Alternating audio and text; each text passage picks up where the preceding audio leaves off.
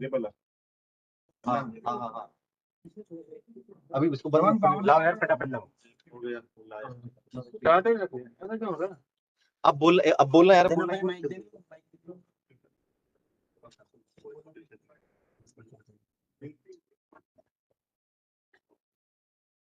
Mic तो चाहिए मुझे नहीं। भाई पोडियम से तो बोल दी, पोडियम चल रहा है ना, इसमें बैठो। कहां पे? मैं बोल रहा हूं भाई, वो माइक दे दी। आगे आगे आगे नंबर दे दो। ये तो ये तो आप बोल रहे हैं ऐसे एक मिनट टेस्ट मीटर दे दो। Hello hello. ये रहेगा ना कॉर्डलेस? हां बात कर। हेलो हेलो कितना नंबर है? ये पोडियम से आवाज किसकी? आप जो कैप्चर कार्ड तो बोला था एक चीज के अंदर hello hello hello number Christian sir वाला है।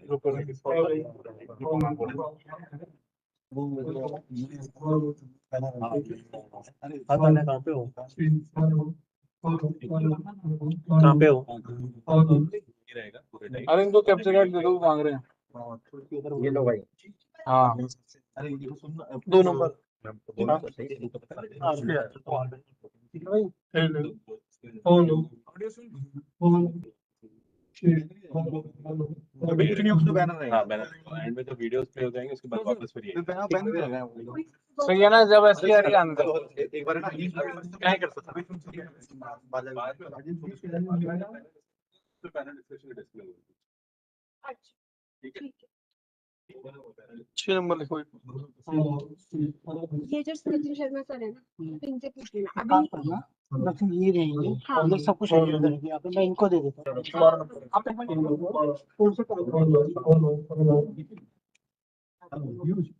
इनकी सही आ रही है।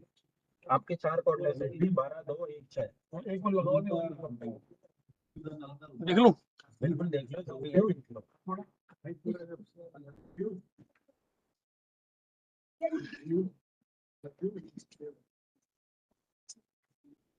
नमन किसी इक्वल कर दे सेकंड वाली बस। 6 5 हेलो 6 हेलो हेलो। और एक काम कर, ये कैमरा वाली और ये खींच देंगे। अभी थोड़ा हैसल है तो इस पे रहियो। 12 फ्लैश लगा दे उस पे, बोल अंकल आप खींच लो, लोग आ रहे हैं। ठीक है। 12 नंबर हेलो हेलो। सुन, उनको बोल दे जो ऑडियंस बैठ जाएगी ना, फ्रेम बना दो। स्पीड क्या है? सब ये बताएंगे। जी मैम बताइए। स्पीड क्या है? स्पीड बढ़ाने की नेट की स्पीड क्या है? बहुत कम है। हाँ वो दिखा रहा है स्ट्रीमिंग का बिटरेट बहुत कम है। 200 kbps का रिक्वायर्ड है 2500। हेलो हेलो बेटा डिस्प्ले इसको कर दीजिए। कहाँ गया ये निखिल, कहाँ है? ये सारे मत बोलो ना, एक बंदा एक टाइम में बोलो। हेलो। आया नहीं ओके। चेक करा जाके। बहुत कम है। एक बार ये केबल निकालने का एक बार ना वो मतलब वॉइस ना जाए। 2500। ये पता है हमारे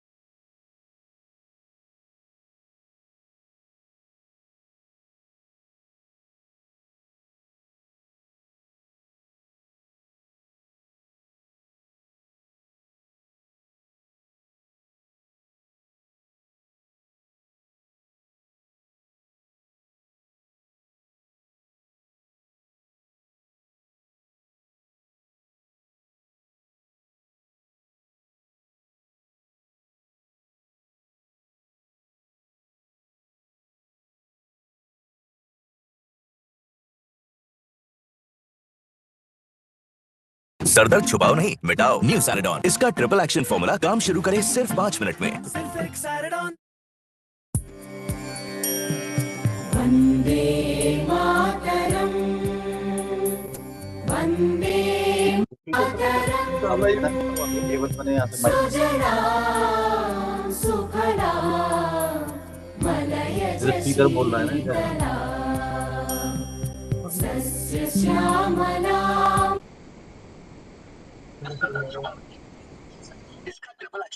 अब ये दिखा रहा है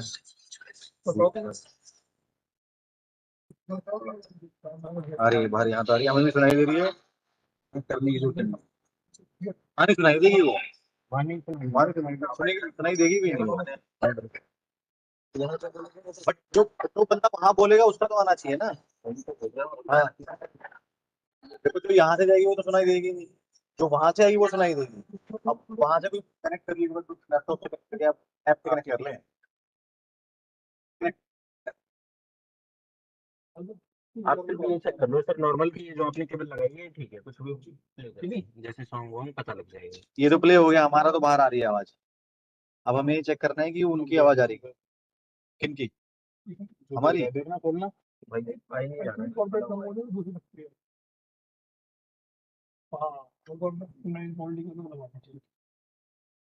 रुको रुको,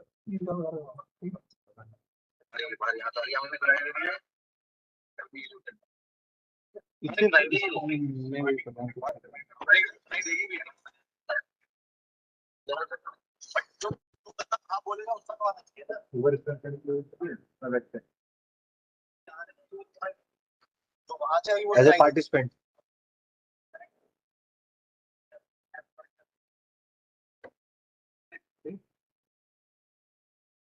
सर उधर हो सकता है थोड़ा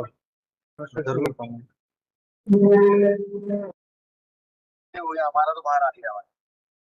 हमें ये चेक करना है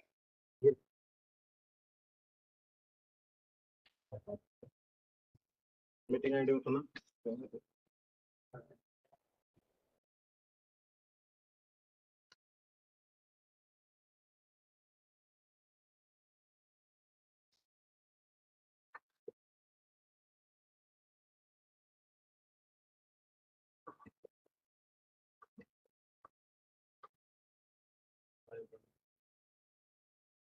बाहर तो नहीं आ रही।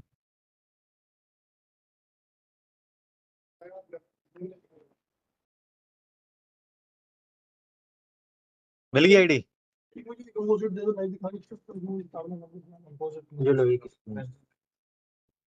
ये हमारी नहीं है, बहुत पुराना हो गया। ये दिखना है केबल। कर लिया लोगों, 1 2 3 4 5 होगा। 1 2 3 4 5। हाँ हाँ अभी फिर इसके बाद वही चेक कर रहे हैं वो। बोलो अब वैसे कुछ प्ले करिए। बोलो मीटिंग चल रहा ऐसा नहीं है, इधर बोलो तो वो बॉस भी लगा देना। भीतर नहीं लगना नहीं।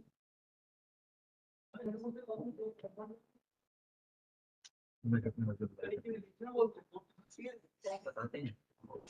वीडियो 2 3 ही मिलेंगे, आउट मिलेंगे, बाकी स्पीकर जाएंगे दो बाइक कितने आउट चाहिए उनको, कितने आउट दो ठीक है, वो एक दे दिया हमने, एक दे दी, बाकी इनसे ले वीडियो वाला स्पीकर और माइक कौन वैसे हम बोलेंगे तो आनी चाहिए ना यहाँ पे। देखें ये उनकी आवाज आ रही है।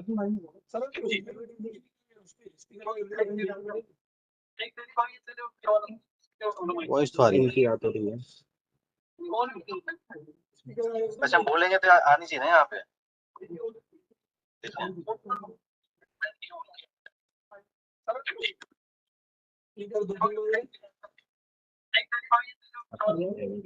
वॉइस तो आ रही है। इनकी याद में वो रख दिया था उसमें, ले दिया वो। यहाँ पे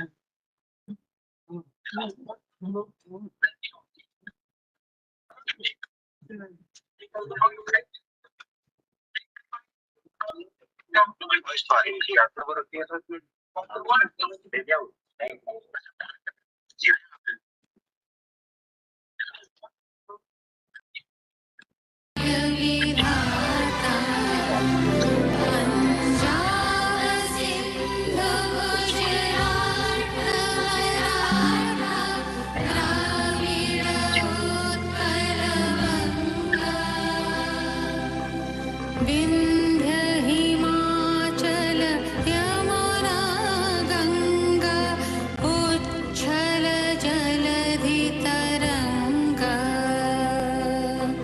तव शुभ नाम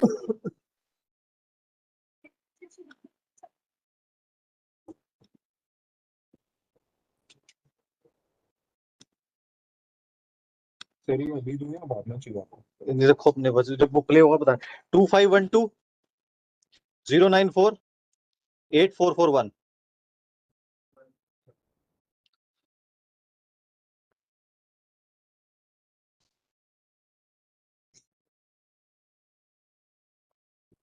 माइक मिलेगा बात कर रहा हूँ हेलो माइक हो रहा बात कर सकते हैं हेलो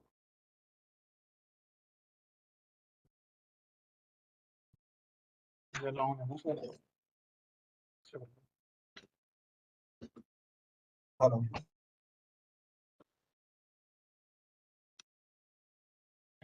हेलो। ये टाइम क्यों ले रहा है इतना? बंद करने को बंद नहीं होता क्या?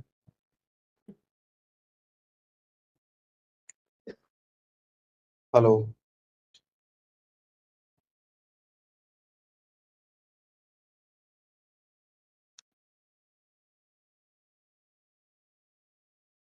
शिवम शिवम शर्मा तन्वी।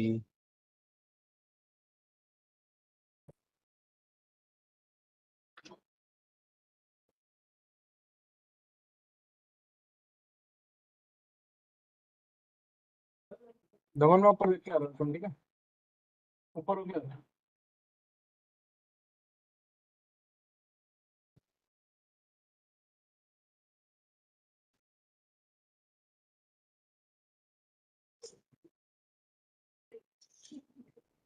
ऊपर वाले को कहना शांत लगता प्रोग्राम में ऐसी प्रोग्राम में। हेलो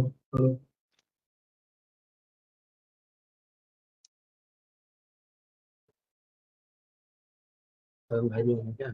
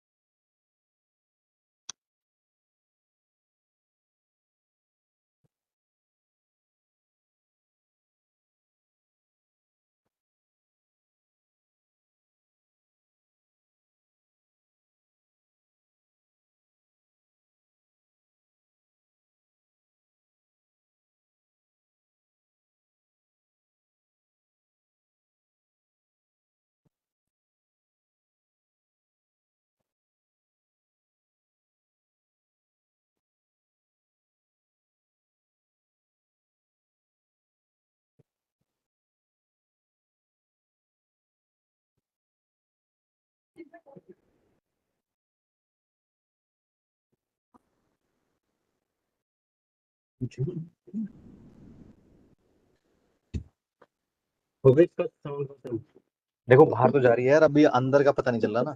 एक बार इसको बंद कर सकते हैं माइक को, जैसे हमारे आगे आउटपुट बंद करनी है तो आप कर। माइक माइक को बंद कर दो हाँ, तो यही तो जा रही है ना, एक बार बंद करना है इसको। Hello hello hello hello hello. बाहर भी कहीं नहीं जा रही ना।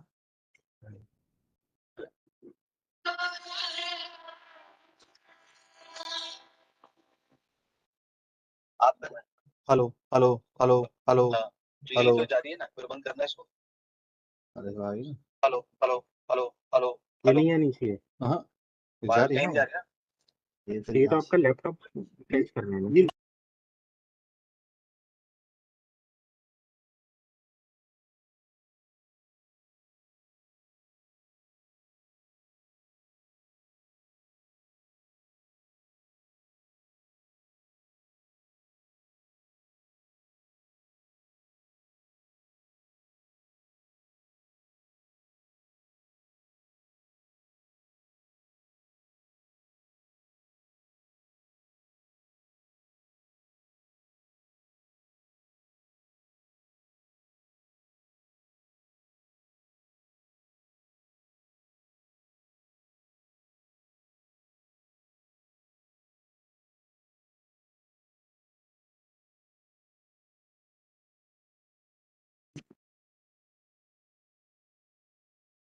ये एक्चुअल में दो दो तरफ से आ रही है, जबकि हमने इसमें अगर आउटपुट लगाते तो वहीं से कंट्रोल हो जानी चाहिए।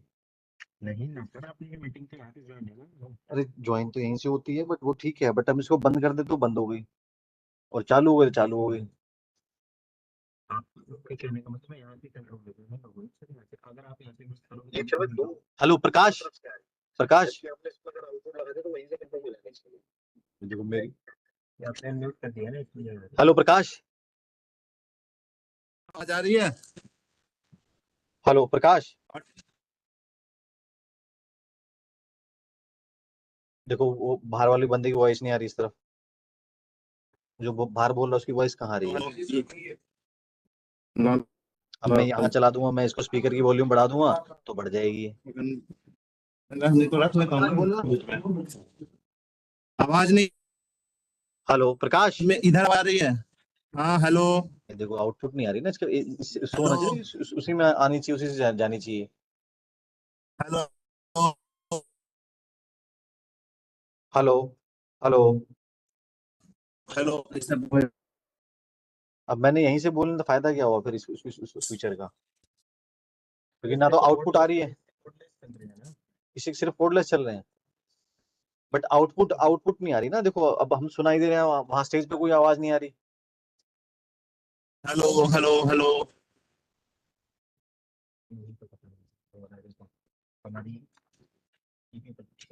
Hello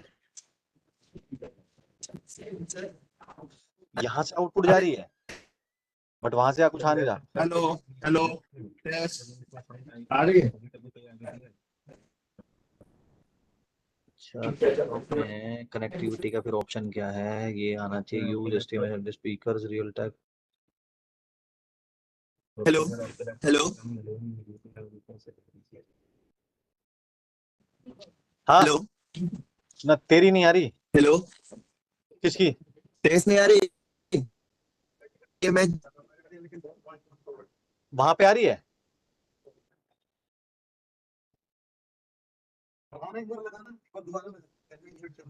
hello hello hello hello. है वहां वॉइस? हेलो लगाना है, यहाँ पे लगाना है, थोड़ी देर यहाँ पे लगाइए। हाँ, आ रही अब आई है ना? है? ठीक है सर। ठीक। साथ में लगा। अब आ रहा है, देखो। सर आ रहे आवाज आ रहा है। ये वाली मेल तो आपने मुझे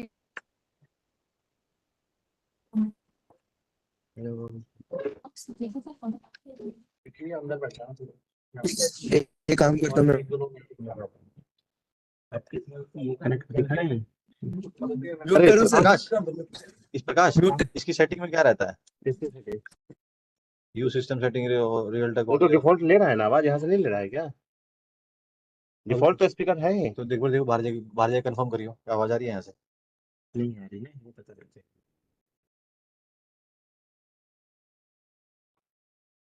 हेलो, हेलो, हेलो, हेलो। मतलब आउटपुट पे नहीं है ना?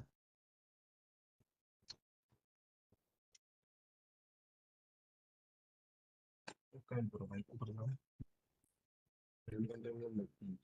इनके लेके आए ऐसे।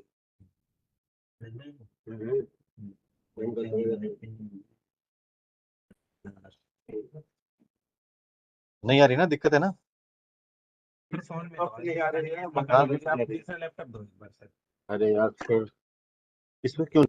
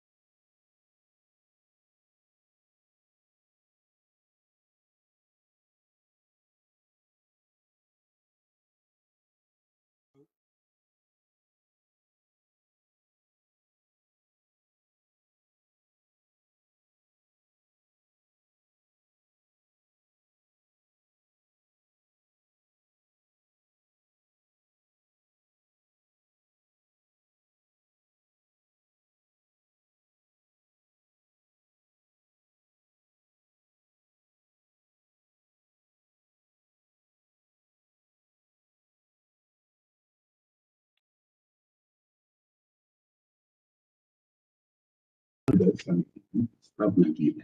भाषानेट पोर्टल बहुभाषी इंटरनेट को सशक्त बनाने की दृष्टि से इलेक्ट्रॉनिक्स और सूचना प्रौद्योगिकी मंत्रालय के संरक्षण में बनाया गया है।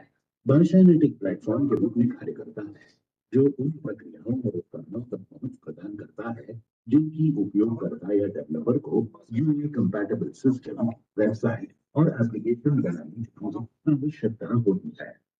भाषानेट बहुभाषी इंटरनेट आगे आगे डेवलपर्स को सशक्त बनाता है। अरे करना भैया तो अभिषेक कॉलेज पे ले आओ। सिस्टम नहीं नहीं पैनल पे हाँ हाँ? वही तो हम कह रहे हैं कि आपके 3 अलग अलग बंदे हैं, सभी अलग अलग बंदे हैं। हाँ ये सब अलग अलग बंदे हैं। वो और वैसे आउटपुट कहाँ से आनी चाहिए? मेरे हिसाब से तो कैमरे की फीड आनी चाहिए। हमने तो बोला था कि वेबएक्स हाइब्रिड मीट होगी। अब कहाँ है तो वो बताओ जी। हाँ बताओ बताओ बताओ बताओ बताओ आप क्या कर रहे थे? कैमरे का कोई बोलेगा जाएगा नहीं तो इनको वही तो मैं कह रहा था सबसे सर आपको मैं यही तो कह रहा था आपको आउट दे रहा हूँ करे कि देनी है मेरे को आउट। नहीं हमें लेनी भी मैं देनी भी वही तो दोनों। मैं कह रहा था हाँ तो लेनी दोनों कब से देनी देनी दोनों है यार। हाँ दे तो दिया आपने एक हाँ। आउटपुट देने आपको बस मैं यही तो आपको जब से कह रहा था। कहाँ हमें कहाँ देनी है? हमारे में तो पोर्ट ही नहीं है। ये रहना इसको पूछ जाएगा हमें लगा दो फिर क्या चाहिए तो तार है फोन चार्ज करने वाली लेना एक बस आउट देने इनको रिकॉर्ड कर दूंगा। दोनों टाइप नहीं टाइप सी और बैनर लगा दो, बैनर लगाना है यार, बैनर लगा दो।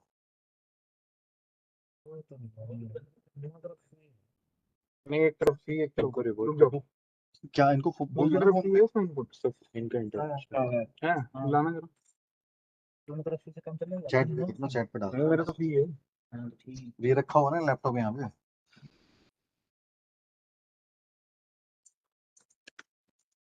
जवान गेम कंप्यूटर चल के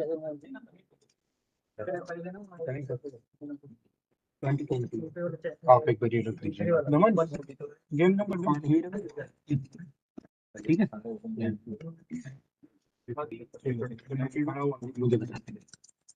ठीक है ऑडियो आ रही है एक माइक देना चेक करो माइक कौन है कोई अरे वैसे ही बात करके देख लेना यहाँ पे वॉइस आ रही है कि नहीं आ रही है उनकी। करना इधर ही hello hello mic check Sajid sir hello hold audio hello Hello, can you hear me? Hello mic check complete अभी देखो इनकी वॉइस नहीं आ रही साजिद जी की। Am I audible? वॉइस नहीं बोलते हैं। हेलो बहुत बहुत बहुत कम है होल्ड सुनो नहीं बंद कंप्लीट नहीं चल रहा hello Hello, can you hear me? फिर बात हम करते हैं ना Hello. अभी तो नहीं करते हेलो माइक चेक ये आउटपुट नहीं आ रही देखो यहाँ पे, वहाँ पे बज नहीं रही, मैं यहाँ आ रही ना सुनाई दे रही। वहां से जब कोई बोलेगा तब तो ठीक है वो ठीक है हाँ वो सब ठीक है वहां से कोई बोलेगा तभी तो आएगी इधर से कोई बोल थोड़ी रहा है इधर से कोई नहीं वो बोल रहे हैं ना। कहाँ बोल रहा है? Hello Sajid sir. Yes, I can hear you. Can you hear me? Can you hear me? दिखाओ एक मिनट ये किसकी आउट देखो देखो देखो बोल रहे हैं ना, स्क्रीन नीली होगी वहाँ पे। देखिए इधर निकाल के Hello. अब बात करना मेरे से hello Hello, can you hear me? Hello. Hello Sajid sir. Yes, I can hear you. Can you hear me? एक सेकंड ये निकाल दें, कोई दिक्कत थोड़ी ना। Hello Sajid sir. Yes, I can hear you. Can you hear me? No, अब आया हाँ you can't. Can you hear me? No. Sir right now. Yes, can you hear me? Yes sir I can hear you sir. Good. Sir से something sir. Am I audible? Hello Hello. Hello Can you hear me? नहीं आ रही ना, कुछ बोल रहा है बोल रहे हमारा भी हो। हेलो सर, से something sir. Yeah. Can you hear me? Sir testing चल रही है यार, आवाज नहीं आ रही ना उनके सामने। ये तो कह रहा था कि केबल में कोई दिक्कत है भाई।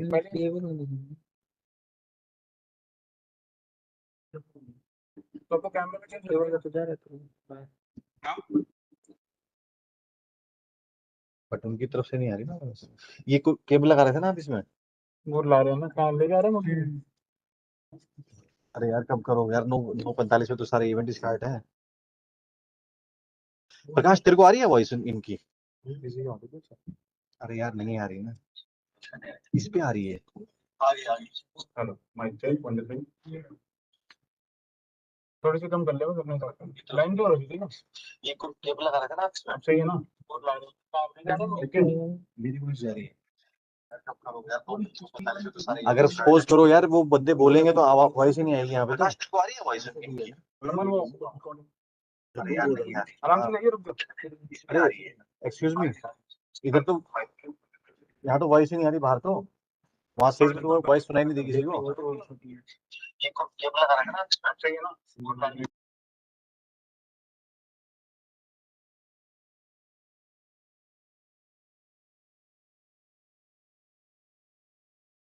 Hello.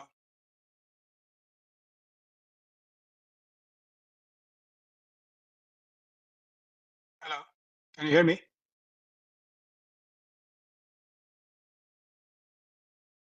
Hello.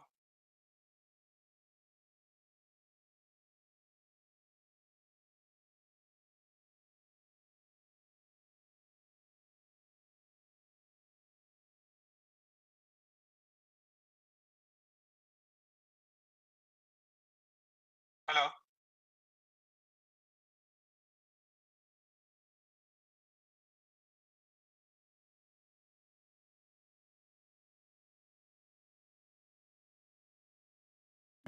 Sajid sir. Yes. Can you hear me? Yes अब आई है। Can you hear me now? So yes sir, I can hear sir. I can hear you. Yeah. Okay. Great. Thank you. अच्छा अभी play करना video. अरे निखिल, निखिल, अरे यार इसको लेके बैठा है। अरे केबल छोटी है क्या? देख लो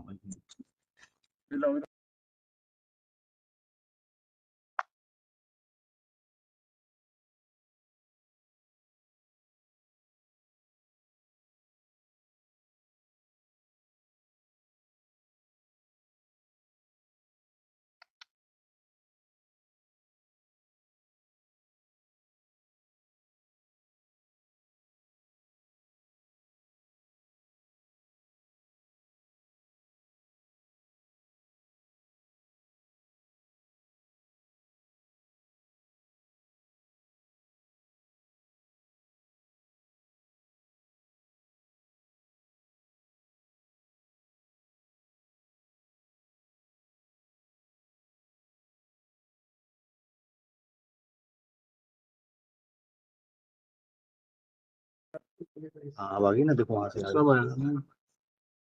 आ रही है आवाज। कोई बात नहीं, वो खुली है।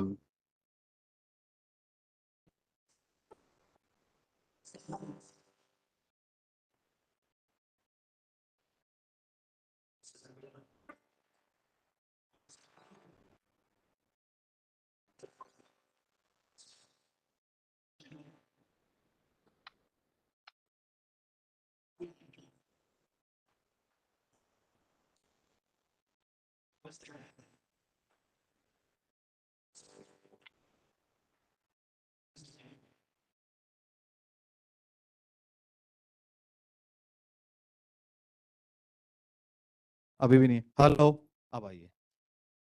Hello hello Sajid sir, Yes. Can you hear me? I can hear you. Can you hear me? Please confirm. I can hear you. इसको स्क्रीन, इसको लेके आना, डाइस पे लेके आना, इसको डाइस पे लेके आना। I can hear you. Can you hear me? Hello.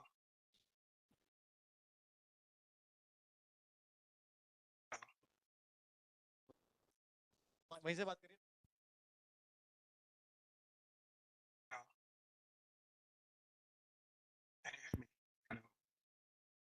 Hello. Hello, Saji sir. Yes, I can hear you. Now loud and clear, sir. Thank you, sir. Thank you. Thank you for the cooperation, sir. Thank you. No worries. Thanks.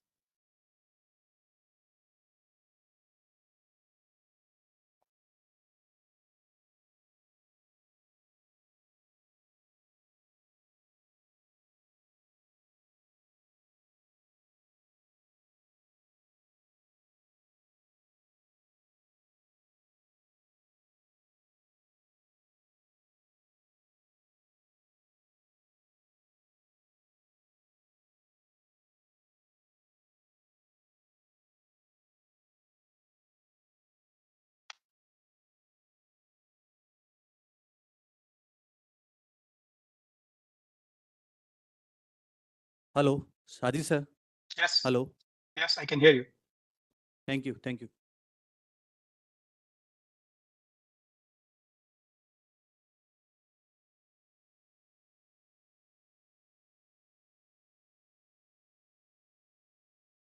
Hello.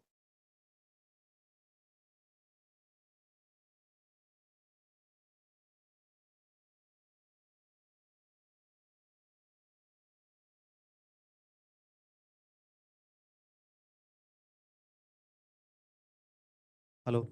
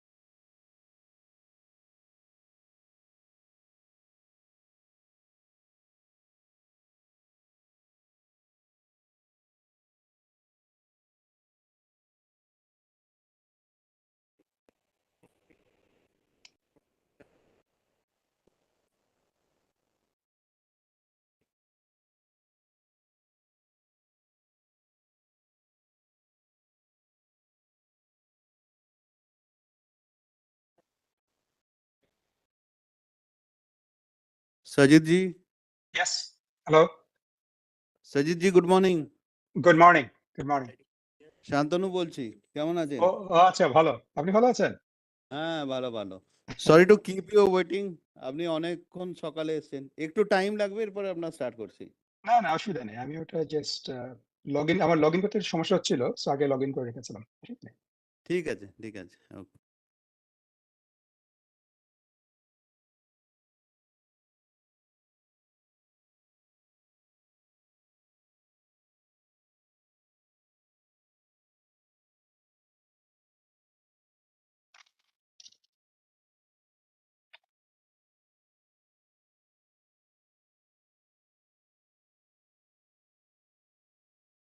Sameer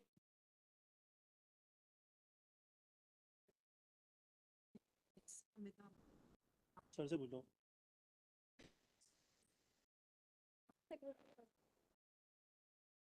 हाँ भैया।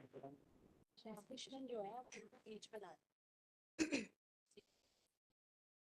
वो बीच में ला Check. Well, ladies and gentlemen, requesting everyone to kindly take their seats and settle down. Well, we would be having a live stream of the program going on YouTube for the day. We have the link for the live stream on the website. We also have a WebEx link mentioned on the uaday.in website for people who want to join us virtually online for the program and share their thoughts.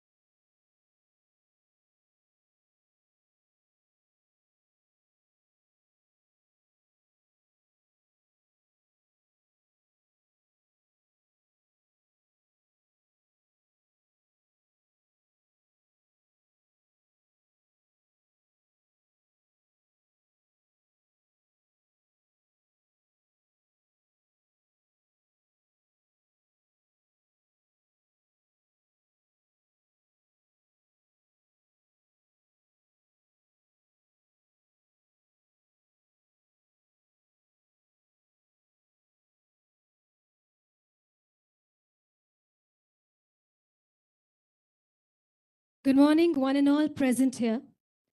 Well, ladies and gentlemen, we also have a live stream of the program going on YouTube. So, very warm welcome to our virtual audiences as well. Well, welcome to UA Day 2024.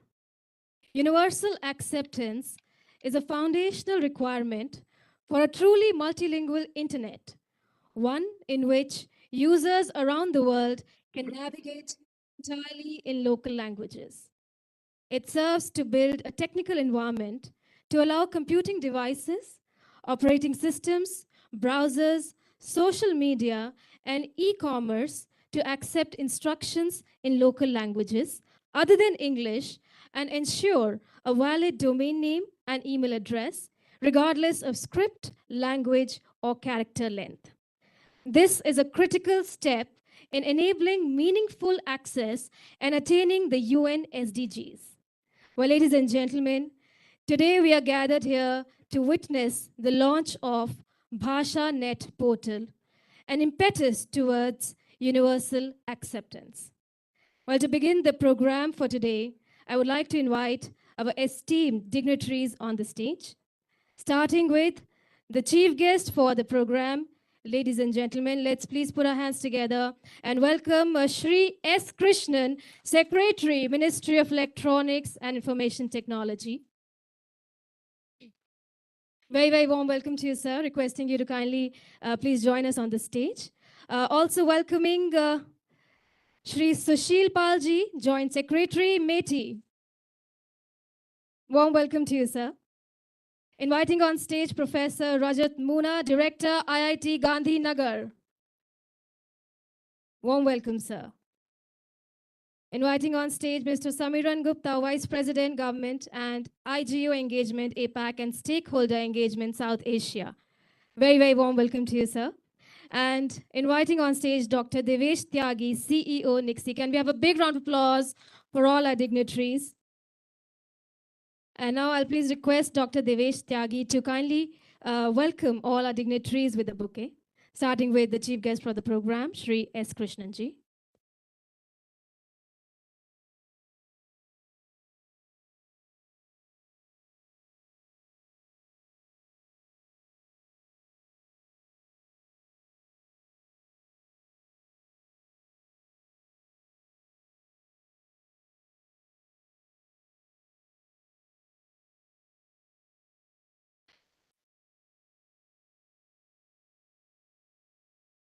I'll request Dr. Devesh to kindly felicitate Shri Sushil Palji. Kindly felicitate Professor Rajat Moona ji.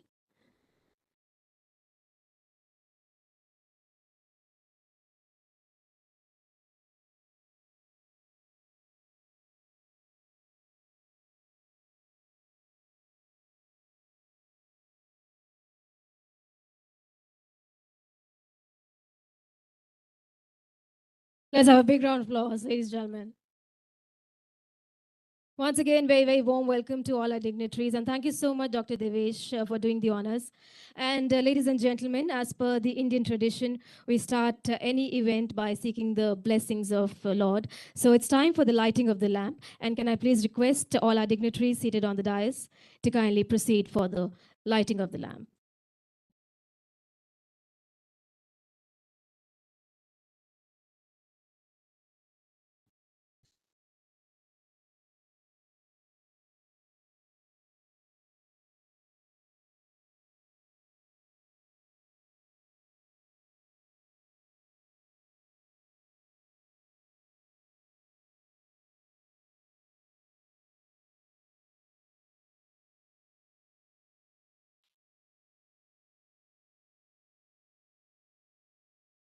Well, during the lighting of the lamp, we often enchant the following shloka.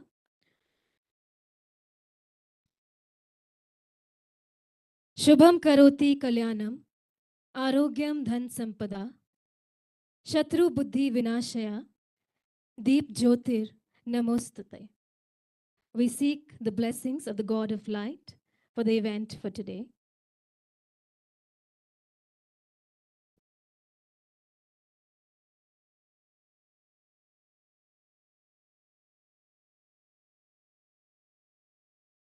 Thank you very much to the dignitaries for doing the honors for us. I request everyone to take back their seats.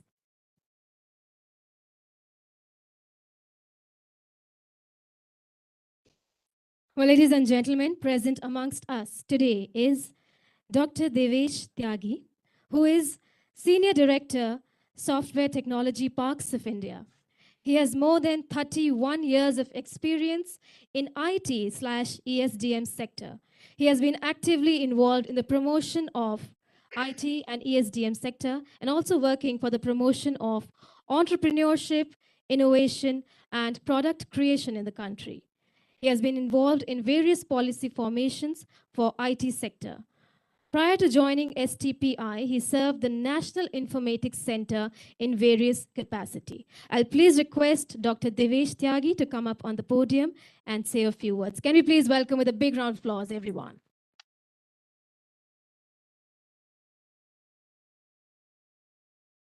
Thank you, ma'am. Good morning, everybody. Sri S. Krishnan, Honorable Secretary MIT. Sri Sushil Palji, Joint Secretary MIT. Sri Rajat Munaji, Professor IIT Gandhinagar. Sri Simranji, Member ICANN, and all others who are connected virtually and those present here. First of all, I welcome you all, and I am indebted that you are here to be part of this occasion. UA Day is very important as of today, since we are looking forward to take more users on board. I remember this term was coined by one of our colleague which was working with Nixie previously, and Sri Ram Mohan is the man behind this particular term. Historically, if I look back, when we started, there were limited number of strings which was allowed for creating the domains.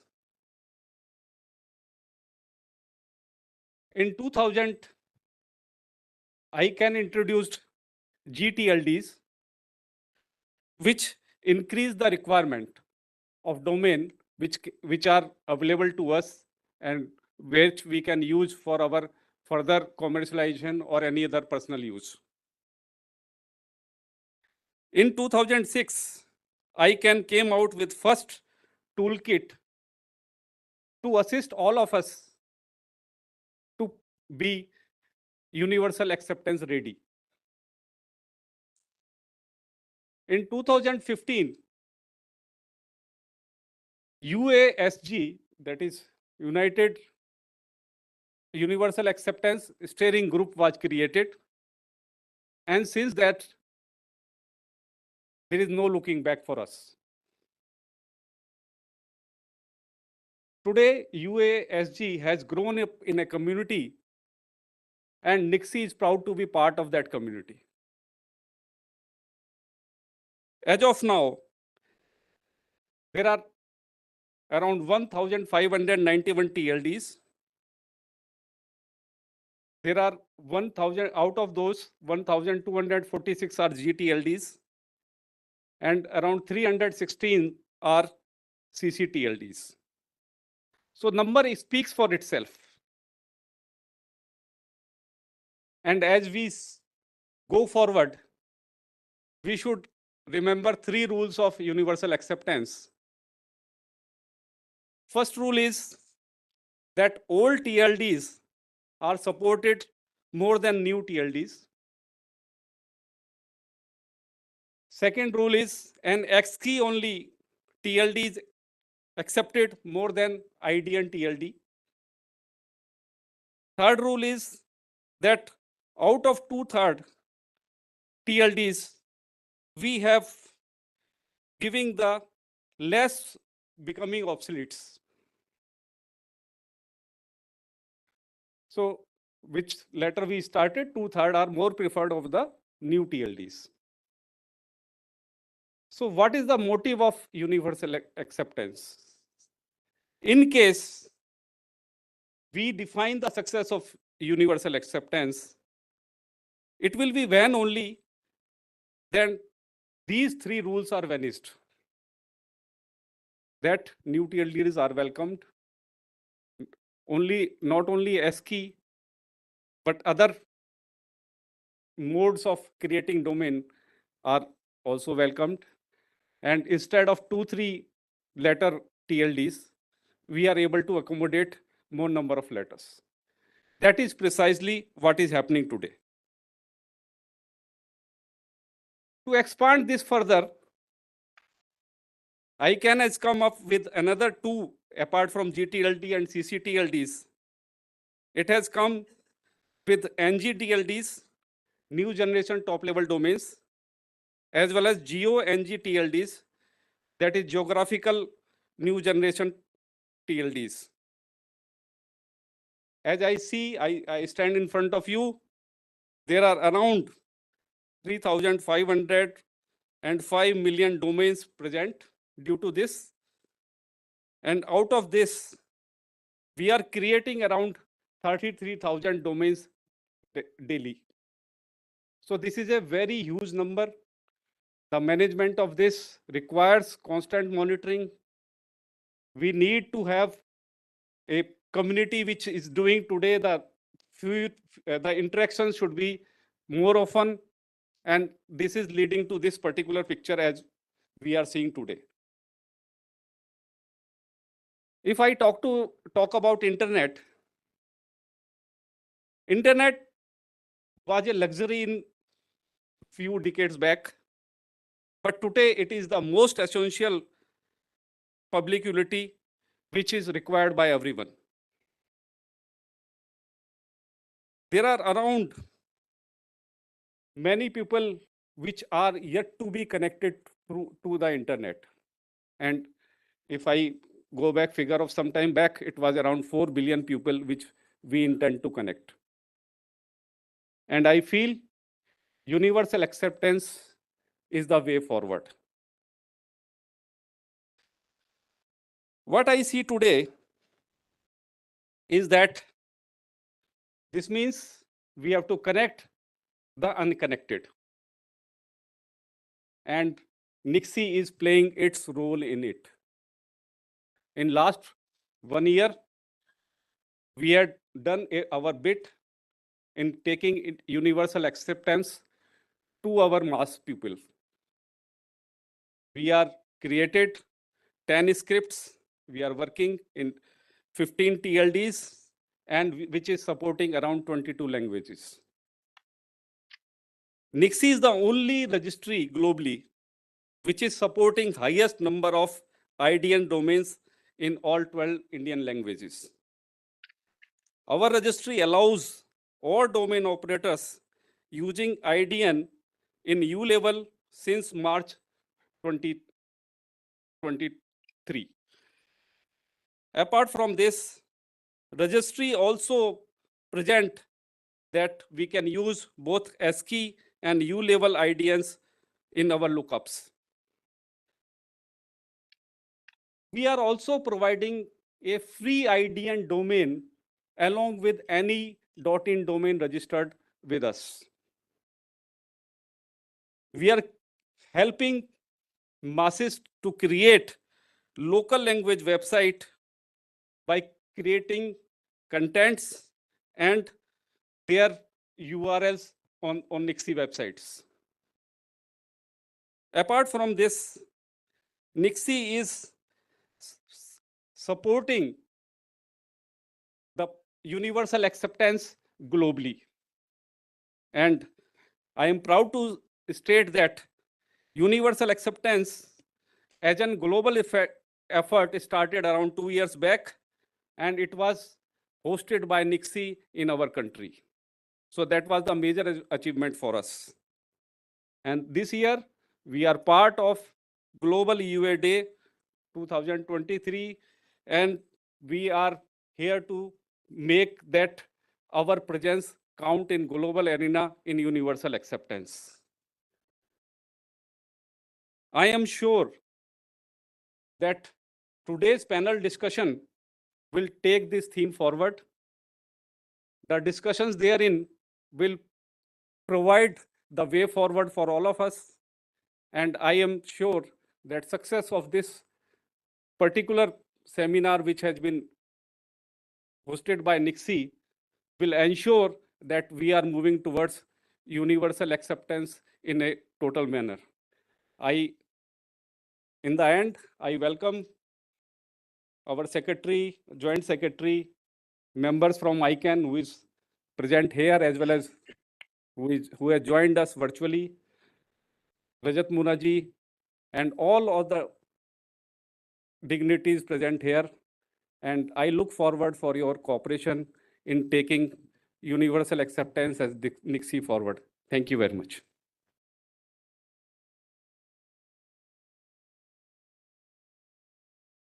Thank you so much, sir, for the address.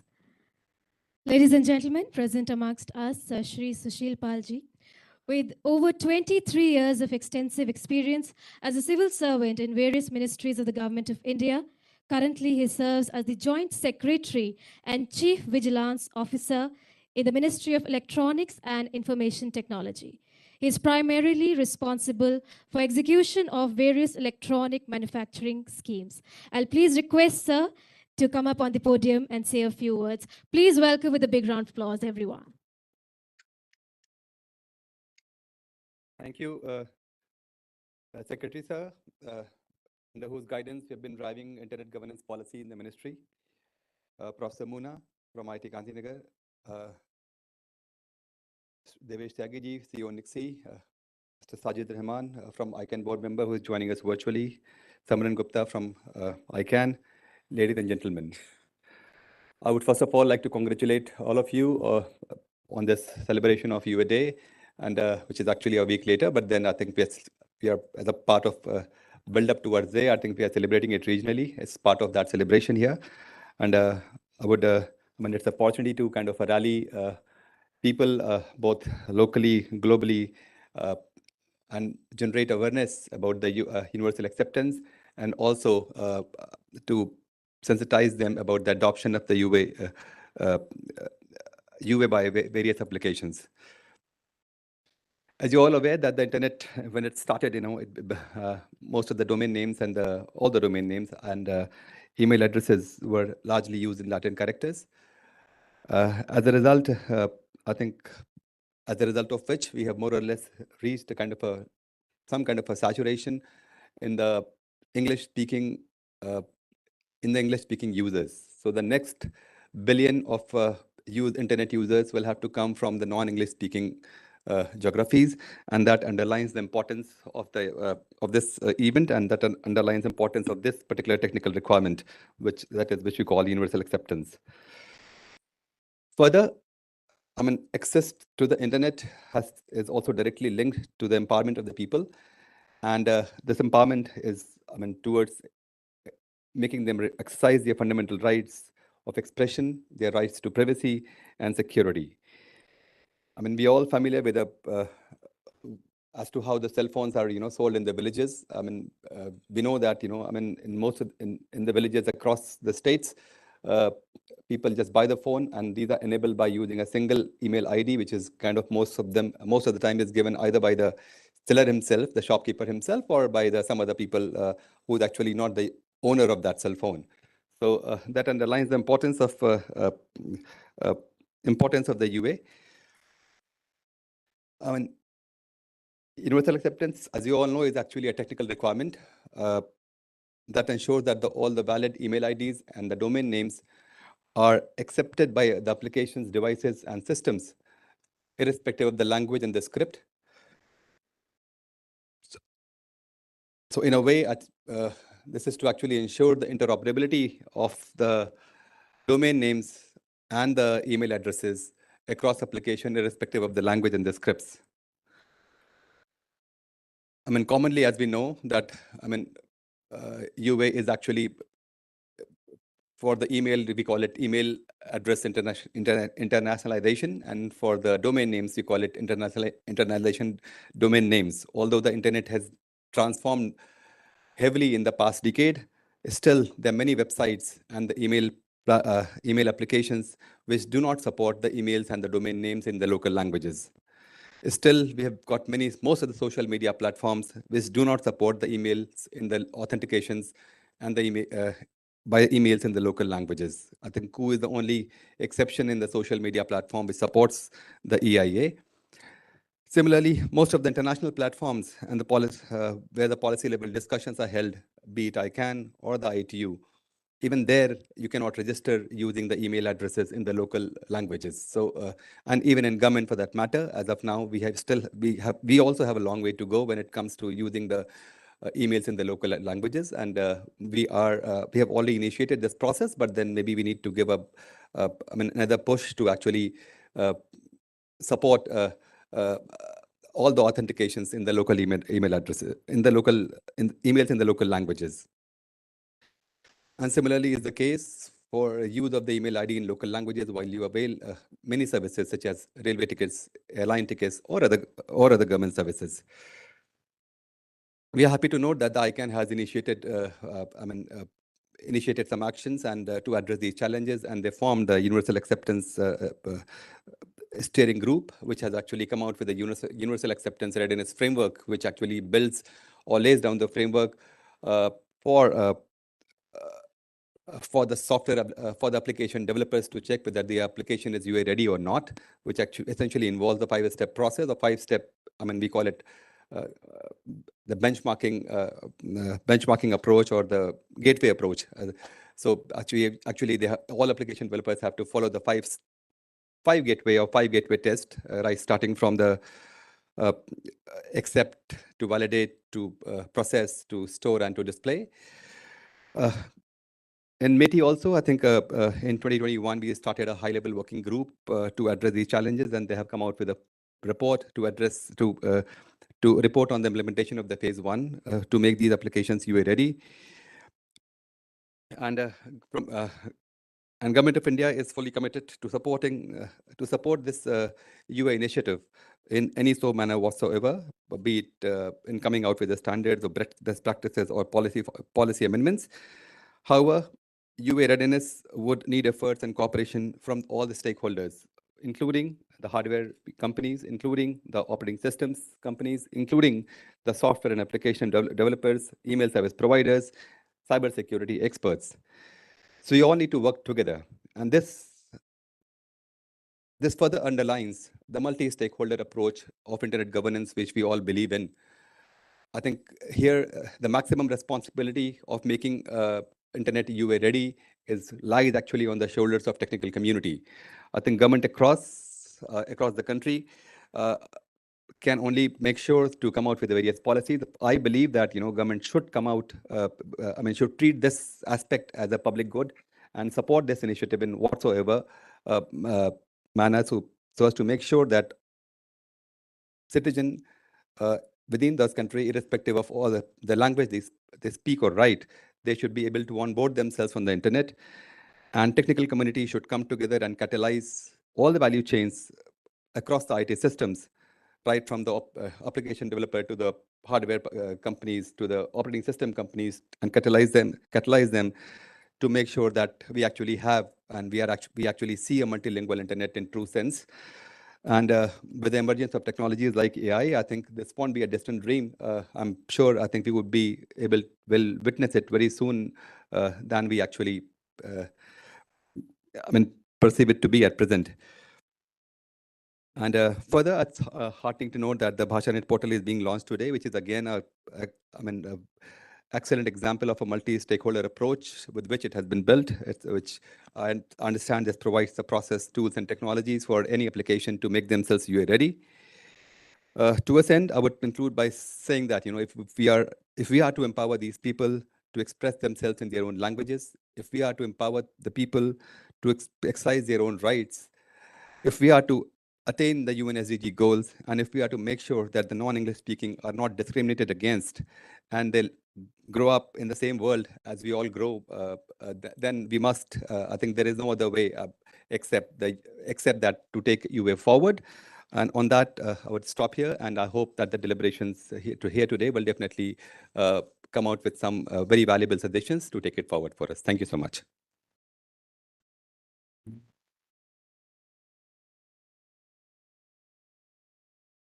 Thank you very much, sir, for the wise words.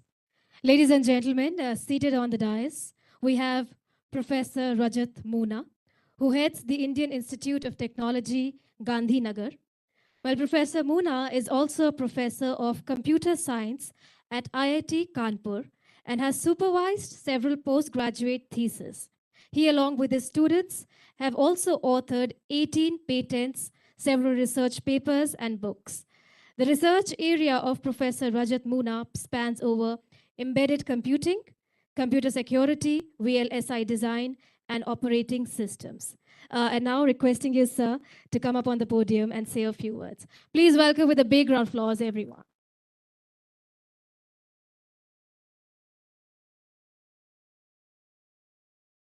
Thank you. Secretary Mighty Sri S. Krishnanji, Joint Secretary Sushil Palji, ICANN, people from ICANN, Sajid Rahman and Samiran Gupta ji, and of course our own Devesh Tyagi ji, all members here who are present from NIXI, from Ministry of IT, CDAC, and every other organization, ladies and gentlemen. Good morning to all of you.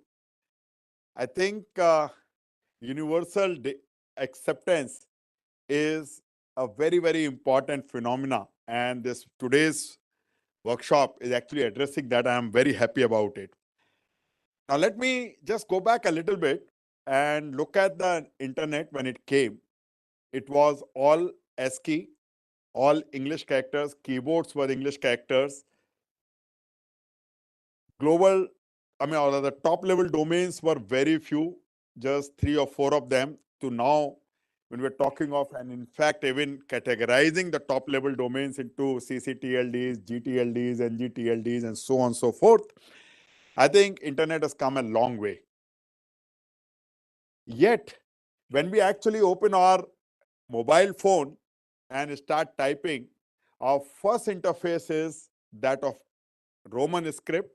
We have to switch keyboard to go to Hindi or to any other language and then start typing.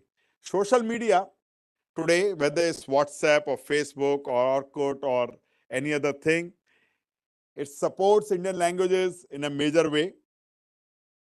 But then acceptance, universal acceptance will actually come only when we are able to choose the language and don't make a switch. It's a mental block.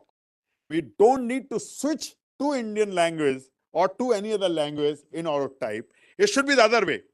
The system once configured, let's say if it is my mobile, which is in Devanagari script, when I turn it on, it should be in Devanagari script. And when I want to type English, I should be able to type in English. But then having said that, typing in Devanagari, typing in Kannada, typing in Telugu, Tamil, Malayalam, Odia, Gujarati, any language that you can think of is not all that easy as it is for English. Perhaps, in fact, I'll go a little earlier, even typing itself is not that easy for a human being because our natural I/O interfaces, our voice, our seeing, eye, mouth, ear, these are our natural I/O devices. And with that kind of an interface, it would be a lot much easier to really bring a universal acceptance of devices. Perhaps better interface can be through voice, which can probably surpass even the input that is being typed, probably even get rid of keyboards, input that is being typed in Roman scripts and other languages. This probably will surpass all of that. So, having said that, I think this is something that we need to explore and see how we can actually bring acceptance to our own pockets, to our own computers, to our own workplaces. And internet, which is actually growing so rapidly that today internet will become a media of communication, not just between people and people, between people and computers, between people and servers, but also between devices and devices using IoT and such kind of things. Internet is likely to become the next big computer where programming and other kind of things in distributed manner would take place. Things are already in that direction using web APIs and all that. Large systems are integrated using distributed computing. I think this kind of things are going to become even much more important for time to go.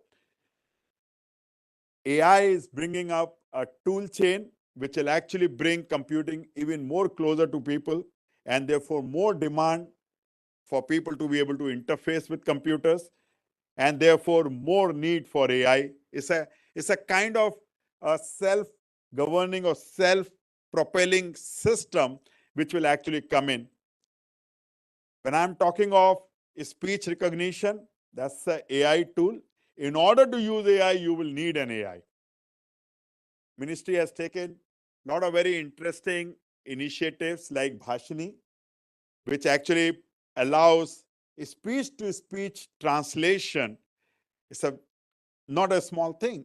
You speak in Hindi, convert it from speech to text, from text to another text, and then from that text to speech, and simultaneously it moves from Hindi to Tamil or Hindi to Telugu or whatever.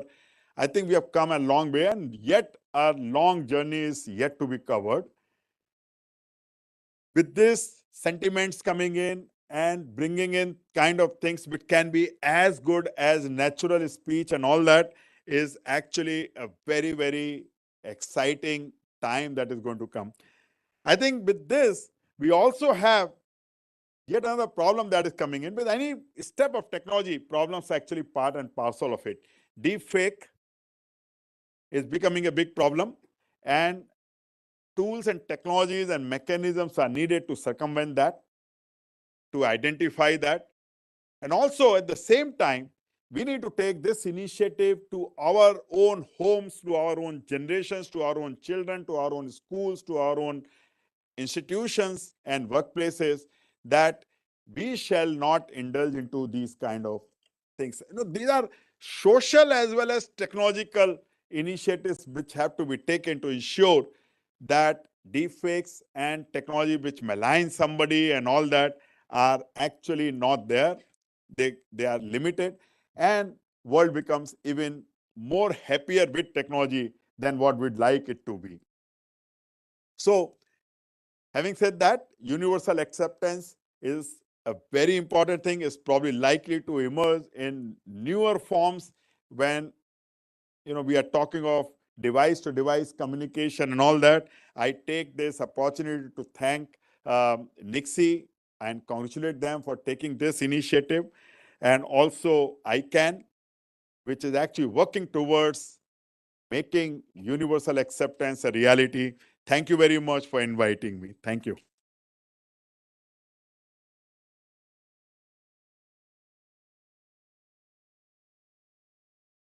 Thank you very much, sir, for those words.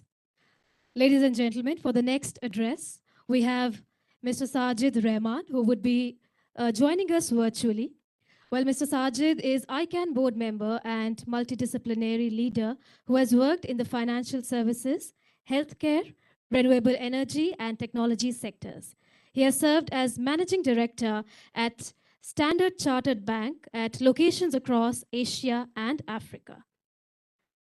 Also, for the next address, we have seated on the dais Mr. Samiran Gupta, who is Vice President, Government and Intergovernmental Organization Engagement for the APAC region and Stakeholder Engagement South Asia.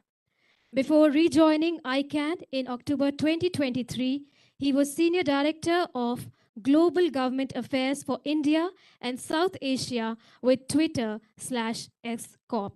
So inviting Mr. Samiran Gupta on the podium to say a few words. Please welcome with a big round of applause, everyone.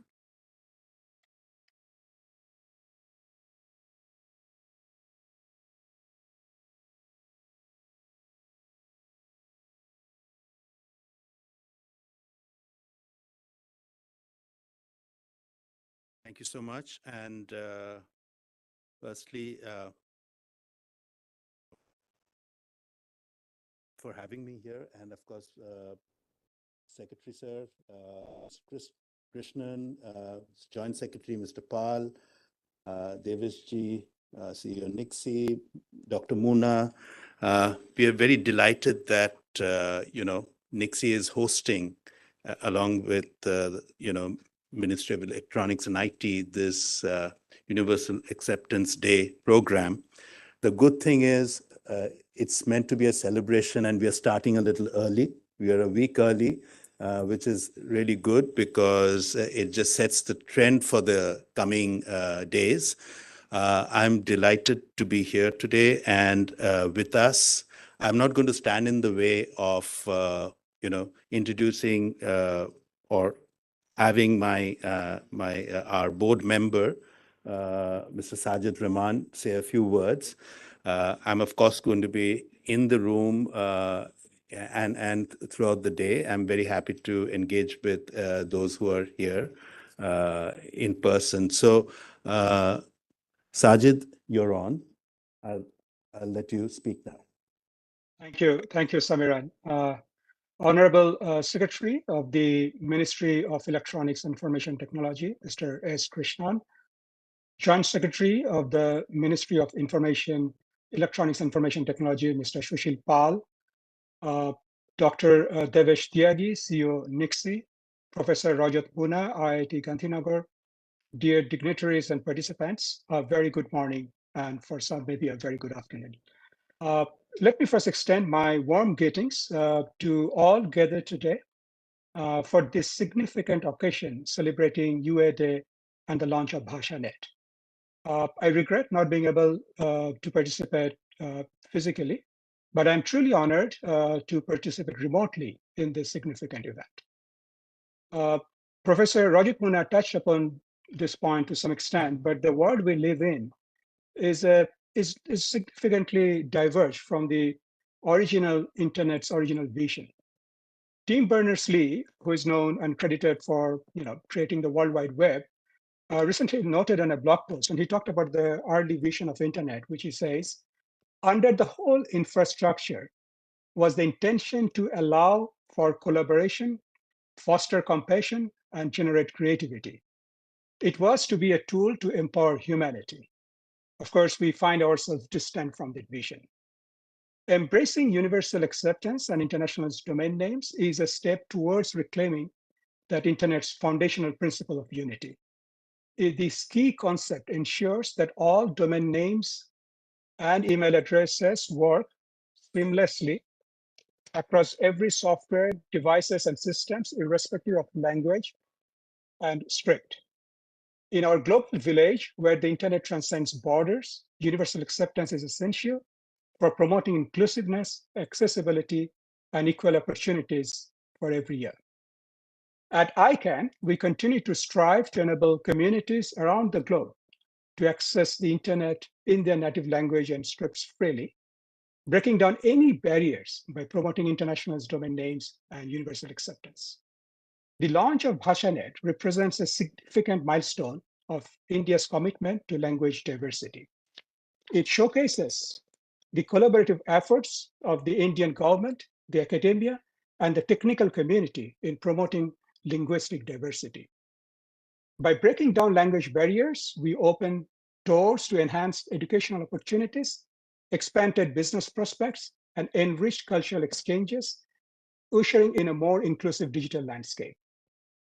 India's leadership potential in IDN adoption is evident with its 22 official languages and 50 country code top-level domains, which we call CCTLDs, facilitated by ICANN's IDN's CCTLD fast-track process. I extend my heartfelt thanks to the Ministry of Electronics and Information Technology, MeitY, the National Internet Exchange of India, academics, and for all the relentless effort and dedication to this project. As we commemorate the achievement, I call upon stakeholders, developers, businesses, policymakers to champion ideas, universal acceptance, and support initiatives like BhashaNet.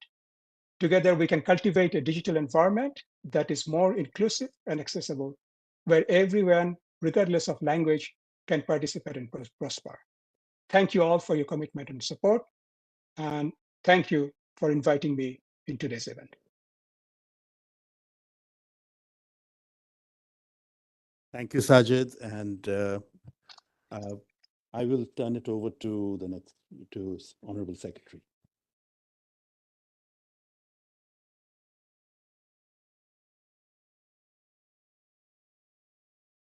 Can we have a big round of applause, everyone?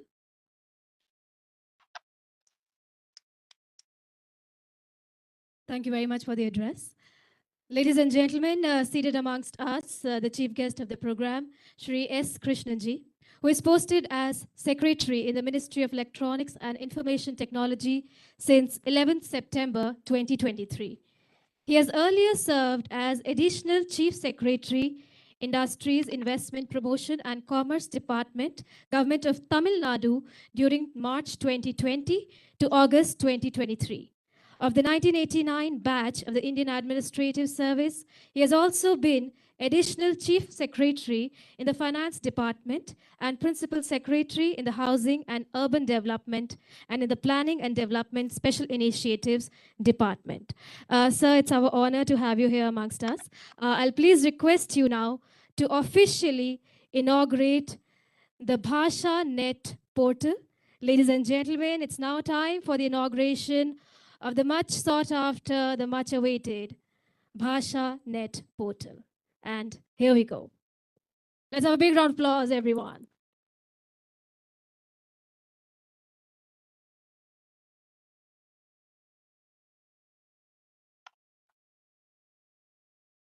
Thank you very much, sir, for doing the honors. We also have another video dedicated to BhashaNet, explaining us all about what the BhashaNet portal is all about. Let's have the AV, please.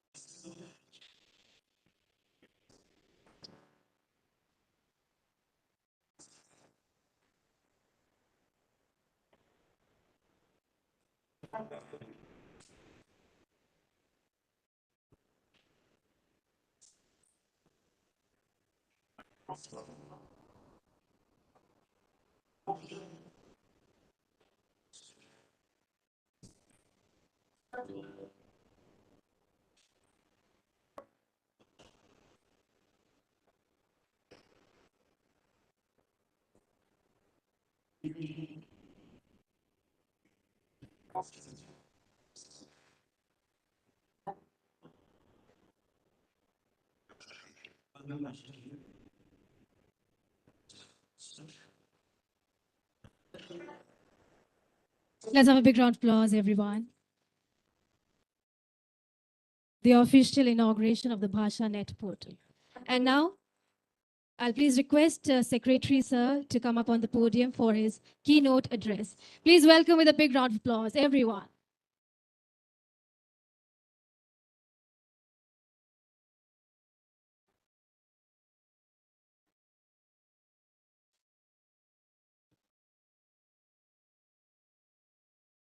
Dr. Devesh Tyagi, CEO Nixi, who welcomed all of us this morning.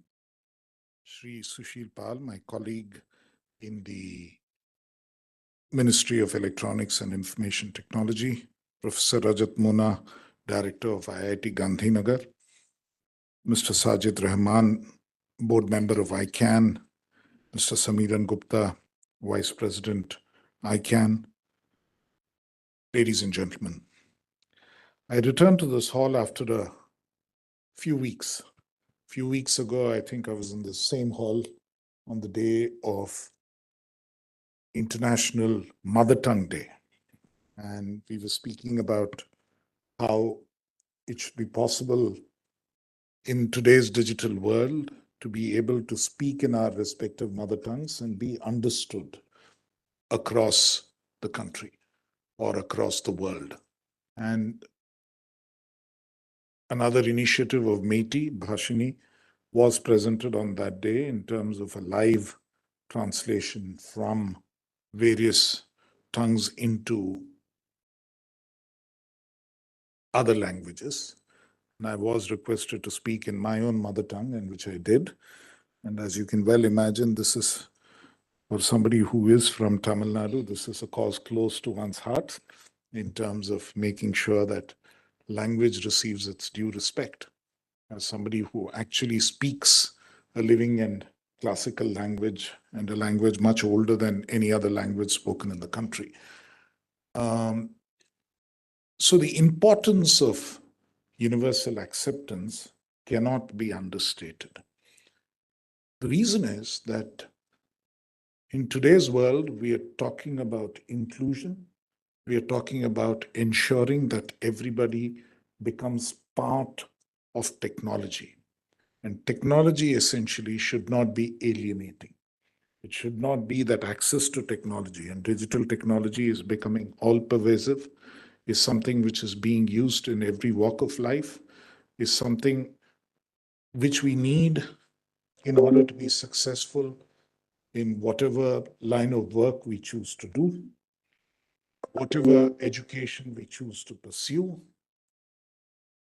however we choose to live our day-to-day experiences. And the important thing is that all of these applications that we use on a daily basis, and today we are talking about digital first by design. If it is to be digital first by design, then it means that all of it needs to be accessible to everyone who chooses to use it. Personally, I call it my mother's test, in the sense that if there is digital technology she's comfortable using, then it will work. It's not something which should be tested against people like us. It needs to be tested with people who belong to a different generation, who were not brought up using these instruments. Today's youngsters will do it without a problem. A 15-year-old, a 12-year-old, a 10-year-old will do it. But this is a society which has people who are much older. This is a society who has people who have not had access to internet. Therefore, we need to enable them to access it. Likewise, a country like India, where today we have more than 800 million internet users, it's very important that all of them are able to use this. These numbers are going to shrink, it's going to grow in the next few decades. And therefore, all of them they are on equal footing when using the internet, when they are using digital modes of communication, to feel no different from everybody else, to feel included in this new included by this technology and language, the way that the internet would work, the way that the system would work becomes the most crucial thing for this. The other important thing that I think today's Universal Acceptance Day, the other important message that we glean from this and we gather from this is the role that India needs to increasingly play. And by India, I mean India as a country, and India as a leader of the global south needs to play in terms of standard setting globally, everything about Universal Acceptance Day, everything about the way that the top level domains, the way that the internet itself operates is all about standards and protocols. And it's all about how the standards and protocols are operated. And usually, I mean, the most important guy in the room is the chap who writes the minutes, right? So in all of these international conferences, discussions, and others, agenda setting, the guy who sets the agenda and the guy who writes the minutes becomes the most important thing. And oftentimes, we are also aware of many meetings to which we go where the agenda is set and the minutes are recorded even before the meeting starts. So we really need to get into the element of setting the standards, because that is what truly ultimately makes us inclusive. Today, we speak about the way you can have domain names which will be in every language of the world. Everyone feels included. This is something that we can do on an ongoing basis. Equally, when we type, we use the Unicode mechanism. And I'm told by experts in this area that even now, it does not fully absorb the way that Indian languages are actually written, which then means that the searchable content that you can get is compromised. You don't get as much that you can search and get out of the internet in the way that you could had the Unicode been a standardized format, because then what it shows up is as spelling errors and other errors. The way that we use matras in different languages, whether it is in Hindi or Tamil or any other language or Telugu or any other language, in the way that we use it, and it's different from the Roman script, it's different from the way other languages are written, and that causes a confusion in the Unicode script, and unless that gets corrected, we will not be able to use the internet to its full potential when more and more content is in local languages and other languages across the world.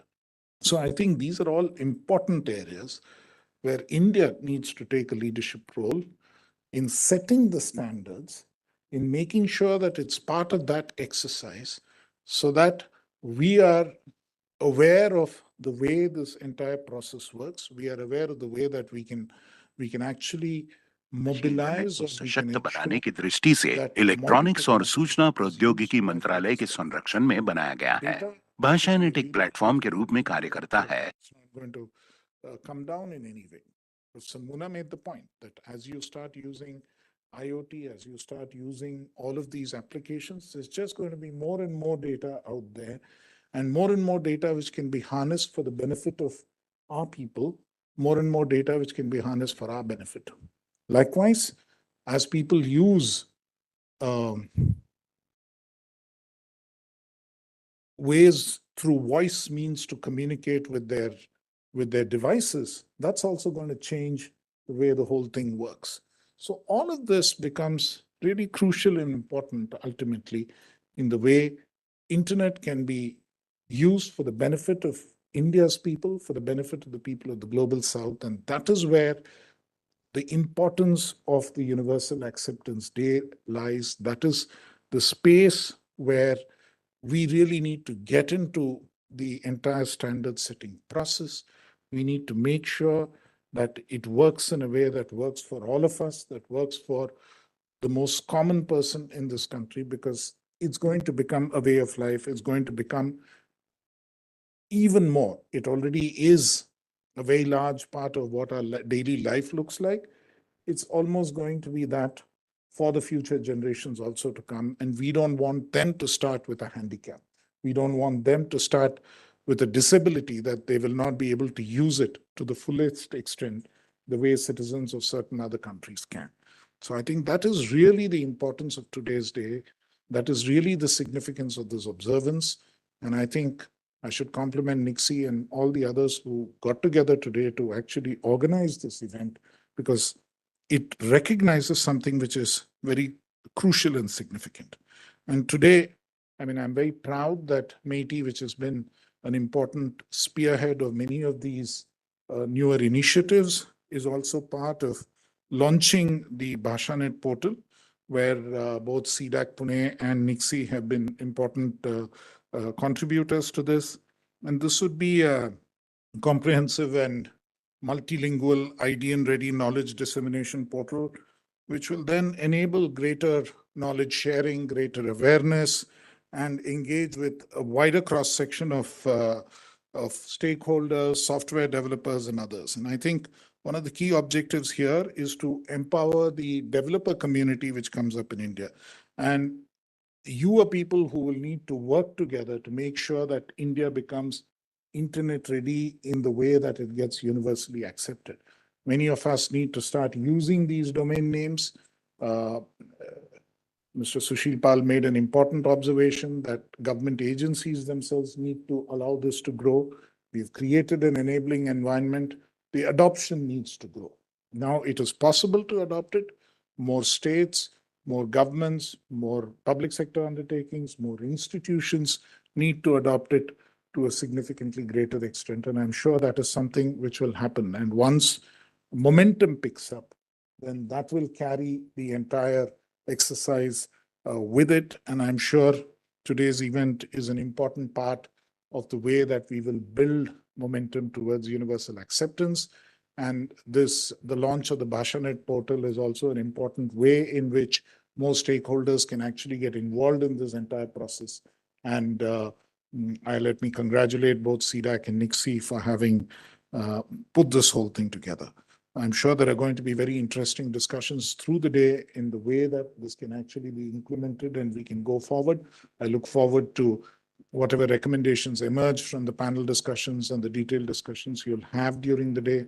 And based on that, we would be able to take further measures to ensure that India stays in the forefront of being a more effective voice in global standard setting in this particular space.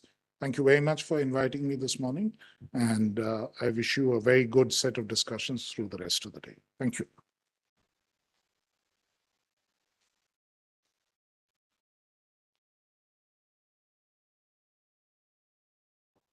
Thank you very much, sir, for the keynote address. Ladies and gentlemen, before we move any further, we would once again have the BhashaNet portal video being played, as we had a technical glitch last time. So once again, let's please have it on the AV screen.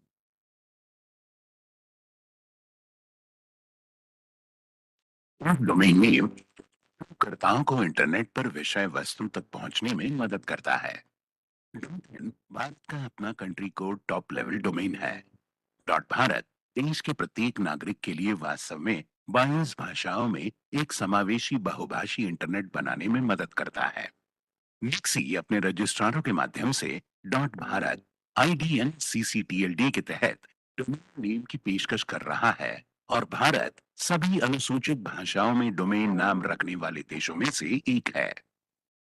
Universal acceptance का अर्थ है सभी वैध domain name और email पते सभी उपकरणों, प्रणालियों और अनुप्रयोगों में काम करने चाहिए, फिर चाहे इस्तेमाल की गई स्क्रिप्ट या भाषा कोई भी हो। वास्तव में बहुभाषी इंटरनेट के लिए यूनिवर्सल एक्सेप्टेंस की मूलभूत आवश्यकता है। भारत सरकार ने भारत में UA लागू करने के लिए एक बड़ी पहल की है। इस दिशा में इलेक्ट्रॉनिक्स और सूचना प्रौद्योगिकी मंत्रालय ने बहुभाषी इंटरनेट की योजना, प्रस्ताव और कार्यान्वयन के लिए एक मल्टी स्टेक होल्डर समिति की स्थापना की है। भाषानेट पोर्टल बहुभाषी इंटरनेट को सशक्त बनाने की दृष्टि से इलेक्ट्रॉनिक्स और सूचना प्रौद्योगिकी मंत्रालय के संरक्षण में बनाया गया है। भाषानेट एक प्लेटफॉर्म के रूप में कार्य करता है जो उन प्रक्रियाओं और उपकरणों तक पहुंच प्रदान करता है जिनकी उपयोगकर्ता या डेवलपर को UA कंपैटिबल सिस्टम, वेबसाइट और एप्लीकेशन बनाने के लिए आवश्यकता होती है। भाषानेट बहुभाषी इंटरनेट बनाने के लिए डेवलपर्स को सशक्त बनाता है। भाषानेट प्रदान करता है सिस्टम, एप्स, वेबसाइटों को UA कुशल बनाने के लिए उपयोग की जाने वाली विभिन्न प्रौद्योगिकियों का ज्ञान आधार और कार्यान्वयन में आसानी के लिए सैंपल कोड, तकनीकी दस्तावेजों की उपलब्धता, संदर्भ सामग्री और UASG और अन्य विशेषज्ञों द्वारा तैयार की गई सर्वोत्तम प्रथाएं। वेबसाइटों को UA अनुरूप बनाने हेतु डेवलपर्स के लिए विभिन्न SOP। भाषानेट उपयोगी टूल्स और यूटिलिटीज भी प्रदान करता है। TLD की वैधता की जांच, यूनिकोड पुनिकोड कन्वर्टर, वेबसाइट में एकीकृत करने के लिए ऑन स्क्रीन भारतीय भाषा कीबोर्ड, वेबसाइट में उपयोग करने के लिए font, IDN email syntax validator, UA विशेषज्ञ वार्ता और कार्यक्रम, कोई भी IDN CCTLD की सूची और स्थानीय भाषाओं में कार्यात्मक डोमेन नेम पंजीकृत करने और बनाने के बारे में मार्गदर्शन प्राप्त कर सकता है। UA के सफल प्रयोग और डैशबोर्ड के माध्यम से UA संबंधित वेबसाइटों की सूची प्रदर्शित की गई है।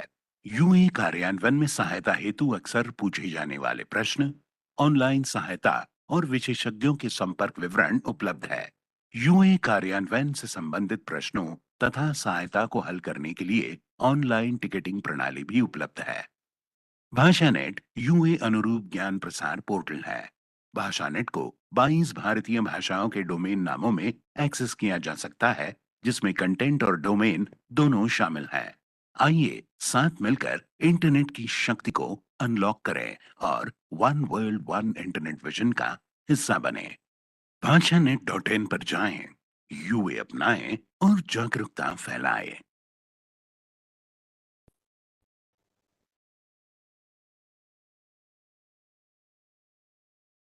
Well, ladies and gentlemen, with that we come to the end of the addresses.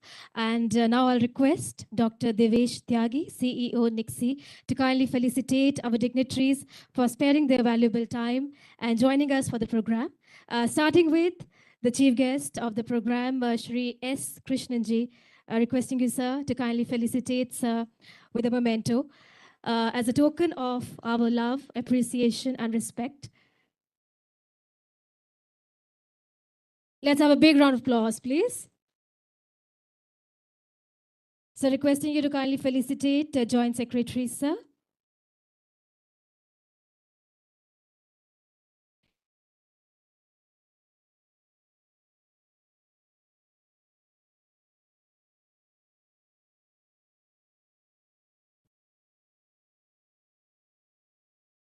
Thank you very much to all our dignitaries for sparing their valuable time and joining us for the program. Thank you very much, sir. And thank you, Dr. Devesh Tyagiji, for doing the honors. I'll also request Mr. Shantanu Acharyaji, GM Finance, NIXI, to kindly come up on the stage and felicitate Dr. Devesh Tyagiji.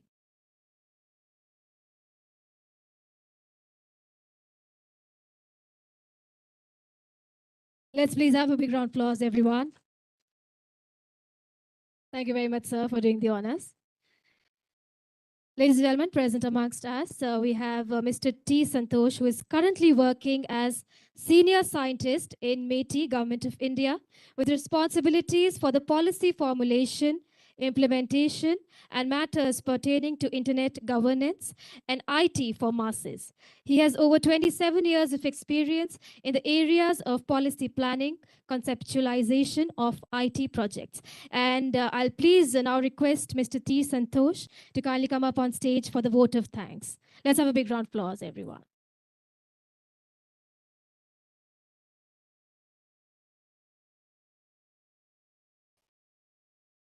So, respected Secretary, Ministry of Electronics and IT, respected Joint Secretary, thank you. Professor Moona ji, Mr. Sajid Rahman, ICANN board member, Mr. Samiran Gupta, and Dr. Devesh Tyagi from NIXI. So, good morning, ladies and gentlemen.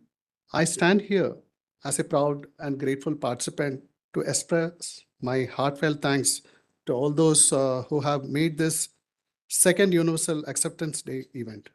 This is a gathering of a testament of the power of multi-stakeholder collaboration, and I share the commitment to shaping the future of internet in India. So first and foremost, I would like to express my sincere gratitude to our esteemed guest, Sir S. Krishnan, Secretary MeitY, for his keynote address. So Sir has mentioned about the importance of UA and he has mentioned that it should not be understated. He mentioned about that the digital first by design, and also it should be inclusive as well as equal footing. And now I extend my thanks to Sushil Pal, Joint Secretary, who had mentioned about the various, who has enlightened about what is universal acceptance, multilingual internet, and BhashaNet portal. Now, I would like to thank Professor Rajat Monaji, who mentioned about the artificial intelligence, which will be enhancing the universal acceptance and also the cybersecurity related issues to this.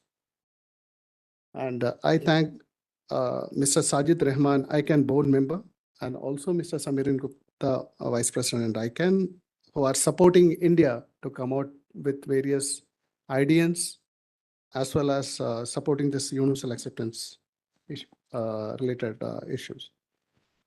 Now I thank Dr. Devesh Tyagi, CEO Nixie, who has been spearheading this universal acceptance issue related issues, as well as coming out with new ideas. Lastly, I want to express my thanks to all the diverse universal acceptance team over here, which starts from NIC, Nixie, and also from FICCI and other stakeholders who are here, BAF also here. So to conclude, I would thank each one of the participants who are over here, and especially the Nixie team, to make this event successful. Thank you once again.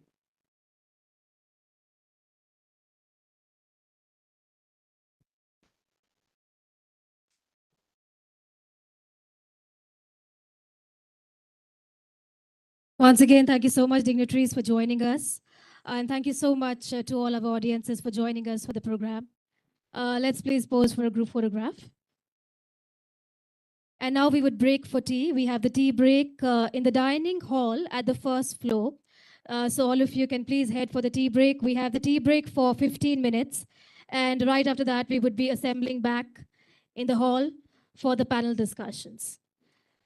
So everybody, time check. It is 11:05. We would meet back at 11:20 in the same hall for the panel discussions. Please enjoy your tea break. Thank you.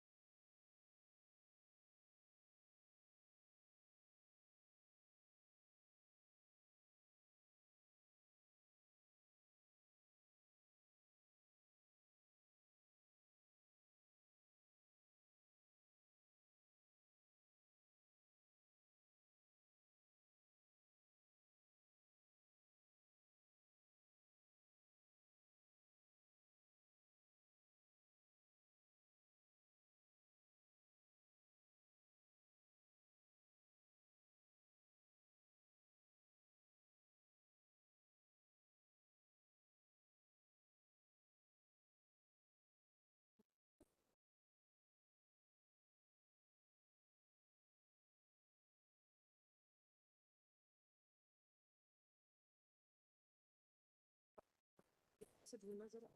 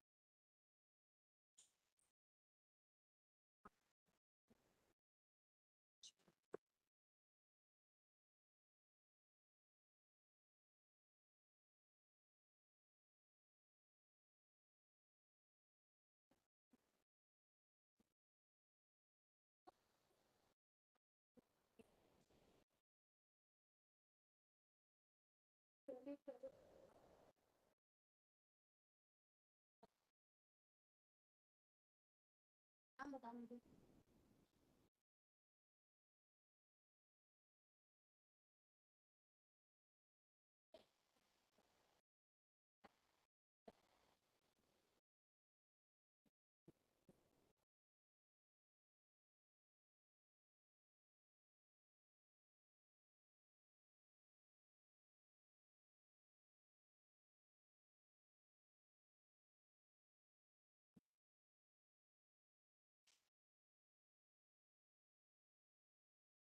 Bottle change कर देना खाली। चलिए हो गया एक T संतोष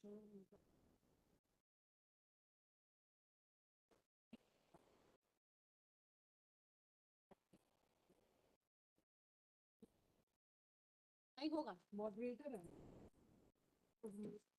अच्छा ये तो चलो थोड़ा नहीं कोई नहीं रखो ये रख दीजिए और ये बॉटल चेंज कर दीजिए एक बॉटल चेंज कर दो हाँ तो प्लीज वो देख लेना बॉटल ये किसका फोल्डर है ये हटाना पड़ेगा ना इधर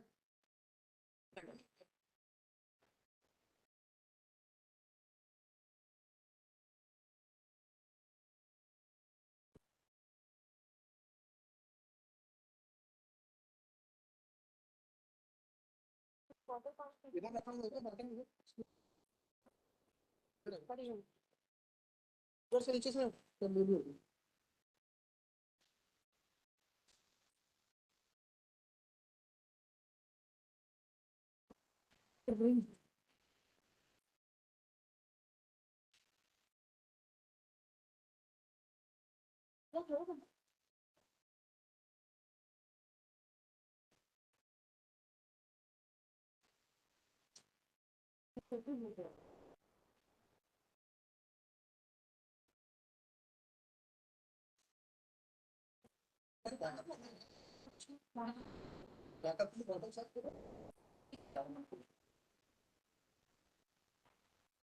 क्लासेस हुई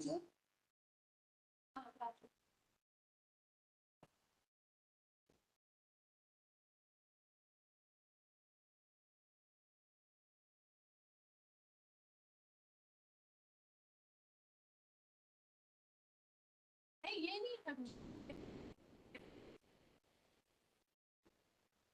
क्षेत्र में आराम से आराम नीचे टेबल के नीचे हाँ पेटी रखी पानी वो लिया और कांच के गिलास यहाँ पे पड़ेगा वो भी लिया साफ करके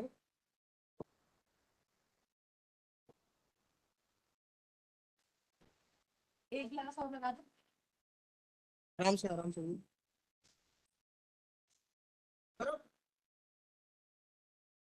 लिया पेटी लिया चमन पेटी लिया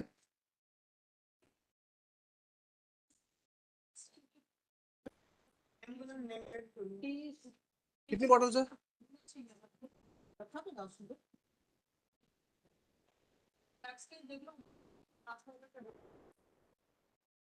Empty 8 bottle I put it on the back side. हाँ ये पीछे रखवा दो। आपने दे दीजिए, इसमें इम्पोर्टेंट है ना। कितने क्लासेस चाहिए आपको?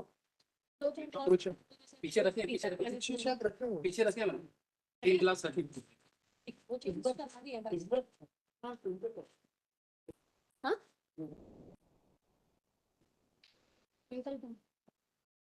हाँ हाँ हाँ अंदर तो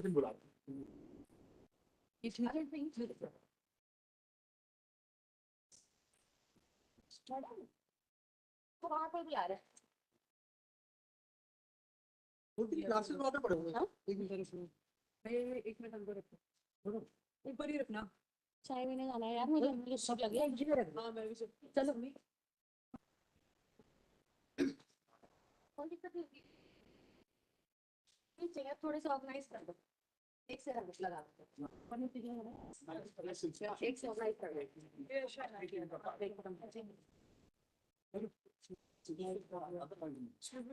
ये मैंने आपको दे दिया 4 classes. Training requirement Ravi ji ये है ना, रवि आपने रवि जी आपको बोला था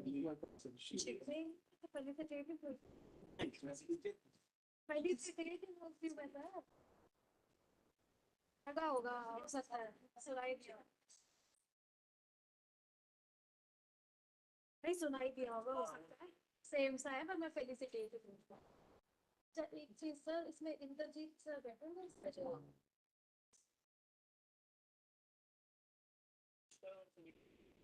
हाँ क्योंकि उनका इंटरव्यू नहीं है इसमें।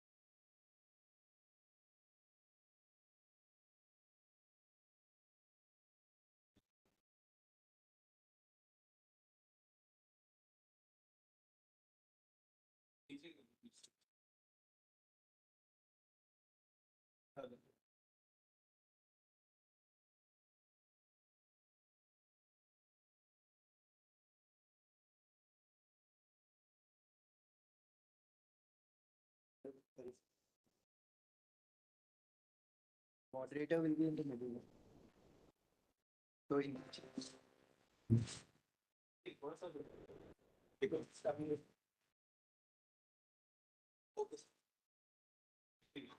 okay.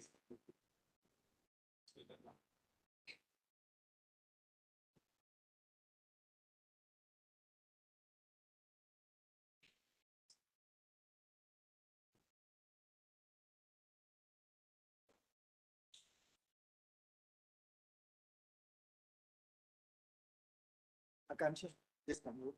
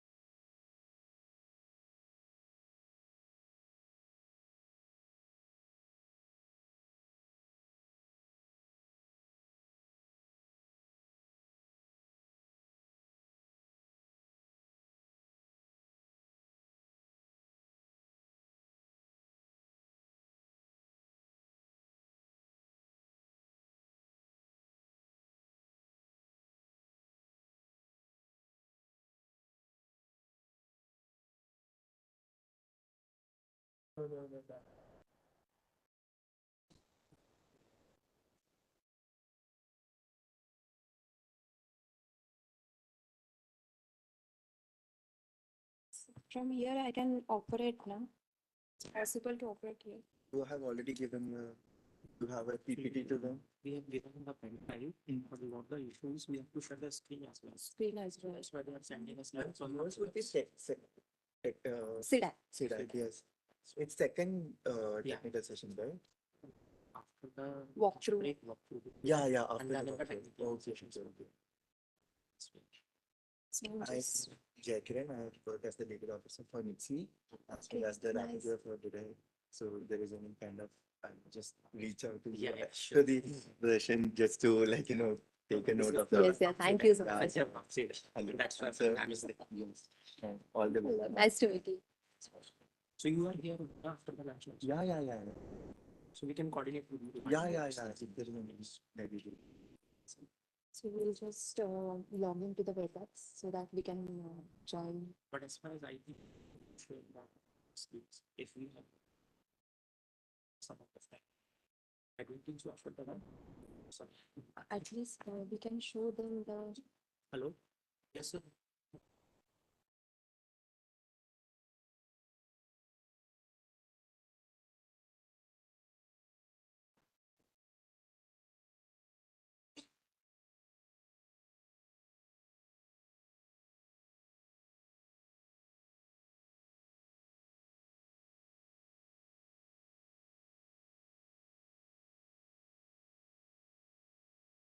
From Shweta Siddharth.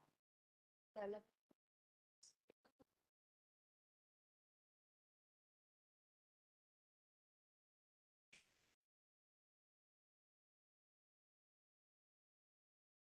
Yeah, I'm from Nixie. Yeah, Picture. sure. But from here, or I think this is a good space. I was thinking.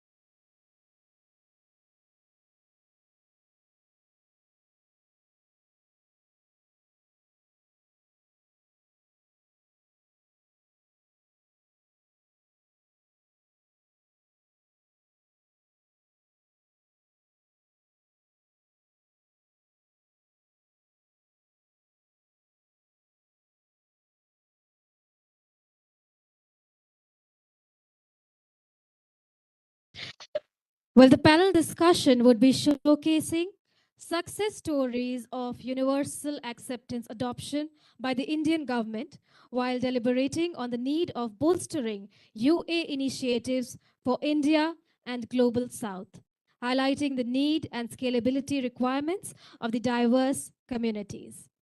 Well, for the panel discussion, firstly, I would like to welcome the moderator for the session. Let's please put our hands together for Mr. T. Santosh. Warm welcome to you, sir. Well, Mr. T. Santosh is currently working as senior scientist in MeitY Government of India with responsibilities for the policy formulation, implementation, and matters pertaining to internet governance and IT for masses. Warm welcome, sir. Welcoming on stage our panelist, Ms. Alka Mishra. Let's have a big round of applause.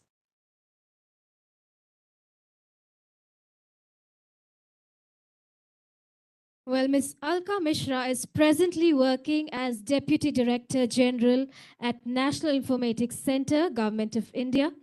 She heads the Division of Immigration, Visa and Foreigners Registration and Tracking System of Ministry of Home Affairs, Open Government Data Platform, proactive release of data sets by the documents in an open format.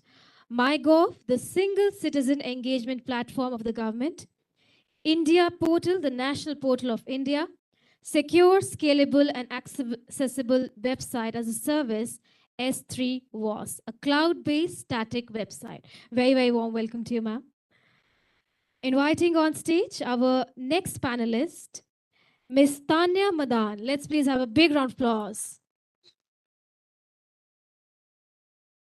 Well, Ms. Tanya is a seasoned architect with extensive experience in conceptualizing and building large-scale internet-facing application platforms. She has been instrumental in establishing B2B framework, enabling domestic as well as cross-border business transactions, from designing to taking it live in ONDC. In her erstwhile experience, she has been working with Amazon, working with their billing and invoicing solution for Amazon e-commerce solution. Very, very warm welcome to you, ma'am. Inviting our next panelist on the stage.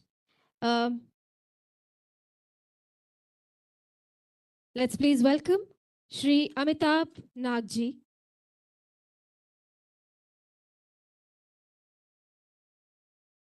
Warm welcome to you, sir.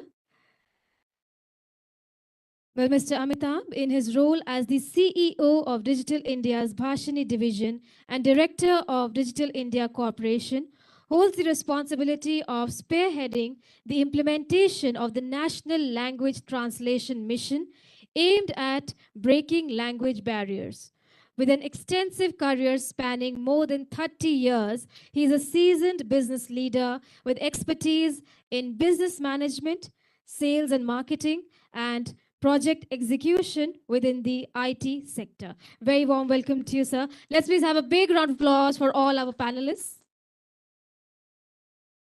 And now I will be handing over the stage to you, Mr. T. Santosh, the moderator for the session. Thank you. Hope I'm audible to all. So once again, good morning, all of you. And we had a nice inaugural session which was presided by our Honorable Secretary, Joint Secretary, and all other dignitaries, in which it was mentioned about how universal acceptance will be impacting the humans. And it was also mentioned that in internet, only 5 billion people are using internet, and there are still 3 billion more people to use internet. Now, how they will join the internet bandwagon? Okay, so this is the first panel discussion post the inaugural session. So we have a good panel over here, starting with Mr. Amitabh Nag, CEO Bhashini.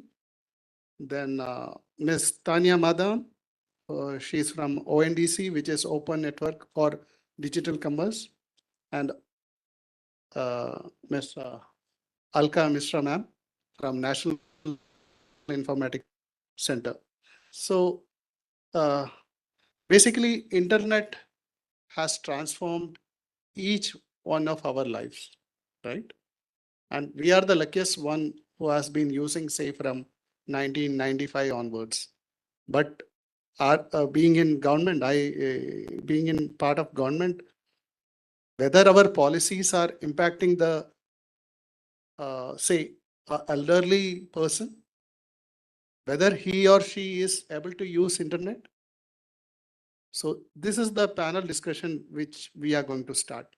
So now I would request Sri Amitabh Nag, CEO Bhashni, who will make a presentation on the Bhashni Bhashni portal as well as the Bhashni tool.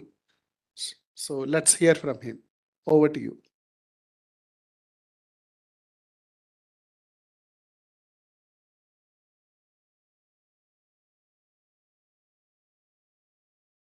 Okay, but the slides are there. Okay. Right, so thank you very much, Mr. Santosh, and dignitaries on the dais, as well as those sitting in front of me. In next 10 minutes or so, very quickly, I'll take you through what Bhashni has been doing and what is how is it going to enable the overall cause of universal acceptance. So going to the next slide.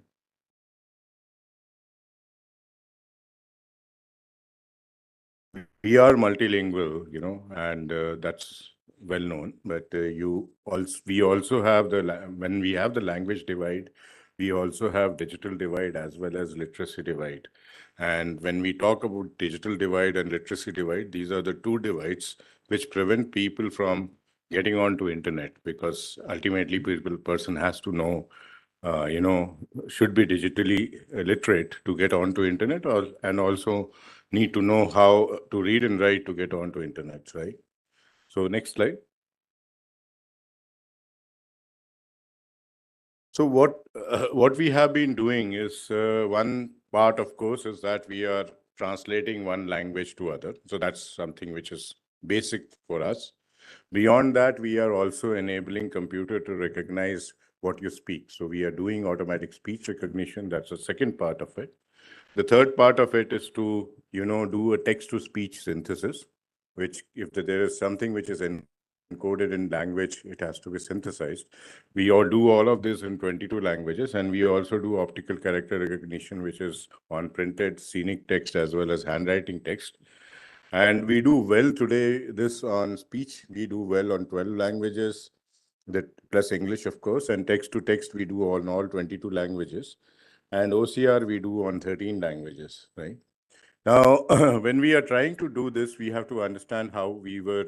So one problem, which basically I talked about earlier, digital divide and literacy divide, by using voice as a medium of work, we are actually trying to see how we can bridge the digital as well as literacy divide, because then you need to speak to make the machine work, right? And that's one of the important aspects which is there.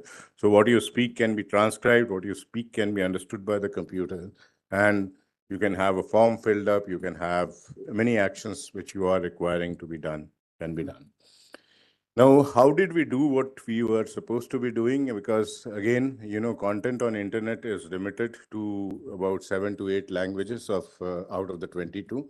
And rest of the languages do not have sufficient quantity of digital data to actually train the AI models, which is the bedrock of our whole system. And hence we embarked onto a journey to create digital data. And we had about 200 translators on the field who went across to the field with a app and a picture on the screen to collect the digital data. And that was curated and then, labeled and annotated to actually create this AI models for all 22 languages. We went across to bridge the divides with speech-to-speech conversation. We, made the models, we want the models to be perfect, and that's specifically a journey which should be on. Because what it happens is that whenever you are using an AI system, it is trained on a certain data sets, and once it is trained on certain data sets, it gets attached to a domain. So if you are using that particular model to say in a finance domain, the accuracy would drop, and then you have to retrain the model. So the loop is create the model, deploy the model, measure the performance, collect data again, retrain the model, and achieve the perfection. And today we are perhaps the only system which has the wherewithal to do a financial transaction using voice, which perhaps none of the language technology domain people have that. And the other part is that we are ensuring that this remains affordable over a period of time, so that if people start getting dependent upon it, we are not charging, it is not on very heavy on the pockets of the people. Right? Go to the next one.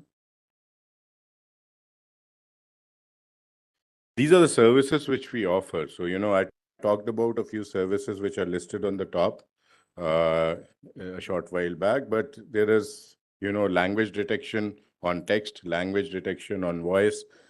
Then you have denoiser, you have, when I'm speaking as 100, if you have to do financial transaction, that 100 has to get converted into a number 100 before it is actually taken through the database and the financial transactions happen. So these are the systems and services we have put in place, and more, starting the day with any work which actually is so digitally dependent on these days, that we are, not doing it, means we don't have a compulsion of learning another language to do that, any of the daily tasks. So which starts from getting a transport, getting your kiranas, getting your the kids going to the school and learning a language, you coming to work and working upon it, and then host of the other things. Now that means that we have we perhaps go through about 70 to 80 use cases during the day. And we are going to tackle each one of them digitally besides doing the other things. Next one.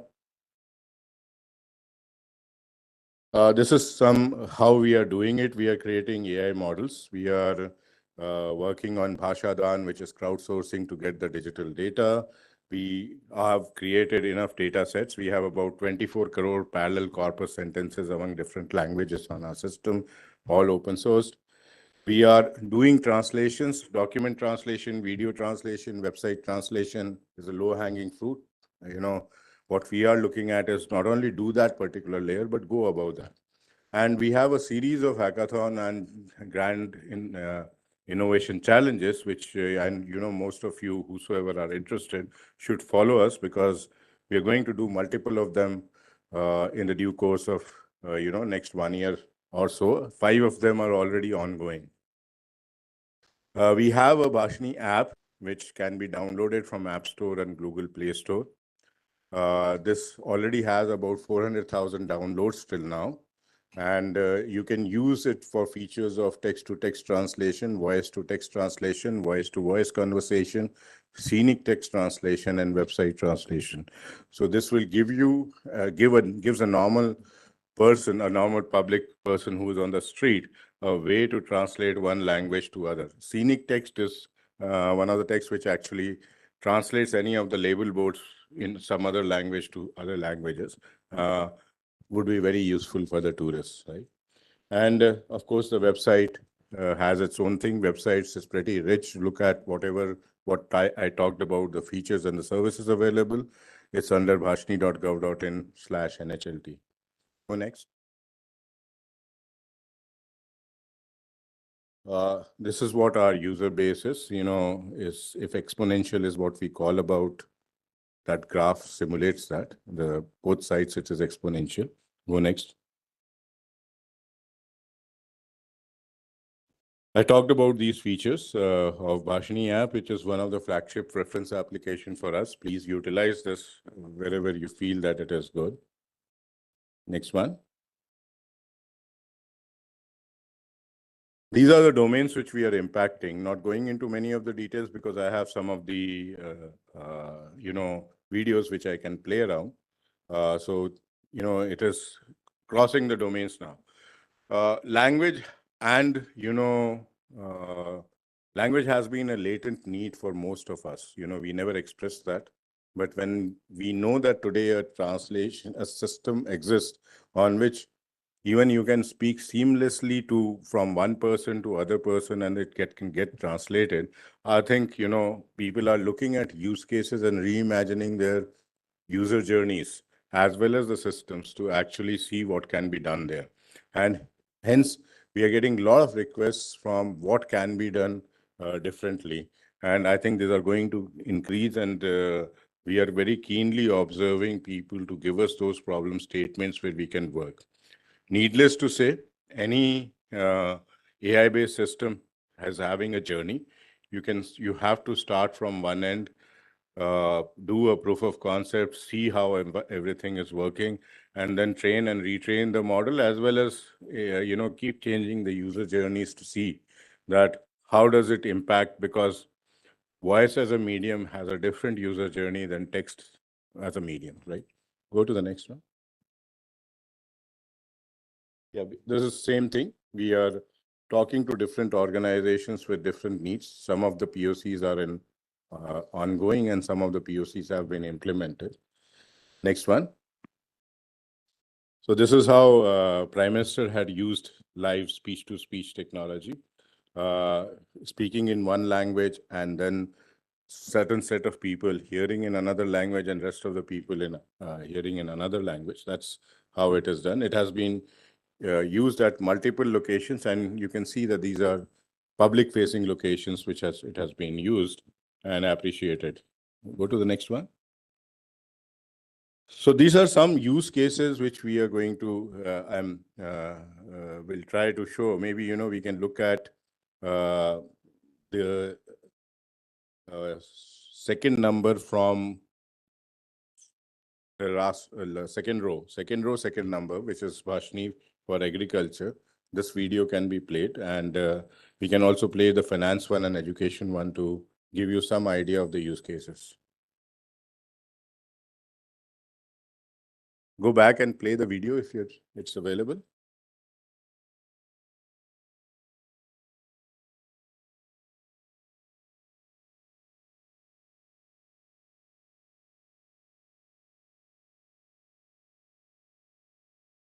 Click on the second video, second row.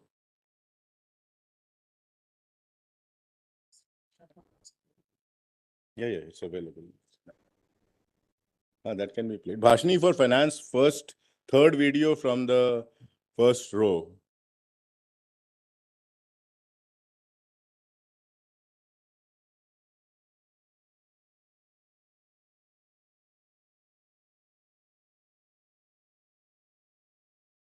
I think there would be some challenge there.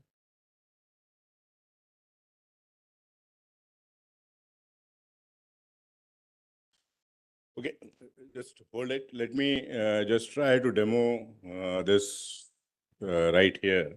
I have a number, and this number can be noted down by all of you. It is 08045163802. This is the number which is there, 08045163802. If you dial this number, let me dial it now.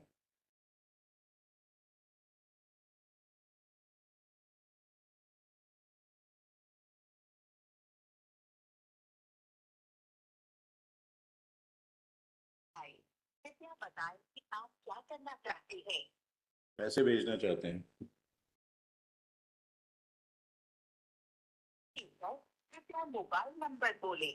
9811412458। कृपया राशि बोलें। 10 रुपए।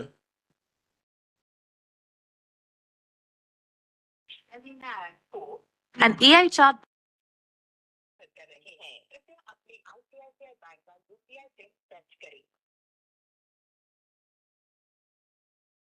Transaction सफल रहा। Right.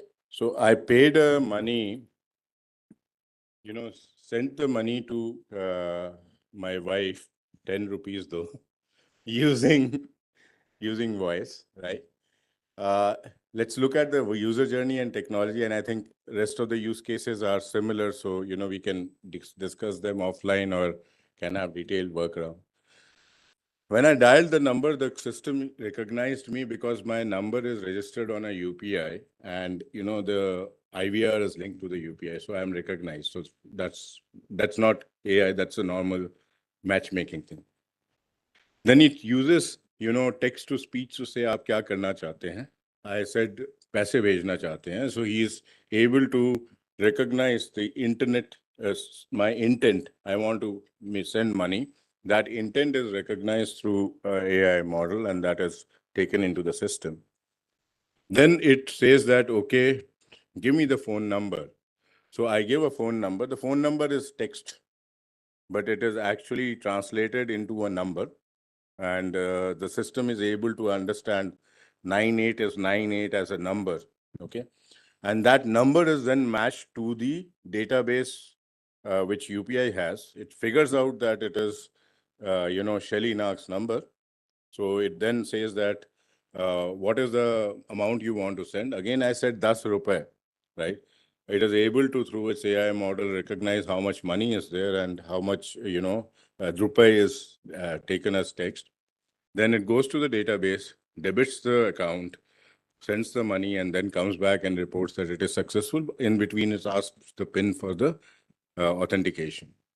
Not available, not known right now, but I can save this number as mummy, papa, beti, whatever.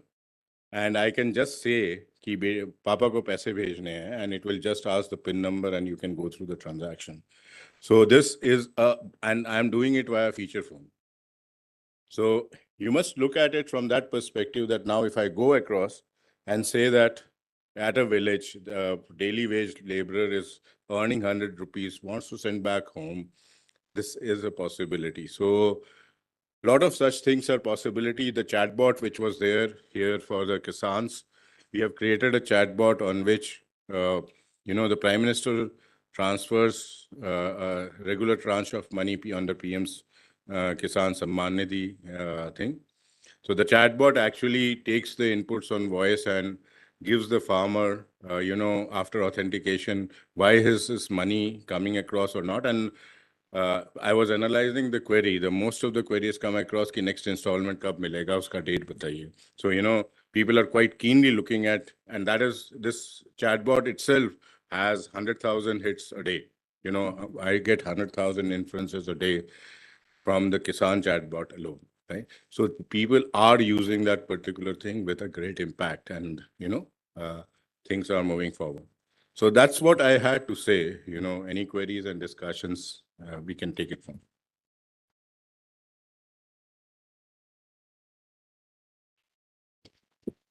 Thank you, Amitabh ji. So I have a question for you. I think which will be useful for the audience over here as well as people in online also. So whenever we talk about universal acceptance, it is about internet identifiers to be used by the people who knows fully the language other than English. So as you had shown in the presentation, I mean, it was a nice, exhaustive presentation, informative presentation, wherein which this Bhashni for Finance. So I don't have an email ID. I mean, email ID in Punjabi. I'm a Punjabi person. I know the Punjabi language very well. But how can I book a ticket using, I mean, how can I book a ticket? So, yeah.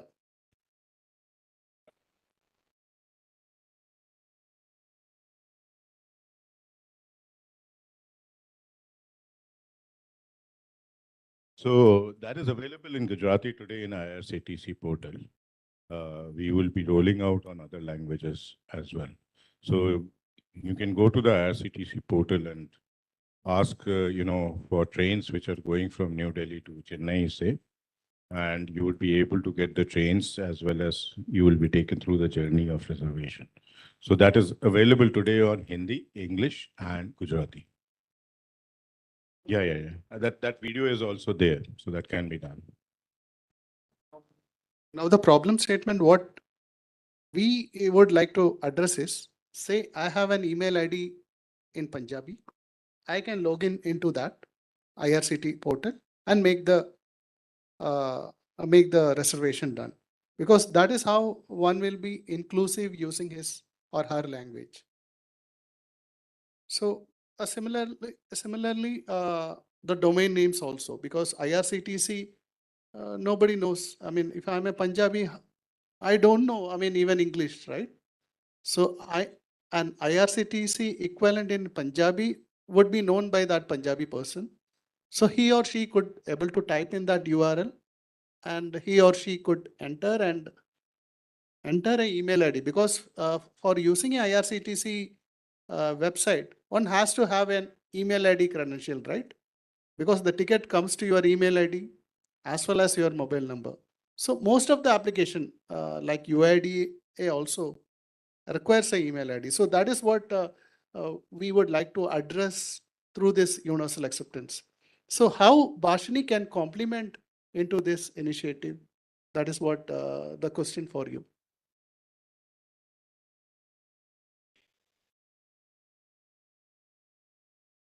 Anyways, actually, the starting of the user journey, once the email ID or the, things are allocated, rest of the user journey can be either based on text or voice in terms of whichever language you are doing. The idea is that you should be able to do this transaction in your mother tongue without even, going for some other. Now, one of the things which we will have to, while designing this user journey, I won't say that means IRCTC user journey is a very perfect user journey. But while we're designing the user journey, we will have to keep the persona in mind, and the persona varies. Means persona can be a person who is on the other side of literacy as well as digital divide. So that is one kind of persona. The second persona could be that he is on this side of literacy divide, but on the other side of digital divide. So that is another kind of persona. And the third persona is people like us who use this for convenience rather than for digital or literacy divide, because voice is generally a faster and better way of communication. So we need to design those systems as per that. But I think this will go a long way when we are trying to make the things work. Now, our next panelist is Ms. Tanya Madan from ONDC. So before you mention, do you have a presentation, or you will like to mention the, what ONDC is doing about? So to start with, I have a question for you. So how do the e-commerce platforms like Flipkart, Amazon, the others use multilingual internet to reach the non-English speaking consumers? Who are rather dependent to sell and purchase items online. So I am posing the question first, so you can explain. Yeah. Over to you. Sure. First of all, thank you. Thank you for having me here. And all right, getting to a question, we need to first understand what we are trying to solve in e-commerce industry while having a multilingual journey, right? What we are trying to solve in while enabling a multilingual e-commerce journey, right? There are multiple, problems to it. Let's see what problems are there, right?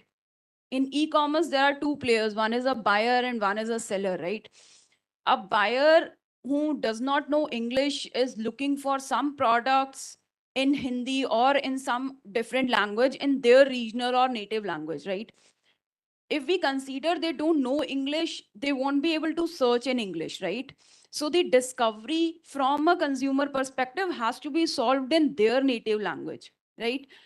And also, it's not about only the language, it's also about the products from the regional place, right? So if I'm looking for a Dhakai sari, which is from Bengal, the platform has to understand what it is actually, right? So it's not just about translation, it's also about getting the regional products from that specific region, right? So that's the problem at the consumer end. Now if we look at the seller end, there might be sellers who are selling in their regional area, right? They're there would be sellers who are solving the problem or who are selling the products in a specific geographical area. How do we enable those sellers who have a Dhakai sari from Bengal to be able to sell on the network or on any platform, right? Or on any seller app? Will they be able to, list their products in their native language? Because they want to, give that regional experience to the buyers. Will they be able to, put their catalog in that language? Is another problems that we need to solve for, right? Now, you talked about some of the platforms, right? E-commerce platforms. Now, they have multiple languages right now enabled on their platform. You can go ahead and select whichever language you want to choose from. For example, I go to one of them and I choose Hindi. Now, what will happen is I'll search for something. For example, I'm searching for Shimla Mirch, right? I know, I know what is capsicum. Do we expect everyone to know what is capsicum? And do we expect everyone to know that Shimla Mirch is actually called as capsicum? Do we, expect everyone to understand that Ghia is actually called as bottle gourd? No, we don't. We can't have that, right? And it's not about only people from those regional languages. I can't even expect people from Delhi itself to, every person in Delhi to understand that capsicum is actually Shimla Mirch is actually capsicum and Ghia is actually bottle gourd. So that there are multiple things like that, right?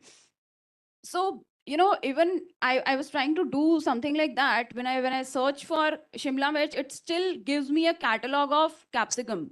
So now when I search for Shimla Mirch, it is able to understand, it is able to translate that it is actually capsicum. It is able to identify that intent, but the catalog is still in that, English language, right? So what I mentioned in this chart is that, the consumer, for the consumer perspective, they would like to search in their native language, and they want to see the catalog as well in the native language.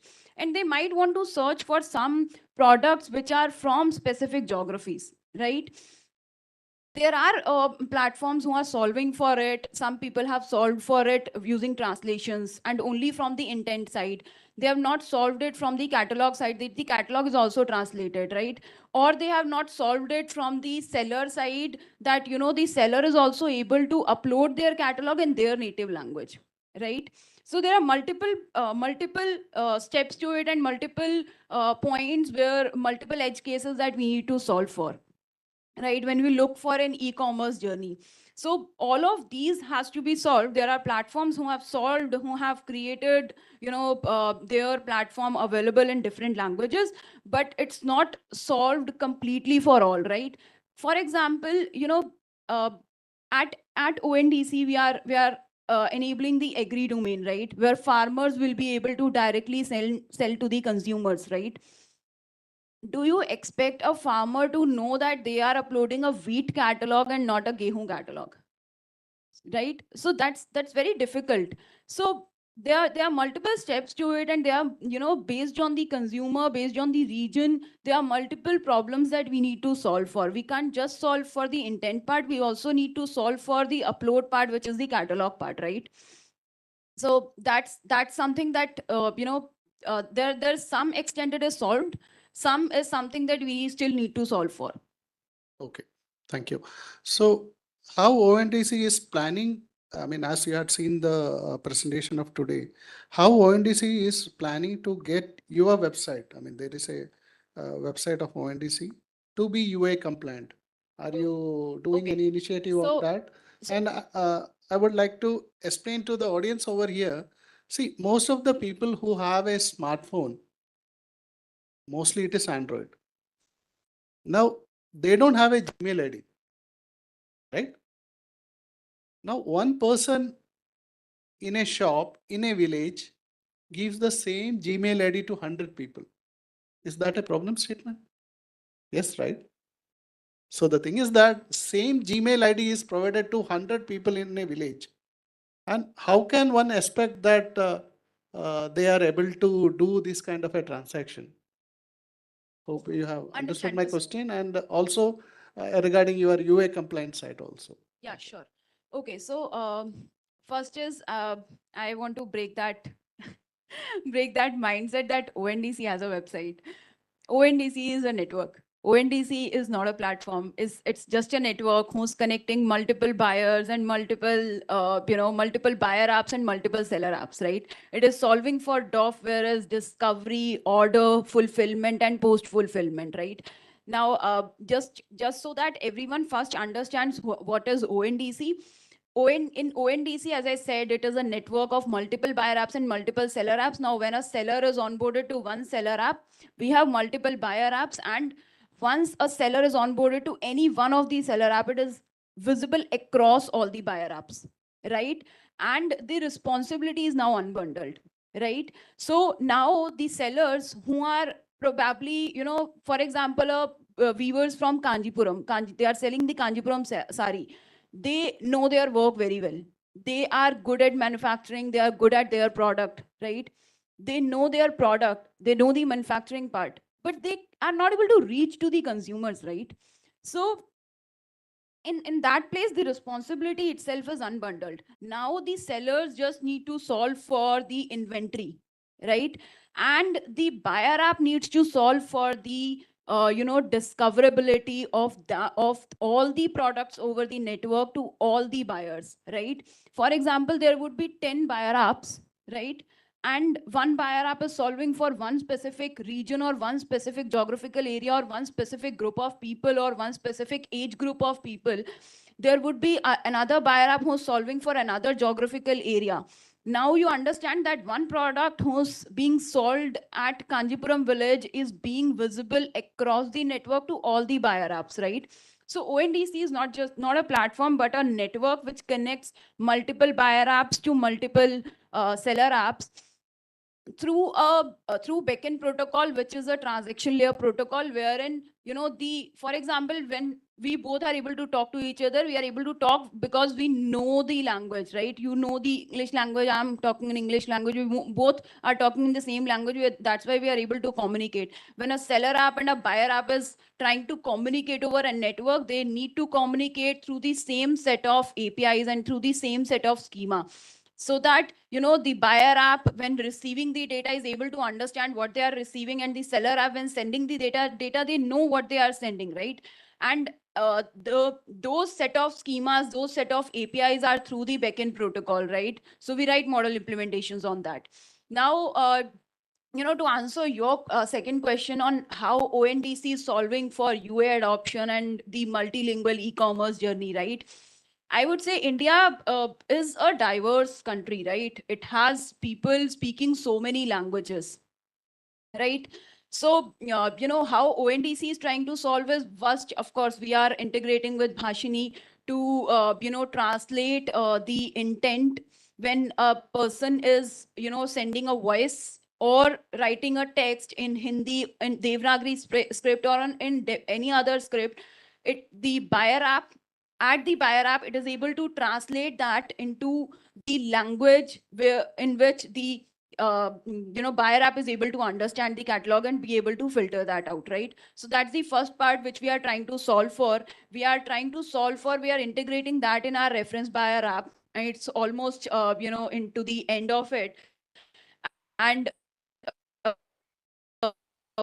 we have where a person can search in any language, it is able to translate and search for products in their native language, right? The second part, which I said, that the catalog has to be there. First is the catalog translation, of course, that is being done. The second part is the catalog itself has to be uploaded in their native language, right? So that Mishti Doi is Mishti Doi, Shimla Mirch is actually Shimla Mirch, right?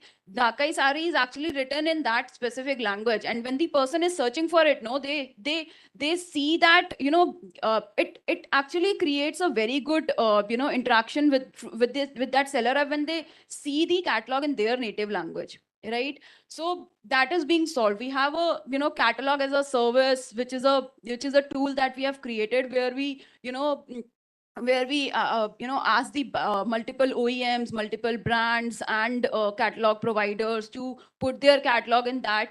We are integrating there also with Bhashini to convert that catalog into, translate that catalog into different languages, as well as we are allowing the sellers to upload their catalog in their native language, right? I'll give you one more example wherein, for example, a person in Karnataka is trying to book an auto, right? That person does not know Kannada. That person needs to send something to that auto driver that, for example, something that I'm right now at this place, you need to come at there, some instructions that that he needs to pass, right? He or she needs to pass. They'll send it in their language, but there would be a language attribute in the protocol itself. When it is sent over the network, the network itself knows that this is being sent in Kannada or in English. The language attribute would be there, so that the the the intent is not translated over the network, right? It is being sent as is in the same language it was sent, and is being received by the seller app in the same language. Now the seller app needs to decide they want to show it to the Kannada driver in English or in Kannada, or they want to translate it for them, right? So the intent or the message or the catalog on the network is also translated or sent or communicated in the same language, in the same native language. Okay.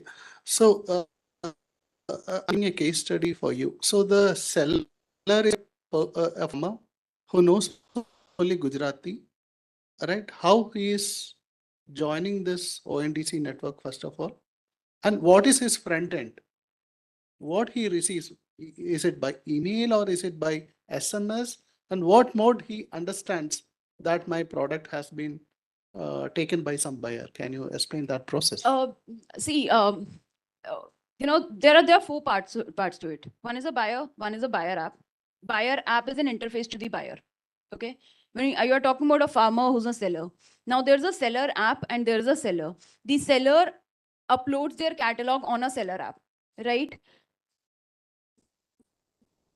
Yeah. So this person knows fully Gujarati. And Right. what is his expectation of digital literacy to use this?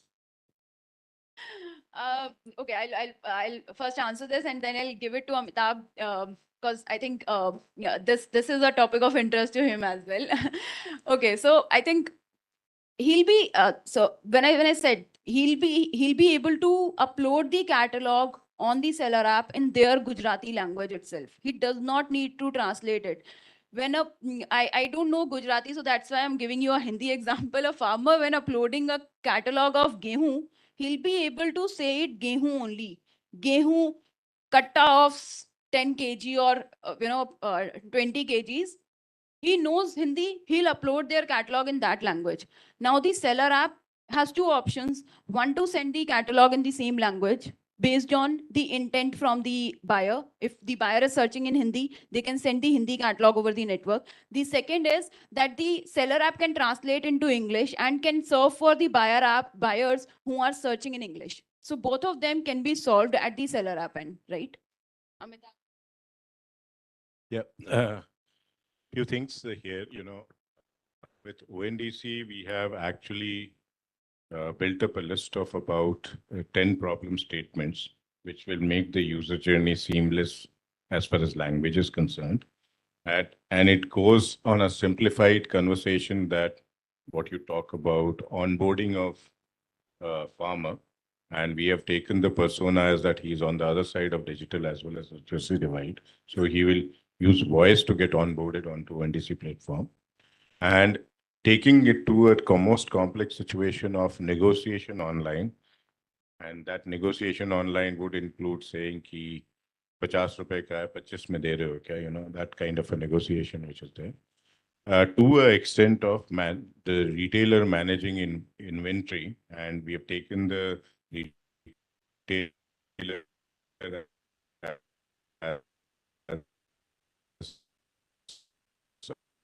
a person who is a business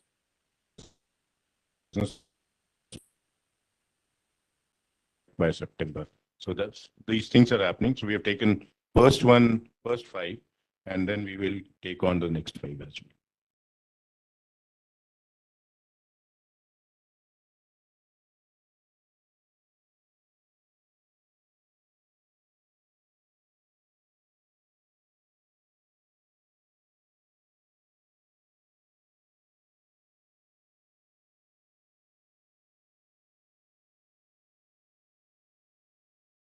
startup or any developer or entrepreneur can actually take it up. I'll give you an example. Like we have Open Government Data Initiative. Now, what was that initiative? Way back in 2014, it was felt that any data which government has, any articles, if I say prices, we already had a platform that was called EggMarkNet. Now we have ENAM. So all the mandi prices of different vegetables, crops, fruits, everything was available on the portal, but it was hardly being used. So what happened in one of the hackathons under Open Government Data Platform, there was an entrepreneur, a startup. He's become a big startup now, tied up with Reliance and Walmart.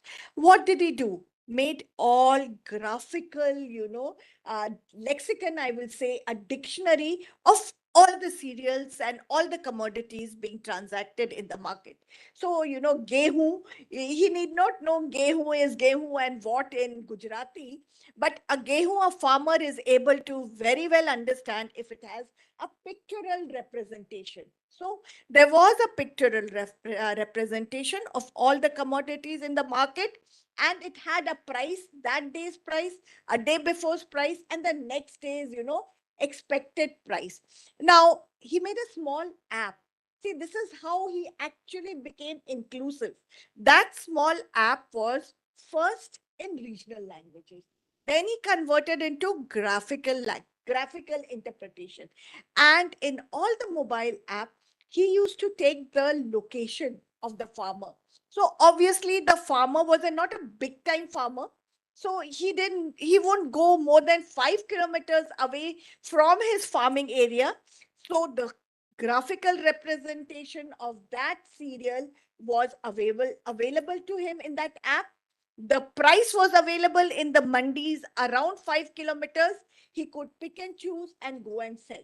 Now with AI into picture, with Bhashani coming in, with transliteration going on, and artificial intelligence, like Amitav sir was very well, he said that they are trying to train a model. So he will be able to know that finance sector is actually asking only for 2 or 3 questions. The persona journey can be use case for him. That I want to send money here to there and how much, and my account is linked to which account. That is about all. So through AI, he didn't even have to do much. And now he's saying he's saving the number most frequently transferred. I will not transfer it to XYZ. I will transfer it to mama, papa, son, daughter, wife, and things like that. So his dictionary will grow.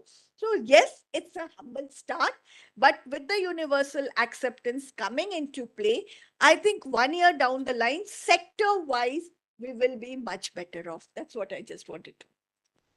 Thank you, Alka ma'am.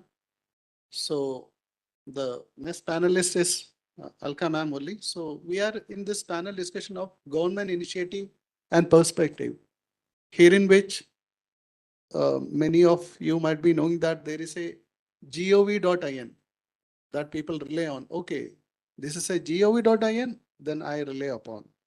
Now, universal acceptance wants that gov.in to be in Sarkar.Bharat in Devanagari and similarly in other languages. So it has been mentioned in the inaugural session that in 11 scripts, we have this 22 different country code top level equivalent of .in, which means .Bharat is available. So before going to Alka Mishra ma'am, I would like to start with a question. What are the key challenges which NIC is facing to provide domain registration? Because ma'am is responsible for the providing domain registration for gov.in in the local languages. Over to you, ma'am. Santosh ji, at the outset, first of all, let me thank you people for having me here. It was a wonderful discussion that we've been having the whole of the morning. I've heard and I've participated and seen. The challenges are quite a few, but it's not a challenge which cannot be surmounted. And as you rightly said, it's first the mindset. Initially, when we had any website, it needed a name, it needed a domain. So it was by default English. So you had something called gov.in. And as you rightly said, gov.in means government. Why? People were using other sites and just put the, some government symbol and misleading the other users, the citizens, that is a government website. Now that was something that English was there because we were all trained and we all studied English in school, the people who were from the urban places. But now websites and internet penetration is so much there in India. We are just second to China, that there is a need to have it in the local languages. So for gov.in, there is something called sarkar.bharat. Now, once you have sarkar.bharat, the URL also has to be in that particular language. Now, whether it is Tamil or whether it is Kannada, as Secretary Sir mentioned, that he will understand that we have really progressed if his mother is able to use our digital technology that efficiently. In fact, that's right. If you think of your mother or father sending you message in WhatsApp, it's become very simple. They either use the icon, again, the graphical icon. They use the speaker, they press that, they converse in their own language, they release it, and you get a message. Or they use the keyboard and they type and the message comes. So they are able to connect. So in the similar manner, we had a lot of challenges. When you ask for a domain, there used to be like, now you'll have to give me a Hindi domain, you'll have the letter written in Hindi, and then you will take a name, say you take a name, meti.sarkar.bharat.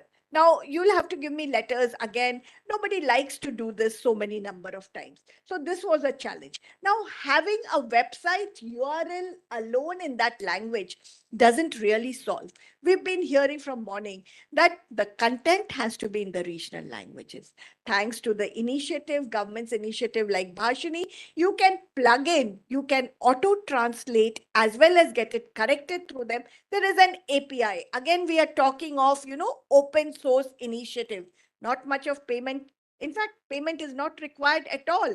They will handhold, your content is translated into that language. So these are the challenges that we are facing, not only in giving the domain, but in having a rich search, because if your search is not in that language, it makes no difference. Even if you have the URL or even if you have the name in your own language, regional language, the content is not in your regional language, then the search is not working in your regional language. So it's a mix and mode, which is approach which is being followed. But yes, with conscious effort, like Hindi is now default. And if you go in a state like Maharashtra, Marathi is again default. So gradually we are all migrating with these challenges, and we've realized that to surmount it, internet is not only for the elite, it has to be done away with a language barrier. It has to be done away with a literacy barrier as well as a digital barrier. So this is a mindset which has changed. There's basically a change in the paradigm. There are developer community who's working towards it. NGOs are participating. Government initiatives are there. Industry is playing a major role in clubbing these. And we are overcoming. Thank you, ma'am. So, as mentioned by ma'am and also the other speakers, see, a person sees WhatsApp. I mean, they use WhatsApp. Is that only the internet? A person who looks into YouTube, is that only the internet? So the problem which the community over here, as well as the other stakeholders like ICANN, CDAC, NIC, which are addressing, is that people should understand what is internet, how one should browse internet, because as we do, how to travel into internet, get further information. So the thing is that whenever we say that, okay, I see WhatsApp, my elderly grandmother uses WhatsApp, Is that the what is that the internet we talk about? So it is kind of a limiting factor into internet. So I would request, I mean, what should we do, starting with you, Tanya ma'am? All right. I think what I would say is that, when we are trying to solve for a population scale, right? One person, one platform, or one product cannot solve for it, right? It has to be solved at population scale, and hence, multiple people, multiple, sellers, I would say, multiple buyer apps, multiple sellers, multiple seller apps, multiple, entrepreneurs, for example, products like Bhashini, all have to come together and solve for it, right? It cannot be solved by one platform. One platform or one person or one platform cannot solve for everything, right?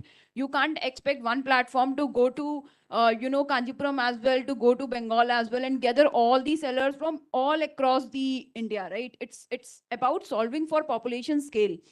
ONDC network is actually trying to solve for that population scale, right? To be able to solve for all the domains and for all the geographies across India and even outside India, right? When people are trying to buy products from specific geographies, specific products from specific area and from specific sellers, even from outside the India, they are able to export now, right? Through the ONDC network. Though that discovery has to be solved. And, as I said, when you're trying to solve for population scale, multiple people, multiple, sellers and buyers and buyer apps would come together, solve for small pieces, add that to a grid, and then we'll be able to solve for that population scale. So I think ONDC network will surely be able to solve for that in such way.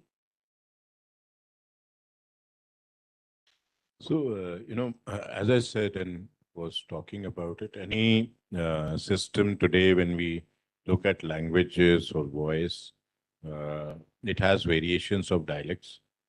It has variation of vocabulary or the glossary, which is when we are trying to actually solve for, as I said, in a day about 70 to 80 use cases, plus multiple use cases if we take the time duration of lifespan or childhood or whatever, we would get into many things which we would perhaps not know. And hence it is important for us, and what we are trying to do is, one, crowdsourcing data. That is, data is extremely important. Domain organizations, collaboration to have the glossary and data is extremely important for us to create those models which will understand those glossary terms in the context. The second part of the thing is these problem statements which are there. Again, we are seeking collaboration to identify those problem statements and innovative ideas, because as I said, the user journeys are going to be different. The systems and the problems are going to be different, defined by the persona whom we are targeting this for. So active collaboration is sought from the ecosystem for creating data, or having the data, training the model, as well as developing the use cases. And that's what we are going out in the market for.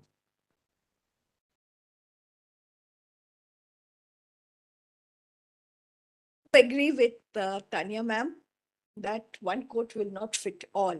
So collaboration is a must. And my thought that I can think of is we have to have multi-stakeholders and define, I would say, champions or leads sector-wise as well as language-wise. So that is, once you have your sector, identify the most common sectors. It could be citizen-driven sector, could be rural, could be finance, could be social sectors to be taken first, and then bridge it with technology, because technology will play a big role In fact, it'll be an enabling factor. But then once you have your catalogs, your lexicons, your problem statements identified, which will vary with location, with your geographic dispersal of citizens, large scale citizens all around, and with your capability in different sectors. Collaborate and government push, of course.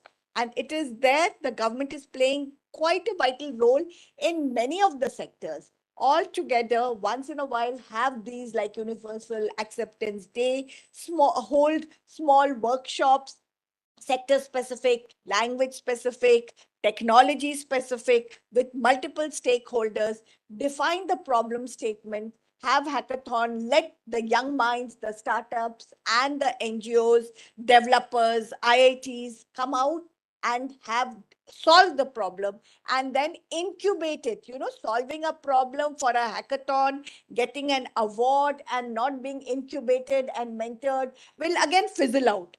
So have a long-term mentoring programs, and we could do wonders in maybe a year's time.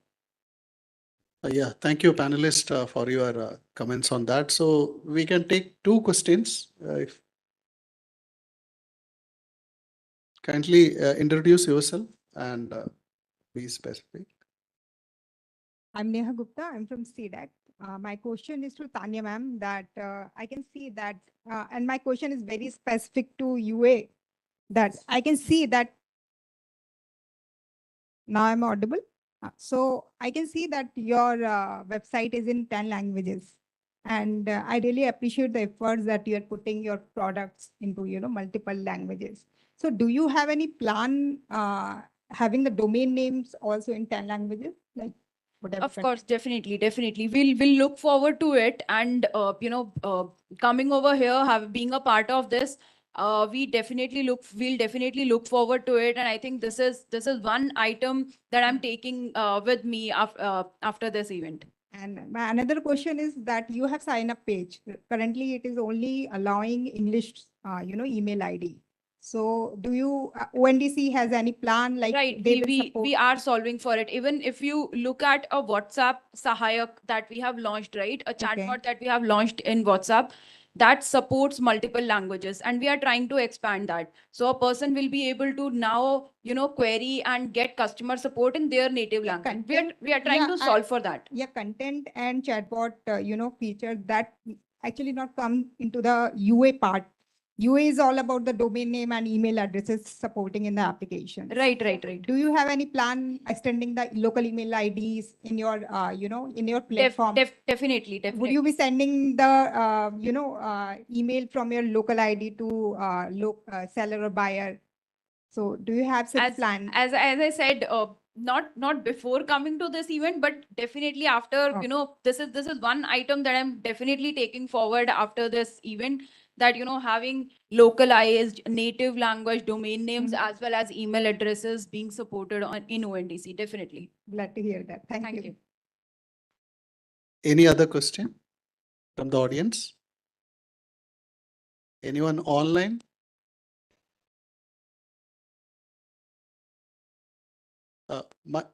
Mike at that location.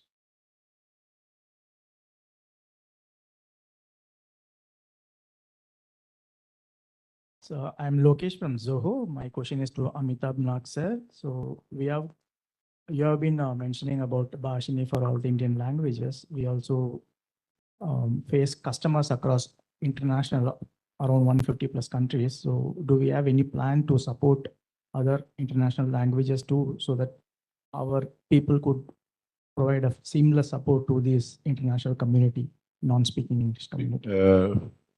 In the G20, we had actually demonstrated that we can integrate with the foreign languages, although the language models are basically coming from the international players. And the international market with respect to the language models are already pretty crowded. So, what we can do, our systems are interoperable and integrable. So the 22 languages which we have in India can seamlessly integrate with the other languages which are there. In fact, it was demonstrated. We had a Russian coming in, we had a Chinese coming in, we had people from who had Arabic background coming in, and it was working. So that's what the strategy would be, to focus on what we don't have. Like language like Santali does not have any digital data on internet, right? But it is a language in our scheduled, scheduled language for us in our constitution. So we have to tackle those things first to move forward. Thank you very much. Okay, the last question for the day. Hello, my name is Harish Chaudhary. So, UA ambassador, and in addition to that, a research scholar working on cybersecurity. So my question is that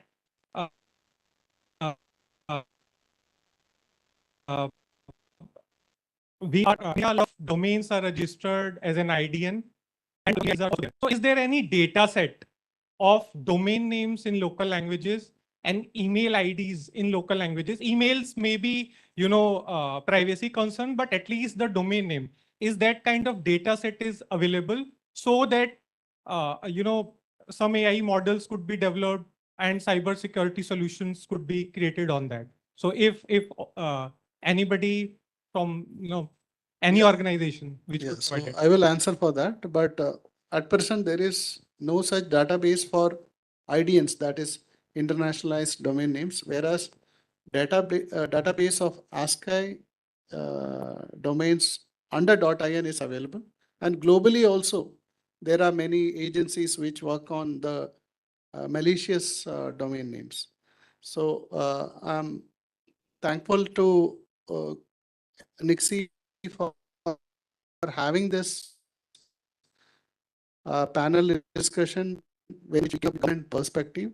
So here in which all the panelists have unanimously said that it has to be a multi-stakeholder approach. You come to have universal, so that we have more inclusive internet in future, wherein which we can bring in the remaining, see, as on date, as mentioned, 830 million people are using internet. So there are still 500 million people left. So we need to bring in those people also to the internet.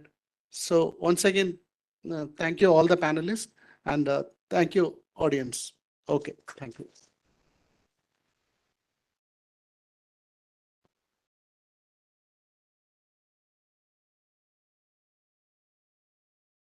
Thank you, panelists, for a wonderful panel discussion. And now, can I please request Mr. Shubham Saran, GMBD Nixie, to kindly come up on the stage and facilitate the panel, starting with Mr. Amitabh Nag.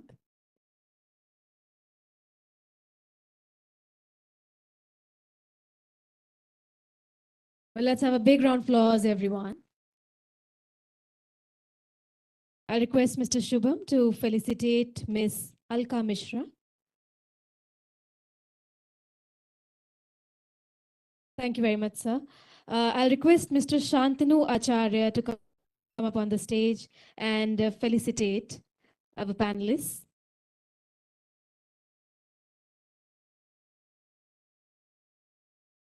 I request you, sir, to felicitate Ms. Tanya Madan.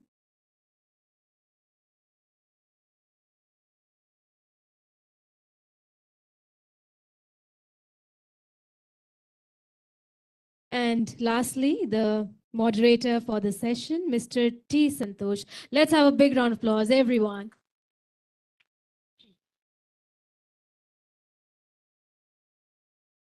Thank you so much, sir, for doing the honors. And thank you so much, panelists. Let's have a big round of applause, everyone, for a wonderful and a very fruitful panel discussion. Ladies and gentlemen, we would be having the next panel discussion in a couple of minutes from now. I'll request everyone to kindly remain seated. We are going to just take a couple of minutes to set up the stage once again for panel discussion number 2, which will be on the topic of industry preparedness and perspective. Thank you.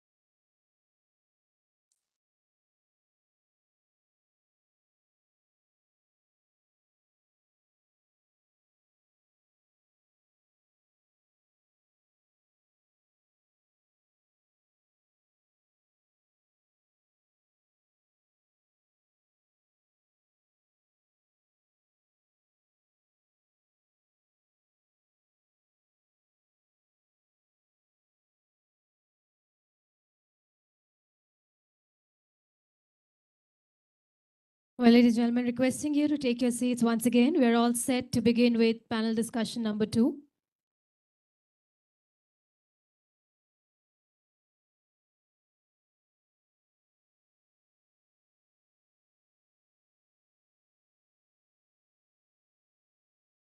Ladies and gentlemen, the panel discussion number 2 on the topic of industry preparedness and perspective. The industry-driven panel would focus on showcasing the success stories of UA adoption and the potential of UA in businesses, industries, and its relevance in meeting the diverse linguistic needs of a society, thereby enabling access and promotion inclusion. Well, for the panel discussion, firstly, I would like to invite on stage the moderator for the session. Please welcome Ms. Sarika Guliani. Very, very warm welcome to you, ma'am. Well, Ms. Sarika, currently serving as director at FICCI. She leads the verticals like ICT, mobile manufacturing, artificial intelligence, digital transformation, multilingual internet, and universal acceptance. She brings over 19 years of extensive experience in regulatory affairs, public affairs, and policy advocacy within the telecom, information communications technology, and digital economy sectors.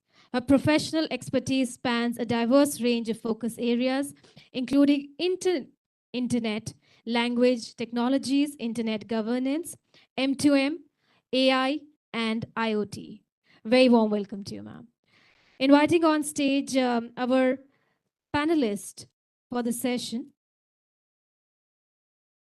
Let's please welcome Mr. Manoj Dhanda, founder and CTO, Utho. Let's have a big round of applause, everyone.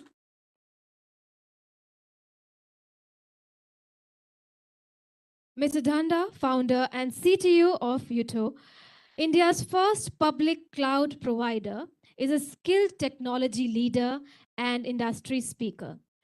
Utho offers innovative and reliable cloud solutions, overcoming traditional provider limitations. With over a decade of experience, Mr. Manoj excels in cloud computing, IT strategy, and leadership while mentoring startups and consulting in marketing. Very warm welcome to you, sir. Well, our next panelists would be joining us virtually through the AV screen. Welcoming for the discussion, Mr. Balendu Sharma. Let's have a round of applause, please, everyone. Well, he is a senior technology professional, thought leader, multilingual author, and speaker, working to promote use of digital technologies for societal benefit. In his capacity as the Director for Local Language and Accessibility, he spearheads the Indic localization efforts for Microsoft India's extensive range of products and services, and helps create equitable experiences for a wide range of users, including the persons with disabilities.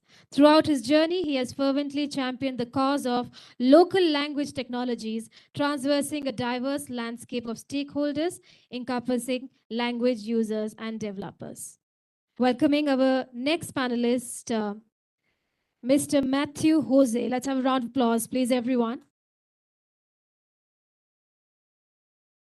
Well, with over 15 years of expertise in the digital marketing landscape, Mr. Matthew is a seasoned professional leading with visionary tactics. Currently serving as the business head of Odigma and .OO, he leads with a wealth of industry knowledge and a commitment to innovation. India's first domain company, breaks down barriers with its global accessibility and democratizes the online realm, offering equal opportunity to individuals from all backgrounds to establish their digital presence effortlessly. Warm welcome to you, sir. And okay, so I think we're done. So welcoming our next panelist as well, Mr. Nitin Walia. Let's please have a big round of applause, everyone. Welcome, sir. Well, Mr. Nitin is a seasoned professional with an extensive 24 years of experience in IT industry. currently serving as director in several Data Group's technology companies, such as Data XGen Technologies, which developed the first made in India email software that was fully EAI ready, and Data Indigenous Global Limited, one of the leading registrar of .in Registry India, also renowned for delivering multiple award-winning IT projects throughout India. Currently, he holds the position of Vice Chair for the Universal Acceptance Steering Group within the ICANN's working group, and he also serves as the Vice Chair for EAI Working Group of UASG and Chair SPI RT Charter Drafting Team. Very, very warm welcome to all our panelists. Let's please have a big round of applause. And now I would be handing over the stage to Ms. Sarika, the moderator for the panel discussion. Thank you, and a very good afternoon to all of you. First of all, I know that our panel is standing between you and the lunch, but we really hope we can get good attention from you, because there's an illustrious set of people who have joined in both at physical as well as the virtual level. So we really look forward to get insights from all of them. You've been hearing the government talking about it, how you see the government role being there. So this is specifically on the industry's perspective. And I'll try to mix it with both Hindi and English, since we are talking about multilingual internet and universal acceptance. तो मैं पूरा English में बोलना नहीं चाहूँगी, and I understand यहाँ पर तो सबको हिंदी आती होगी. Unless I'm actually getting and passing the line of getting into somebody else's mother tongue, but Hindi में बोलती हूँ जो मेरी mother tongue भी है. So first of all, of course, thank you, Nixie and Ministry of Electronics and IT for organizing the second UA Day of our country. It has its own significance, and you have been hearing about the universal acceptance since morning, and there have been discussions about whether the global organization ICANN talking about it, Mr. Sajid Rahman, Mr. Samiran Gupta mentioned, with the views from the different stakeholders, and definitely a very serious commitment being given by our Honorable Secretary, Sir, the Chief Guest, Mr. Krishnan, and Joint Secretary, Mr. Pal. So with this, I would like to say that universal acceptance is something which people have been listening since morning. They understand why it is important, why we are discussing here. I'll just like to get your attention to few of the figures with respect to our country. And before that, I'll also like to say that from the organization I come in, I'm from FICCI, which is Federation of Indian Chambers of Commerce and Industry. The MC has done already a generous introduction about me, so I'll not add much lines about myself. But as part of the association, the chamber which we are for, we are 97 years old chamber, not that I am 97 years old, but so the chamber itself, we started the journey of a multilingual internet with the veterans sitting in the hall here, as well as online. There was a discussion that technology पे तो बात बहुत दिनों से चल रही है, हम शुरू से बात कर रहे हैं. हम कहते हैं इंडिया आगे बढ़ रहा है, इंडिया डिजिटल प्राउडनेस हमारी बहुत स्ट्रांग है. पहले हम ऑफ कोर्स उसमें पहले उसमें नॉलेज सेंटर्स में नहीं थे, हम बीपीओस थे, फिर हम केपीओस बने, फिर हम कंसल्टिंग में स्ट्रांग हुए. Of course now we are standing much high when you talk about emerging technologies की बात करें, एआई करें, एमएल करें, आईओटी करें, जो भी आप बात करें. So India is very very strong on that area. So जब फिकी भी ये डिस्कस कर रहा था, हम फिकी मतलब इंडस्ट्री डिस्कस कर रही थी. सो वी सेड सिर्फ बात करने से और टेक्नोलॉजी को टेक्नोलॉजी तक रखने से काम नहीं चलेगा. जो हमारे सेक्रेटरी साहब ने भी कहा कि इन एनी केस टेक्नोलॉजी वो होनी चाहिए जो उनकी मदर को भी समझ आए. The reason he mention that was कि it should be acceptable not only to you and me but to our parents, grand parents who are living in the world and they can utilise the services. कैसे होगा? तो इस चीज पे discussion फिकी पे हुआ. तो हमने मल्टीलिंगुअल इंटरनेट पे एक अभियान शुरू किया जिसको फिकी इंडियन लैंग्वेज इंटरनेट अलायंस के नाम से जाना जाता है. वो समझिए 2018 में मेटी के गाइडेंस में ही स्टार्ट किया गया और वो चल रहा था. अब आई बात यूनिवर्सल एक्सेप्टेंस जिसके लिए आज हम सब मिल रहे हैं. और वाइल ये मैंने बोला भी था कि अभी जो डिस्कशंस होते हैं normally they restrict yourselves to multilingual, कि अगर इंग्लिश नहीं है तो कौन सी भाषा में होना चाहिए. 22 लैंग्वेजेस हैं हमारी देश की, ऑफिशियली रिकॉग्नाइज्ड लैंग्वेजेस हैं. डायलेक्ट्स बात किए जाए तो 16 से उससे भी ऊपर हैं. तो हम बात करते हैं कि नहीं, हमारा मल्टीलिंगुअल होना चाहिए. और आई थिंक तानिया यही क्वेश्चन नेहा ने आपसे पूछा था कि मल्टीलिंगुअलिज्म तो 10 में हो गया, आप यूनिवर्सल एक्सेप्टेंस ले आओ तो आपके जो 6.7 मिलियन का ट्रबल करा है ना आपने ट्रांजैक्शन अभी जनवरी में, वो ऑलमोस्ट डबल ट्रिपल हो जाएगा. तो ये फैक्ट है. बट थैंक यू कि ONDC has come forward for that and as a group we will take it with you. So universal acceptance अब इंडिया में कैसे शुरू हुआ और कब से हुआ? सो हमने 2019 दिसंबर, समझिए समीरन जी और मैं, हम दोनों उसमें कल्प्रेट हैं। हम लोगों ने सोचा कि नहीं भाई, आईकैन का एक यूएसजी ग्रुप है जो अभी नितिन इन एनी केस बोलेंगे, तो I will not steal the thunder from him. So there is a USG group and वो यूनिवर्सल एक्सेप्टेंस का they run the mandate across regions, the whole world. So हमें ये था कि इंडिया हर term में आगे जा रहा है, चाहे आपकी इकोनॉमिक ग्रोथ हो, जीडीपी ग्रोथ हो, टेक्नोलॉजी प्रोग्रेस हो, आप वी आर गोइंग हेड। तो आगे कैसे बढ़ोगे? 1.4 बिलियन पॉपुलेशन तो है, उस तक मैसेज कैसे पहुंचाओगे, काम कैसे पहुंचेगा? अच्छा, यूनिवर्सल एक्सेप्टेंस अगर मैं इंग्लिश टर्म्स में, अभी हमारे जितने भी ये इलस्ट्रियस लीडर्स आपको बताएंगे, I myself restrict myself, मैं नॉर्मल एक लाइन बोलती हूँ, अगर आपको जगह बता दी जाए और पता गलत हो तो आप पहुंच नहीं पाओगे। सो गली तो ठीक है, पता गड़बड़ है, तो हिंदी में तो वेबसाइट है, यूआरएल उसका इंग्लिश में, आप पहुंचोगे कैसे? मम्मी को कैसे बोलोगे कि इंग्लिश में टाइप करोगे? नहीं, वही तो नहीं आता था। या वो ग्रैंड मदर को क्या बोलोगे, गुजराती में टाइप करोगे, वही सॉरी इंग्लिश में टाइप करो, गुजराती में यूआरएल नहीं है, बाकी सब कुछ है, पहुंचेगा कैसे कोई? So that is what the universal acceptance is. तो अब आपको समझ आ गया होगा, अगर मैं इंग्लिश में बोलूं तो universal acceptance is the key pillar for realizing the multilingual internet in a truly digital manner. It is something, a need of the hour. It is not something just a discussion. And why we all are here? Because we realize its importance. Many of us are working in that area, and many of you who are not, we would want you to encourage you to come and join the bandwagon with us, because without your support, this will not happen. So 2020 is the time really when you can say universal acceptance started picking up in India. I mean, we started working on that area. I'll not say picking it up.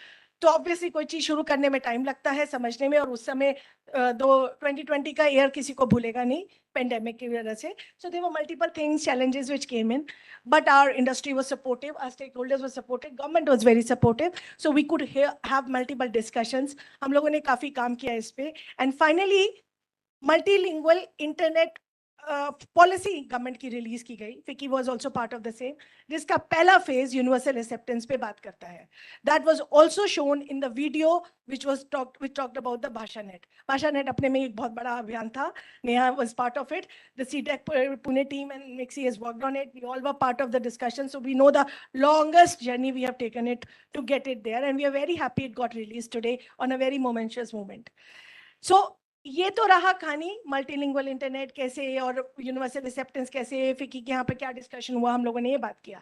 तो हमने आईकैन ने फिर, जैसे वो globally बहुत काम करते हैं, उन्होंने इंडिया को एक लोकल चैप्टर दिया यूए का, एंड दे सेड कि इसको रन किया जाए. अब वो chapter while secretariat is with FICCI, it is a community based chapter.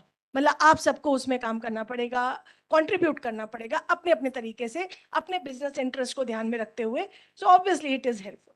सो अगर अब आप इंडिया के ओवरऑल डिजिटल लैंडस्केप की बात करें, हम बहुत स्ट्रांग हैं. कुछ फिगर्स आपके सामने आए होंगे, मैं बस 2-4 ही बोलती हूँ. हमारे इंटरनेट सब्सक्राइबर्स कितने होंगे, किसी को आइडिया? कोई भी हाथ उठा के बोल दो दी. Sorry, so we are around 880 million out of 1.4 billion as of now. Currently we stand at 881, we would say. That is where. But next set of internet, the subscribers which we will get is going to be what? Bahubhashi. The next ones would be not you and me speaking English or Hindi or something. उनको अपनी भाषा समझ आती है, वही आएंगे. और आएंगे क्योंकि सरकार काम कर रही है उस पे. डिजिटल इंडिया कैंपेन चल रहा है. There are multiple activities which government is doing it. So that is why the figures are increasing. सबके हाथ में स्मार्टफोन है. Although अमिताभ जी ने तो फीचर फोन से भी दिखा दिया था भाषणी कैसे काम करता है. सबके हाथ में स्मार्टफोन है. या तो मैं बहुत बोरिंग हूँ या आप लोग आंसर नहीं देना चाहते हो. Thank you. सो ऑलमोस्ट हमारे यहाँ पे 800 मिलियन स्मार्टफोन्स है. 80% 4G एनेबल्ड है.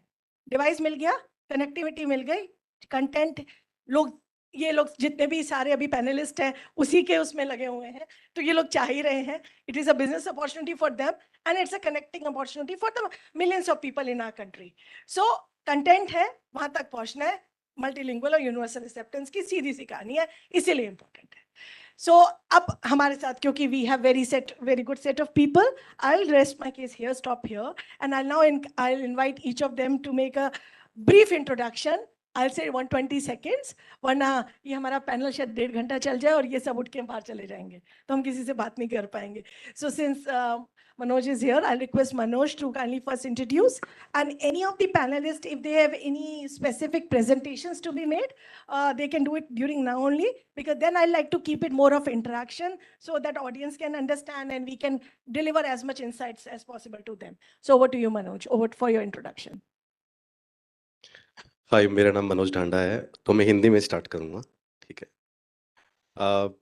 I came from Haryana around 10 years, not 10, 14 years before, right?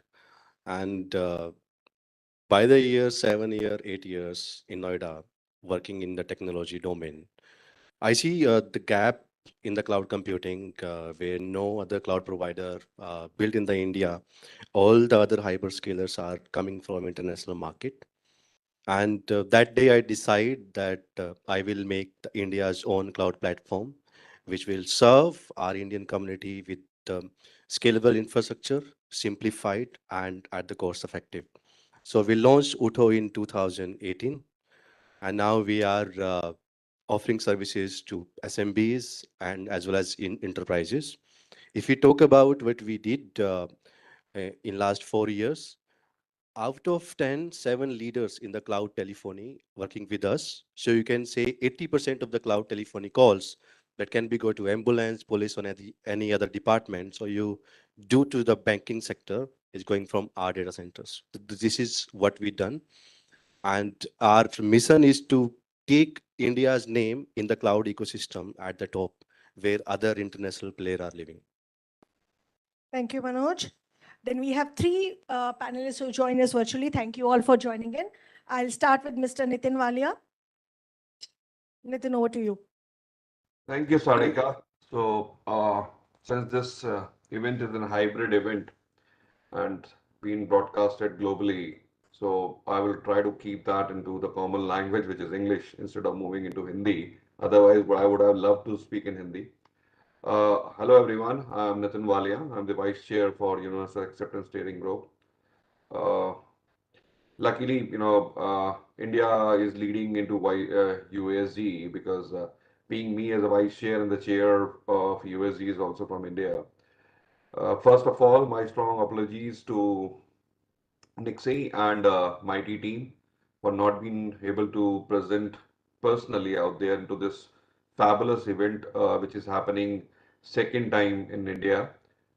Nixie was the one who hosted the first Global Day event with the concept of celebrating the UA days last year in New Delhi. But this time, because of certain personal conditions, I'm not able to be physically available out there. So my strong apologies to everyone first. And then I'm also the director for Data Engine Technologies. And we have been doing work into IT sector from almost last 25 years and built a lot of made in India solutions, which includes universal acceptance and EAIs and IDN support and everything. So I'll not take much of your time into introduction because a lot of things have already been done in the start. So I will pass it to the next panelist, please. Thank you. Mr. Balendu. Thank you so much, Sarika ji. My name is Balendu Sharma Dadich and I work for Microsoft. I have been with Microsoft for about a decade. And I manage the local languages and accessibility ecosystem there, apart from managing the developer marketing. So that is my brief introduction. But other than that, Microsoft has achieved a distinction recently that we have been supporting Indian languages in our ecosystem for the past 25 years, because we started this work in 1998. And now we are, at the cusp of 25 years. So that is one important milestone for us. As far as my organization is concerned, we are a platform organization which provides platforms to others to be able to, develop applications and also, in the productivity space. So what we are doing in this UA space is that the technologies that we are developing are not only for us, but also for everyone who wants to use Microsoft, its products or its technologies, even the developers who want to add UA support using Microsoft's ecosystem, for example, the APIs and the libraries, etc. So we are an enabler. That is the role for us. And going forward, I'll be very happy to discuss on other topics as well. Thank you. Mr. Matthew. Good afternoon, ladies and gentlemen. First of all, thank you, Ms. Sarika. I'd also like to thank Nixie and the Ministry of Electronics and IT for organizing a panel that is of much relevance, right, in terms of the topic. My name is Matthew Jose, and I'm the MD and CEO of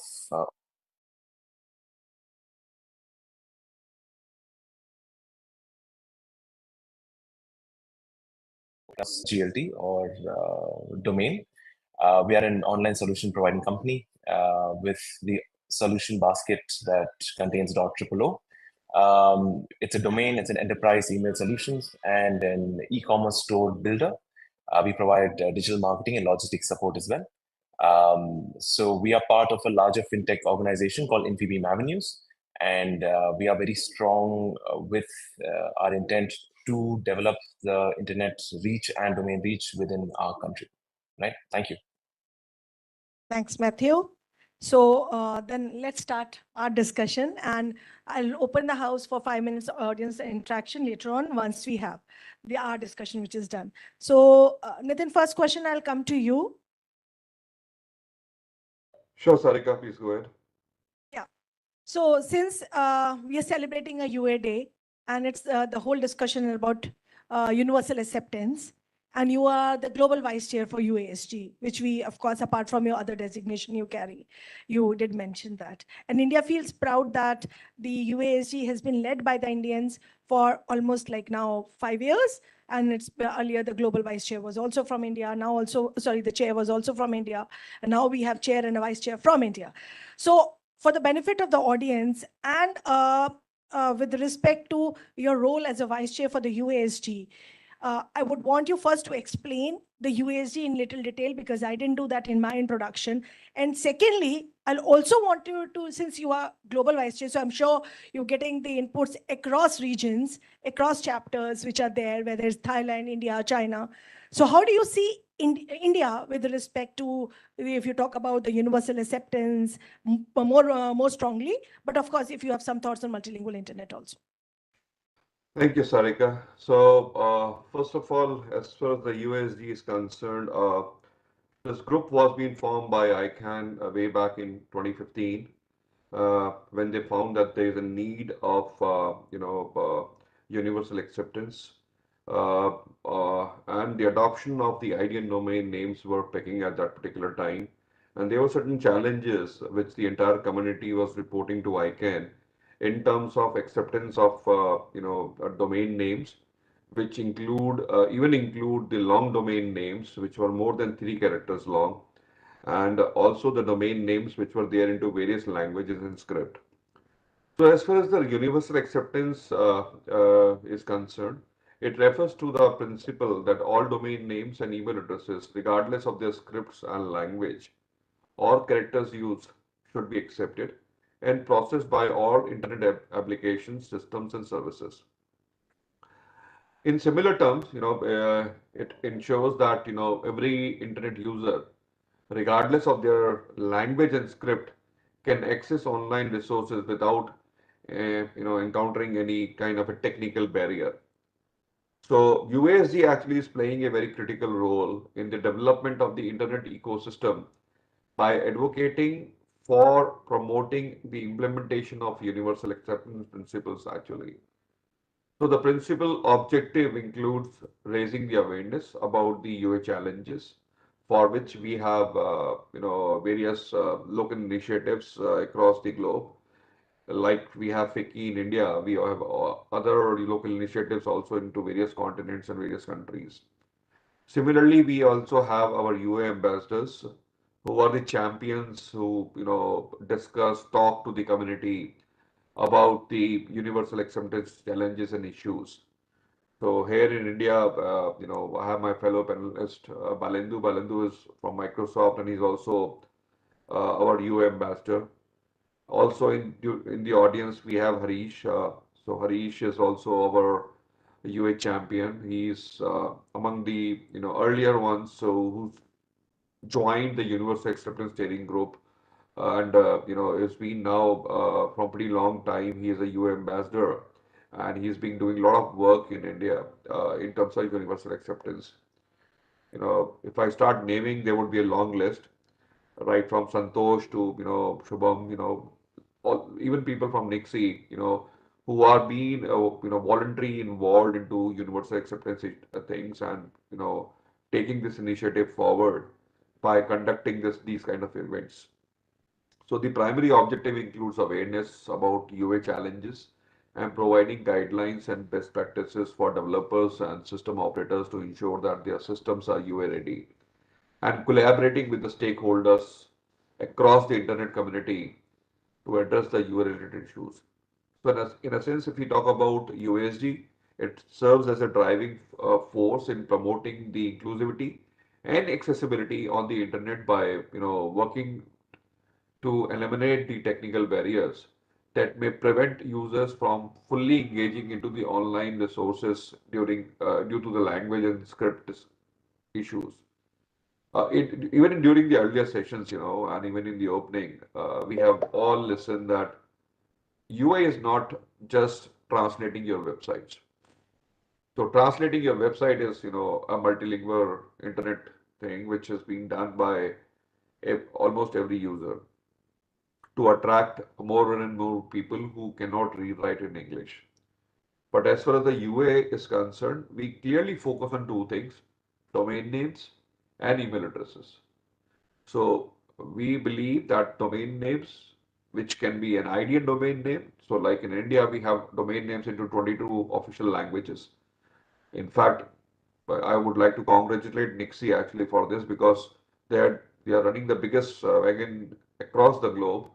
They are the only registry who's offering 22 odd you know, IDN domain names. Otherwise, nowhere in the world you will find such kind of challenges to have so many number of IDN domain names being offered by any registry. And in fact, in India, the most important thing out here is, you know, not only the translation of website is concerned, the most important thing which everybody needs to address is the email addresses and their domain names, which should be there. So just by translating your website will not make you ready.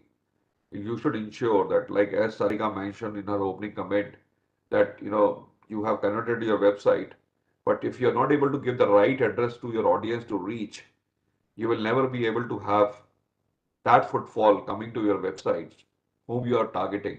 And as we all know that in India, the data says this, that 88% of the population cannot read, write in English. So right now, it's just 12% of the population which is being targeted over the internet. 88% of the market, which is still virgin, needs to be tapped, which brings $1 billion opportunity for all industry which is working into the internet space. So I rest here, and over to you, Sarika. Thank you. Thanks, Nitin. So with that, of course, as Nitin has already mentioned, so Nixie is doing a tremendous job in this area. If you talk about, you heard in initial statements. So if you talk about, we have more than 1,488 TLDs, and in 60 IDN TLDs, and 15 is with India. So that's, I'm talking about globally. So that's something which is there. So you can say India is coming up in a big way. Nixie, of course, being is providing the .Bharat in 22 language, which itself is a very big thing when you talk with respect to global world. So definitely a strong potential with respect to India. And if we just talk about, I would say, universal acceptance, internet domain names, I think Samiran ji can further verify that figure. It's almost a $14 billion opportunity which is lying on the table across. And across, I'm talking about it globally. And India has a big thing to cover up in that, big pie, for the obvious reasons we come in for. So Balendu ji, you've heard Nitin, and he just mentioned about the great work being done by the various stakeholders, including you, Ambassador. So, and you are being a new ambassador. First of all, congratulations for that. And so as a new ambassador, and of course, as a person from an organization, Microsoft, I'd like to understand from you, what kind of regulatory framework or the policies do you think can be really enabler if you talk about a global domain with respect to universal acceptance, which can help it to promote, to grow, and it can be really good. So I request if you can share your thought with respect to India as an ambassador, and of course, as a Microsoft official with respect to the global observations. So over to you, Valendu. Sure, Sarika ji, thank you so much. And I would say that India is among the countries, including China, Russia, Saudi Arabia, and UAE, where governments have been actively promoting and encouraging the growth of a suitable ecosystem, which is helpful of growth of IDNs and EAIs, email address internationalization. As far as the regulatory and policy frameworks they are considered, they are mostly helpful because they bring in a system that ensures compliance and accountability. At the same time, governments can also play the role of an enabler who helps in creating a fertile ground where these inclusive initiatives can prosper. And I see that the government of India, with the help of MITI, NIXI, ICANN, and UASG, has been doing that with remarkable success. Not only that, we have a very rich history in India as far as the local language technologies are concerned. Because you know that people in India, especially the developers in India, they have been facing a lot of problems even in creating applications that support local languages. And then the government of India, with the help of MITI and TDIL and Indian Bureau of Standard, they came together to provide us with standards like ISKI and other standards. Also, we came up with INSCRIPT standard. We also came up with support for Unicode. Now, these are the things that enabled growth of a kind of an ecosystem in India, which helped people to create content in their own languages over computers and mobile phones, etc., and also create applications, develop websites, mobile applications, and PC applications, etc. So government played a role of enabler there. And if you look at some of the work that has been done in the past by TDIL, the Technology Development in Indian Languages, which is a branch of MITI, they have also contributed a big way in development of this ecosystem. And if we come to the present age, you can see that Bhashini is going to play a very big role of enabler for people who want to integrate these technologies, especially artificial intelligence enabled technologies in their applications. So government is playing the role of an enabler, and which is very important here. And as we know why this is important, because as my fellow panelists have already mentioned, that URLs are not the only solution. It is where we go using that URL that is more important. The local language content, the services which are available in local languages, the e-commerce applications, if we can reach through to those applications, different portals where we can go and register using those URLs or not, those kind of things are very important. Now, as far as the regulatory framework as well as policies are concerned, they just need not be external only. They can also be internal. And because we know that government of India is the largest stakeholder in India, and the government has an opportunity today to set an example as far as the UA support is concerned. For example, the government has 9,000 plus websites in India. What if these websites are available using IDNs in local languages? All of these, that can create a kind of a moment in India that can inspire a lot of industry as well as other people, the youngsters, the startups, etc. So government can again take a lead in this area also, although they are doing a great work which is being called out across the world. But there are certain places where we see some other opportunity as well. Now, what can they do? One is that they can maybe start using IDNs. They can have forms in these websites which support IDNs. They can, their systems can ensure that email addresses in local languages are accepted and truly digital content is available on the websites, because this is also linked with the multilingual internet. Many of the websites in India, I would say millions of the websites in India, may not have digital content. That is a problem. They might have lots of content in the form of PDF documents or images. All of that needs to be converted also, because if you want to take total advantage of this revolution of local language technology, I think all of these things also we have to do. Now, some other areas where government can help develop this ecosystem is that awareness and advocacy. They can connect with the policymakers. They can inspire them to bring good policies. They can also make sure that UA is a fundamental principle for us. Also, internet governance can reflect these requirements. The digital infrastructure that we have in place in India that can reflect these requirements, and that can help us. Procurement standards is another area where government can play a major role, because it is possible, because the government is in my opinion, government is the largest or biggest buyer in the country of different services. If they come up with procurement standards, which also make sure that IDNs and EAIs are must to be supported in the in the products that government buys, again that will also maybe spark a chain reaction. Then they can encourage startups and developers who are trying to build technology to support these kind of features and enablements.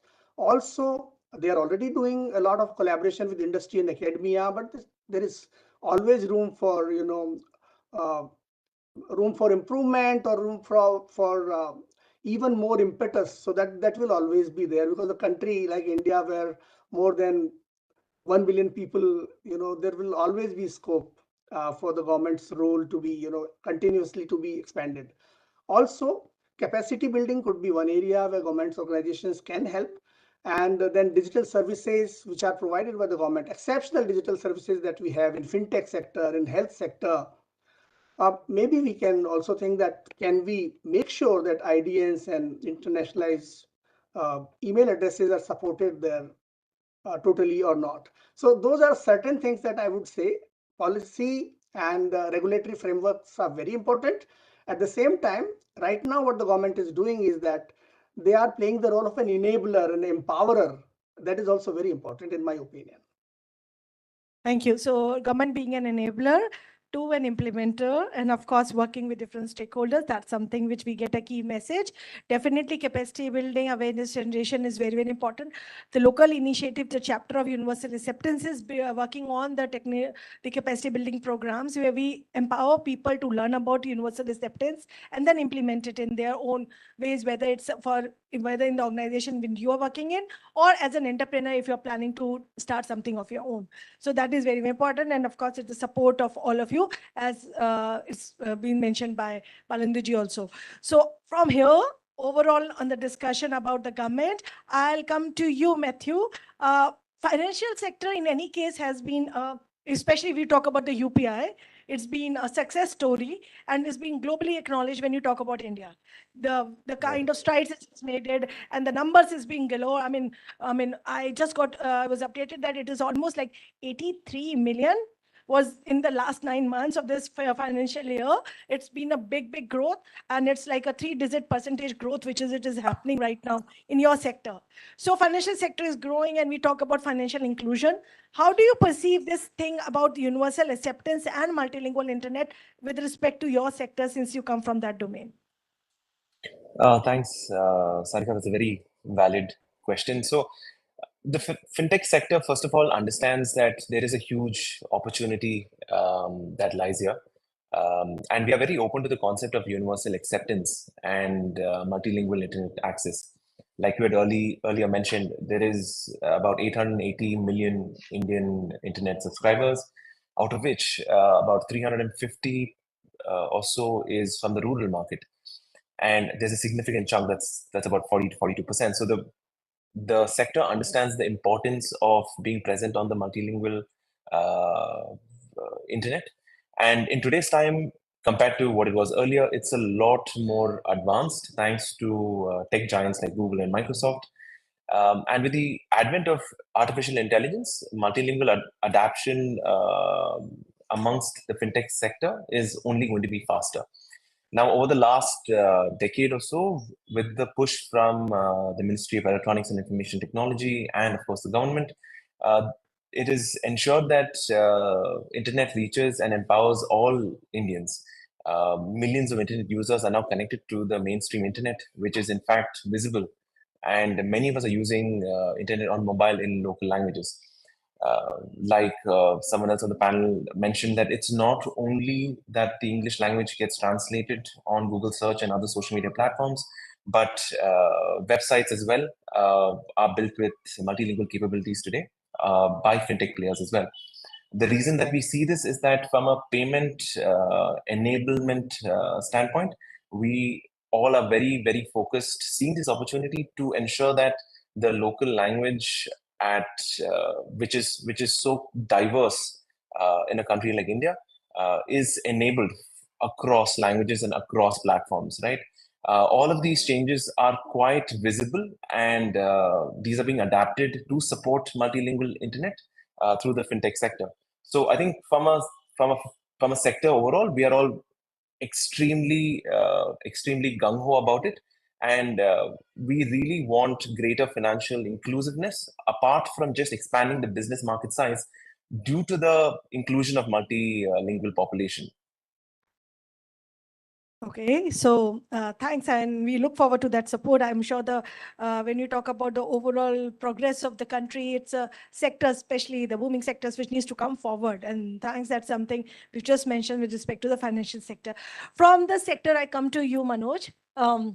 So in fact, I'll put a question in two ways. One is, of course, first is that how do you see the universal acceptance and how did you apply it for your own organization when you talk about the cloud service providing and cloud infrastructure? And my second question would be, which in any case, Matthew, I'll also come to you. Especially, there's been discussion on the startups. Multiple people Right. have talked about startups. Balindu did mention about the startups. That's something that growth is required. So from as a startup, how do you see? Because startups are normally concerned, and for that matter, anybody, but for especially when you talk about the culture is growing very well. We have more than 100 unicorns coming from India. All is very, very good. Right. But when you talk about the concepts of universal acceptance, ये क्यों करना Right. है और पैसे लगते हैं, time लगता है और क्या फायदा है? So these are the three things which I put it to you also, and I'll come to Matthew also to you on this one. So first to you, Manoj. Right. So if we see in our case, we largely deal with the developers and SMBs or all the tech peoples, right? Largely deal in the English language, and but yeah, I remember about 2 years back, someone asked, "Do you have a website in the Hindi?" Right? That call only website. And then we look up for this. Can we convert the website? And we see, yeah, there are a lot of plugins which immediately translate your website to any language, and you can convert in just minutes. But then you also need to see what kind of demand you're getting from the market. If you see from the startup perspective, we always looking for the numbers, what kind of request or the demand the customer is giving us. Like this kind of feature we required, or this particular language we required. So for our platform, we have whitelisted all the new GTLD, all the long words. And for using the name as a domain, we are in the progress. And we have one limitation. I have questions to the old tech people here who are working for these language models. How we can do this or to the native programs, for example, MySQL, for example, Kubernetes, and any other services. I assume in next few years, this will be possible, that AI will just convert the code to any language. For example, if you have a developer who just love to code, but doesn't know much about the English, right? Then he or she can code to their own native language, and AI can convert that code to the English, which actually the computer language understands, and then it will run as a program, and it can be succeed. But yeah, yet to few years to go. Definitely every aspect need to look at what kind of investment we need for having such features. To have your human resources work to add a single language, it take couple of days or maybe couple of weeks. But what I see in the rural areas, as understand the customer centric market, any retail or any e-commerce website, or you can say any Kriana store. If I talk about the normal example, my father doesn't know about the English, right? But whenever he need to see any video on the YouTube, he just speak, and that particular video come and up front of him. So these kind of use cases, I must sure will be increasing day by day, and this is very, very important. Not only the domain name in just the script language, but to have the website and to understand how you can convert from text to speech or speech to text, right? Overall agenda should be how we can make it easy to everyone to access the internet, and whatever he make the choice, he can get those content. Thank you, Manoj. And I'll of course ask Nitin to answer this thing once we come to Nitin. But before that, Matthew, your take on the startup journey for the universal acceptance and the multilingual internet. So I believe that startups or any enterprise for that matter, they want to expand their reach and horizons. They should have UA compliant platforms and services for diverse linguistics. This obviously increases their brand and product awareness amongst their TG, and also increases potential business. And a very simple example to put this into perspective is the way the World Wide Web was perceived initially and how it is today. So earlier in the day, it was to reach out to a larger audience that is worldwide, that is beyond our geography. And if you look at it today, I think there's a larger need where people want to reach out to smaller audiences that are within their geo in specific languages, right? A very simple example could be someone who wants to reach out to an audience in Kannada and would want them to understand a language in Gujarati, right? So for such a need, it is extremely important that the content we have on our website and our domain for that matter is extremely diverse and gives that support. The brand or the product awareness, in fact, is the cornerstone for any business to grow. So language should be the last thing that should be a barrier for people, either in startups or any business.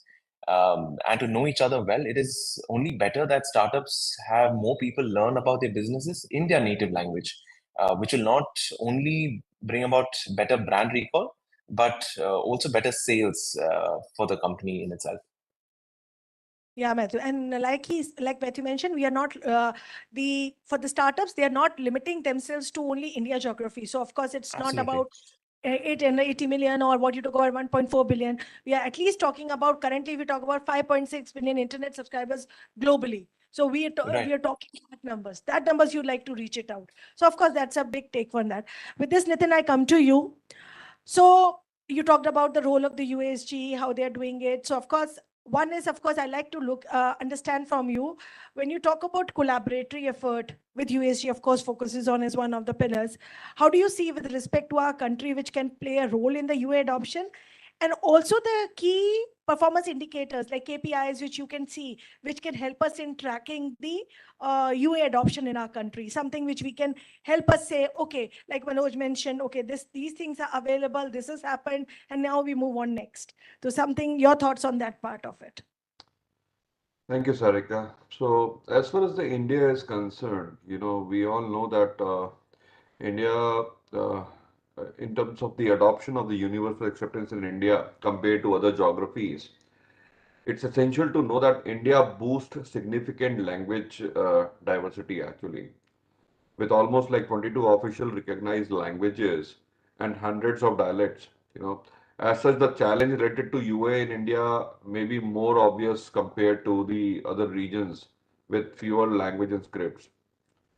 And in fact, if you will see the Government of India various initiatives and commitments towards promoting the digital inclusion through language initiatives like Digital India Program, BharatNet, launching of IDNs into all 22 official languages.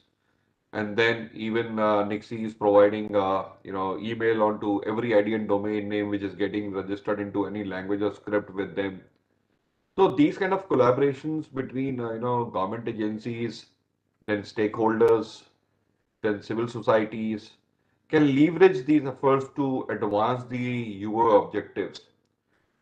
In fact, in the opening session, Secretary Sir, Mr. Paul has also mentioned about in 2021 task force was being created for multilingual internet and universal acceptance issues. And if I remember correctly, that in April 2022, this task force submitted published a universal acceptance and multilingual internet phase 1 report, which this task force created, which consists of India's a roadmap on universal acceptance and multilingual internet adoption. And already government and industries are working on that particular on those directions actually. So I think as far as the future of universal acceptance is concerned, as I mentioned in my opening remarks, because it's a billion-dollar opportunity. If you do not address this thing now, then definitely you are losing the potential customers, the potential users of your applications and services. If you are the potential viewers on your websites, which will indirectly or directly impact your business in days to come. And delaying this thing will only dent your existing infrastructure and dent your existing clientele base, which you will start losing gradually actually. In fact, government, when we overall say the role of the government here, government is a policy maker actually. But apart from the policy maker, as Balindu said, government also plays a very vital role in terms of the largest procurement entity in any country. In fact, in UASG, we have created a small document in terms of best practices for tendering and processing tendering guidelines, in which we requested through GAG to all the GAG, which is a government advisory body in ICANN, to all the governments across the world that you should try to implement these guidelines into all your procurements which you are doing in terms of any kind of a software or hardware, which consists of two important things. One, in terms of hardware, IPv6 readiness, which almost like in every tender it is coming these days. And second was the universal acceptance readiness in terms of the applications and softwares. So if that thing got implemented and government itself start, implementing by ensuring that by just making your websites into various languages will not solve the UA purpose. We, uh, we as industry and government as the initial person who's going to have lead with the example has to ensure that all government websites, regardless of their language and script, should have been hosted into all their domain names, which should be in the that particular language, which is all like we have 22 odd languages, ID and domain names available here. So, depending upon the region, at least those websites should be available into those ID and domain names. If in all 22, that is wonderful actually. And then all their contact us pages and even their advertisements, print, electronic, which is going online, offline, should have those domain names and also the email addresses to contact by the citizens to them. Uh, Government of India anyway is doing a lot of work in terms of language adoption. Already in education sector, they have moved up by bringing up the fintech industries and universities where students can go and have their higher educations even into their local languages now. Even the professional courses, yeah. The professional courses. So even if you're going to do a doctorate or you want to do engineering or you want to do an MBA or law, now you have specified universities where you can go and do it into your local language. So they are breaking the barrier of English out here. And even as far as the coding is concerned, there are various programs like Bharat Programming Language, which they already have, W language they have, and Hindi programming languages they have. So Omlang, so a lot of things have been done already. It's just a matter that there's lack of awareness which is out there. So I think one thing which is important is that whatever the thing which is happening in India and even been done by cross industry, government or private, must be spread across to the users in such a fashion so that more and more awareness towards the same can be done. Thank you. Thank you. With this, I come to you, Balindu, and after that, I'll request all the panelists after Balindu's question to share, because I know with the interest of time, but I like to know a real-time case studies which you guys would have been either implemented or would have been part of the journey or would have experienced it. But Balindu, first to you, since you come from Microsoft in that hat, do you see any technological advancements which are required to, I would say, advance universal acceptance or to support multilingual internet? And also, since I'll also add on the question, so Microsoft has been known for increasing the internet accessibility. Multiple work has been done, and we know EAI being there for India for almost, I think, 15 languages. So something of those kinds we are talking about. So keeping that perspective in mind, any journey would you like to share with respect to with our country, which could be helpful for the audience in the UA community here? Yeah, sure. So first of all, I agree with Nitinji's words that we need to create awareness. That is very important from the perspective of UA, because not only we need to reach out to the users, actual users, but also developers and also people in the government, people in the industry, etc. So that is very important part. Generally, we do a lot, but we don't market it. But if we are able to market it properly and on a big scale, I think that can bring a lot of results which we generally don't get. As far as the difficulties or challenges which are faced in terms of developing technology that supports IDNs and EIs, I would say that Unicode is already there, which has provided a very good base for development of these technologies. So wherever systems support Unicode in toto, there we have very good use case of implementing IDNs and internet email addresses also in local languages. So that is one thing.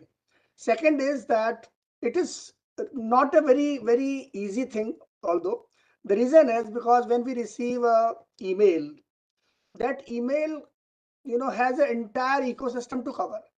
First of all, it starts from a user, then it goes to the server, which might be a mail server. Then again, it goes to different other servers, and finally, it goes to the mail server, which is connected with the actual end user, and then it reaches that person's computer. So many different nodes are connected here, and every single node should be able to support this technology. That is the challenge. Another challenge is that these nodes should be able to accept local language domain names and email addresses. They should be able to validate them that this is the right email address. This is not something like a spam or somebody is not trying to fool us. Third is to store. They should be able to store those First is to process. I think they like to process. Then processing, and finally display. So these 5 different tasks are involved here, and each and every node which is part of that ecosystem or that chain, they have to support these. So not a very easy task though, but we are moving nicely. We are actually doing good on this front, because as far as Microsoft is concerned and many other organizations also, we are concerned, we are able to support IDNs and EIs with quite ease in our applications. I would say that there are some other elements also, like text input is a very important aspect. Unless and until a person is able to type in a particular language in that URL of a browser, then that person will not be able to even reach the website, even if the website might be available in local language domain name. But these kind of things are also important. Then second thing is accessibility. What about people with disability? For example, people with blindness who can't see it. How can they take advantage of these IDNs in their own languages? How can they, input text and they can read that text through the screen readers or other assistive technologies that they generally use? They should also support these things. Then programming language should be able to know that these are domain names and we need to treat them differently. These words are to be treated in a different manner. And similarly, scripting languages, databases, and now artificial intelligence. So we are dictating our text. Artificial intelligence is transcribing that, but it should be able to know that this is IDN. So many things are there. Office applications should be able to identify. For example, if you go to any office application, and when you mention a particular web address, you see that automatically that web address is converted into a link, hyperlink.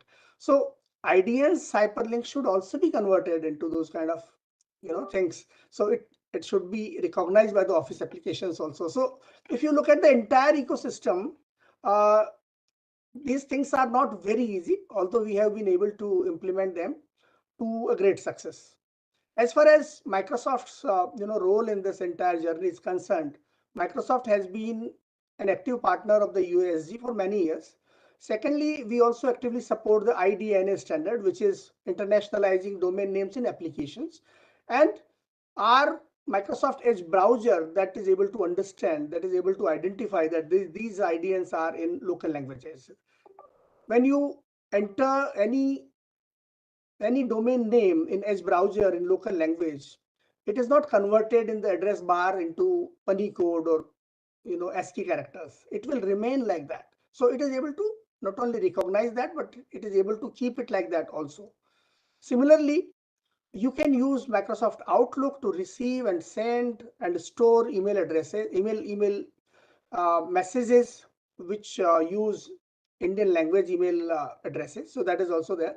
Similarly, Microsoft Exchange, which is our mail server, that also supports it. So entire ecosystem right now supports IDNs as well as internationalized email addresses. That is the status as far as Microsoft is concerned. Thank you Balendra ji. And जैसे हमारे माननीय प्रधानमंत्री जी कहते हैं सबका साथ सबका विकास, तो इसमें actually like you mention the all nodes have to work together, everything has to. So if I make my website UA compliant and yours is not, so we are not able to talk, we are not able to convey anything. So everybody has to work into this whole journey. That is something which is very important, whether it's the application or the technology layer. So with this, Manoj, over to you. Like you said, we started with the cloud computing. So any real-time case study would you like to share when you talk about the universal acceptance or your journey towards it on the multilingual internet? And how do you see the overall shape of the cloud computing, taking it forward with respect to our country? So, and also, sorry, in the interest of time, I request you if you can reserve your comments to only 60 seconds, because I have to come to Matthew and Nitin also, so that we can wrap up in next 5 minutes. Right. So cloud computing is growing and growing day by day. AI is coming. We will see a lot of use cases after ChatGPT. I'm sure many of you are using ChatGPT and doing any conversion or asking any questions. I mean, lots of developers these days using ChatGPT for generating the code, right? So one thing I can say here, we need to do marketing. We need to do marketing at scale, where everyone should be at the same page, should see the market size, like the billion dollar of market opportunities there. If we see IPv6 enablement and the having with all the ISPs, still if we use IPv6, it's not working at many ISP levels. So if we talk about IDNs and UA, we really need to market hard, because people are not implementing IPv6. So to implement UA at all the organization level and national level, we have to market. And yeah, I can say the marketing is the way to implement it, and we'll achieve whatever we want. That everyone should have the personalization access.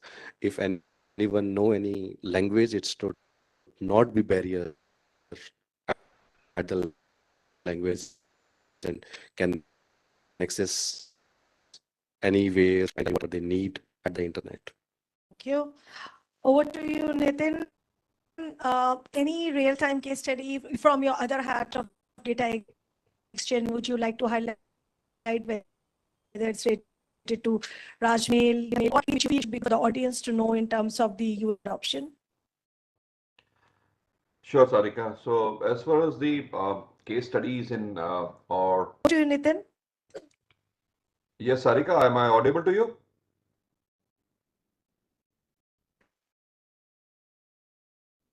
Sarika? Yes, we can hear you now. Okay, perfect. So I think there was some data loss in between. We can hear you now. Okay, perfect. So as far as the case studies in India is concerned, there are multiple case studies which has happened in India in terms of UA adoption. The classical example was Nixie itself, who was the first registry globally to start offering an email address along with every ID and domain name. So, we have been discussing with a lot of registries and registrars from pretty long time that, you are providing the ID and domain names, but you are completely dependent on your registrars or the service providers to enable their systems to start supporting the ID and domain names and email addresses.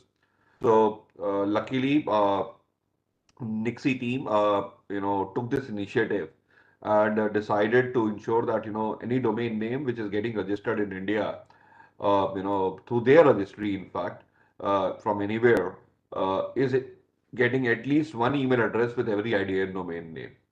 So, now anybody who's booking a domain name, any ID and domain name in all 22 official languages is getting one email address to have a hands-on experience how the how EI works into an email platform. So that is one thing.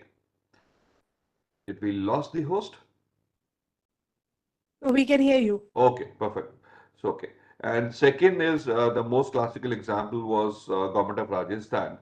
So in government of Rajasthan, it happened into the leadership of the Honorable Prime Minister in the last term, and with the vision of the CM of government of Rajasthan, they decided that they should become lead with the example in terms of adoption of ID and domain names, not only for their internal use, for which they have rajasthan.sarkar.bharat, and they also get a domain name which is rajasthan.bharat.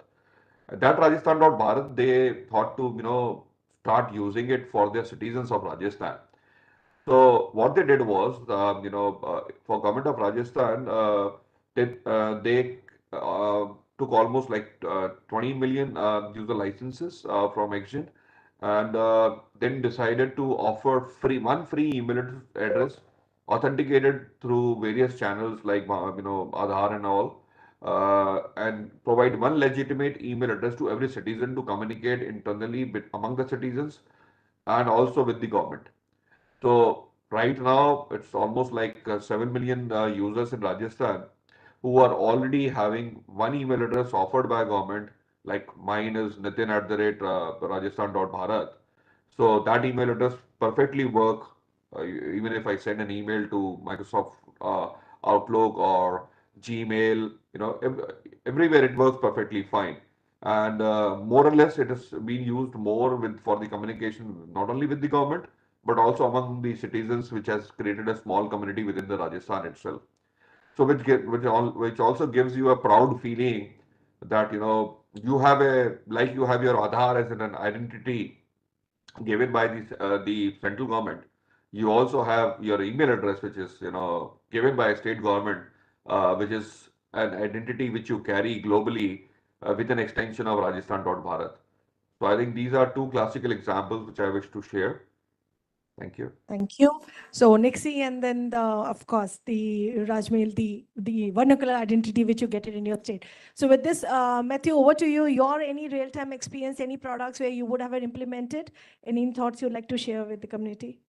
Right. I think Mr. Manoj was absolutely spot on with 2 points that he mentioned. One was the advent of artificial intelligence, and secondly, of course, the importance of marketing in this whole initiative. So we definitely believe that the next growth is going to be coming from the multilingual world. There's no doubt about that. And our parent company, Infibeam Avenues Limited, has recently forayed into the AI space, setting up Phronetic AI. Phronetic AI is an AI-focused initiative, and among various AI projects, it is also working on building a multilingual generative language model. So this model would play an important role in revolutionizing the world of the internet, as it would pull down the language barriers for business. The gap for non-English speaking audiences will be bridged, and that's what we're looking to do with multilingual Gen AI. and local communities, local businesses will experience internet that is a lot more easier to access. We are already witnessing a large surge from our corporate clients to provide them right from websites to social media content services in multi-languages. This is to target various geos and cultures. And this is very much simpler and easier to do today with lightning speed, in fact, thanks to multilingual Gen AI. Once this kicks in and is ready, our digital marketing arm, which is Odigma, will be using it for our corporate customers as per their needs. So in a nutshell, we see tremendous potential in the next few years using AI and marketing. And I think we're going to be able to spearhead into this space with our capabilities. Okay, so thank you all panelists for, of course, with this insightful discussion. It was really nice that we could get in-depth insights from you all, especially from the industry's perspective. That is what this is. So I would say, because I'll not take a long, lengthy closing remarks, I don't want to be further getting any ill feelings from all of you for the lunch. So I'll just say that consent, collaboration and communication, that is, we'll all be together feel is very important. Consent, first you agree that you want to work in it.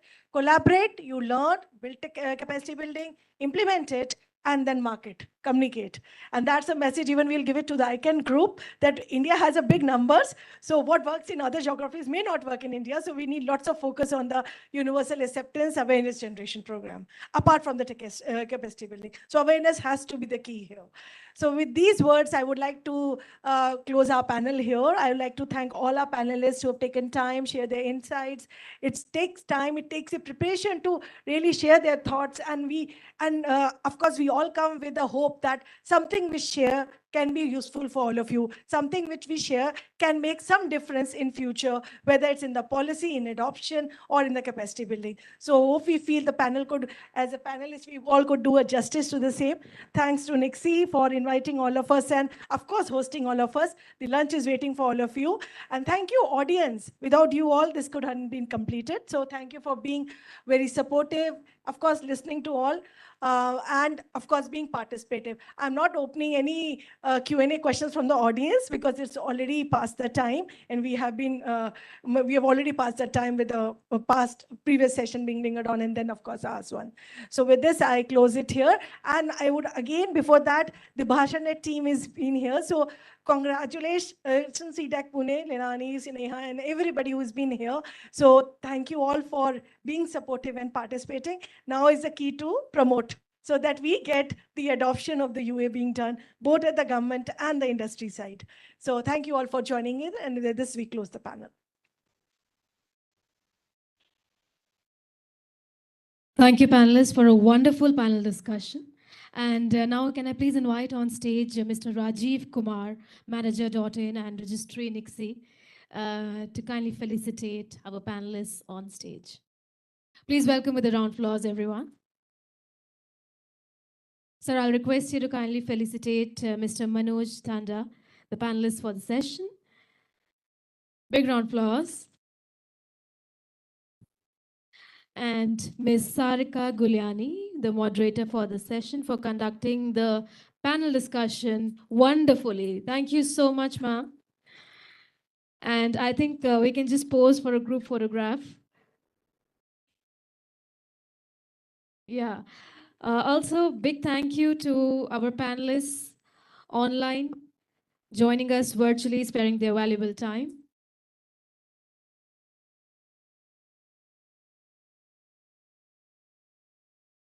Yeah, the virtual panelists, you can please switch on your cameras once again for a group photograph, if we can capture you. Yeah.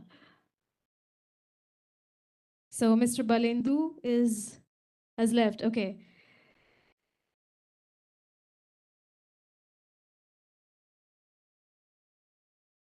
Big round of applause, please. Thank you so much. Thank you so much, everyone. And now, ladies and gentlemen, we are going to break for lunch. The lunch break is at the dining hall once again on the first floor. We would be shortening the lunch time a little bit to, be on time for the further session. So we would be assembling back in the same hall at 2:50 for the technical workshops. Thank you so much.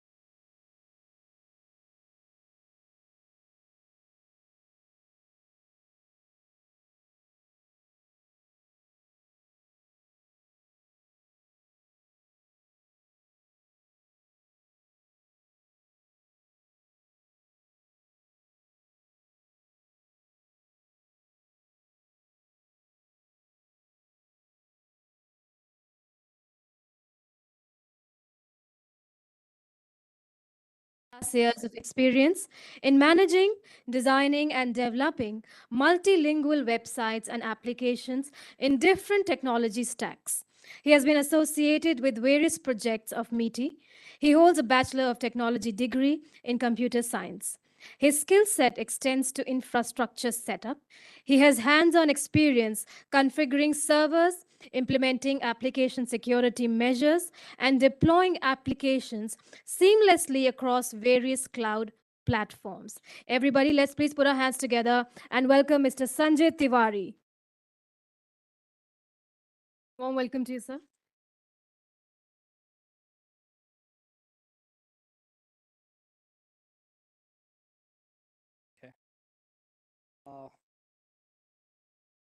Very good afternoon to all.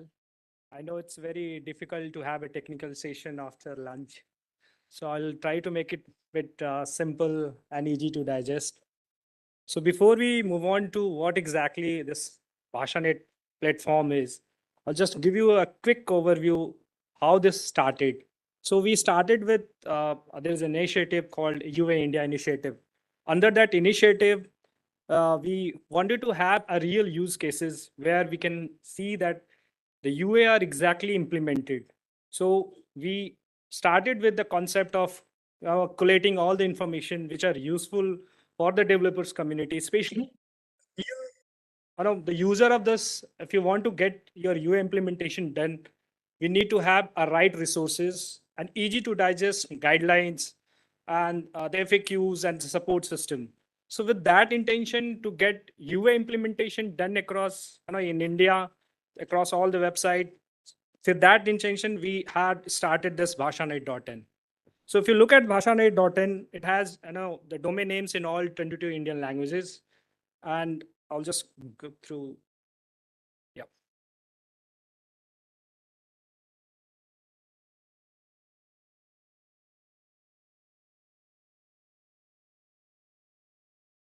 It's not skipping. Next.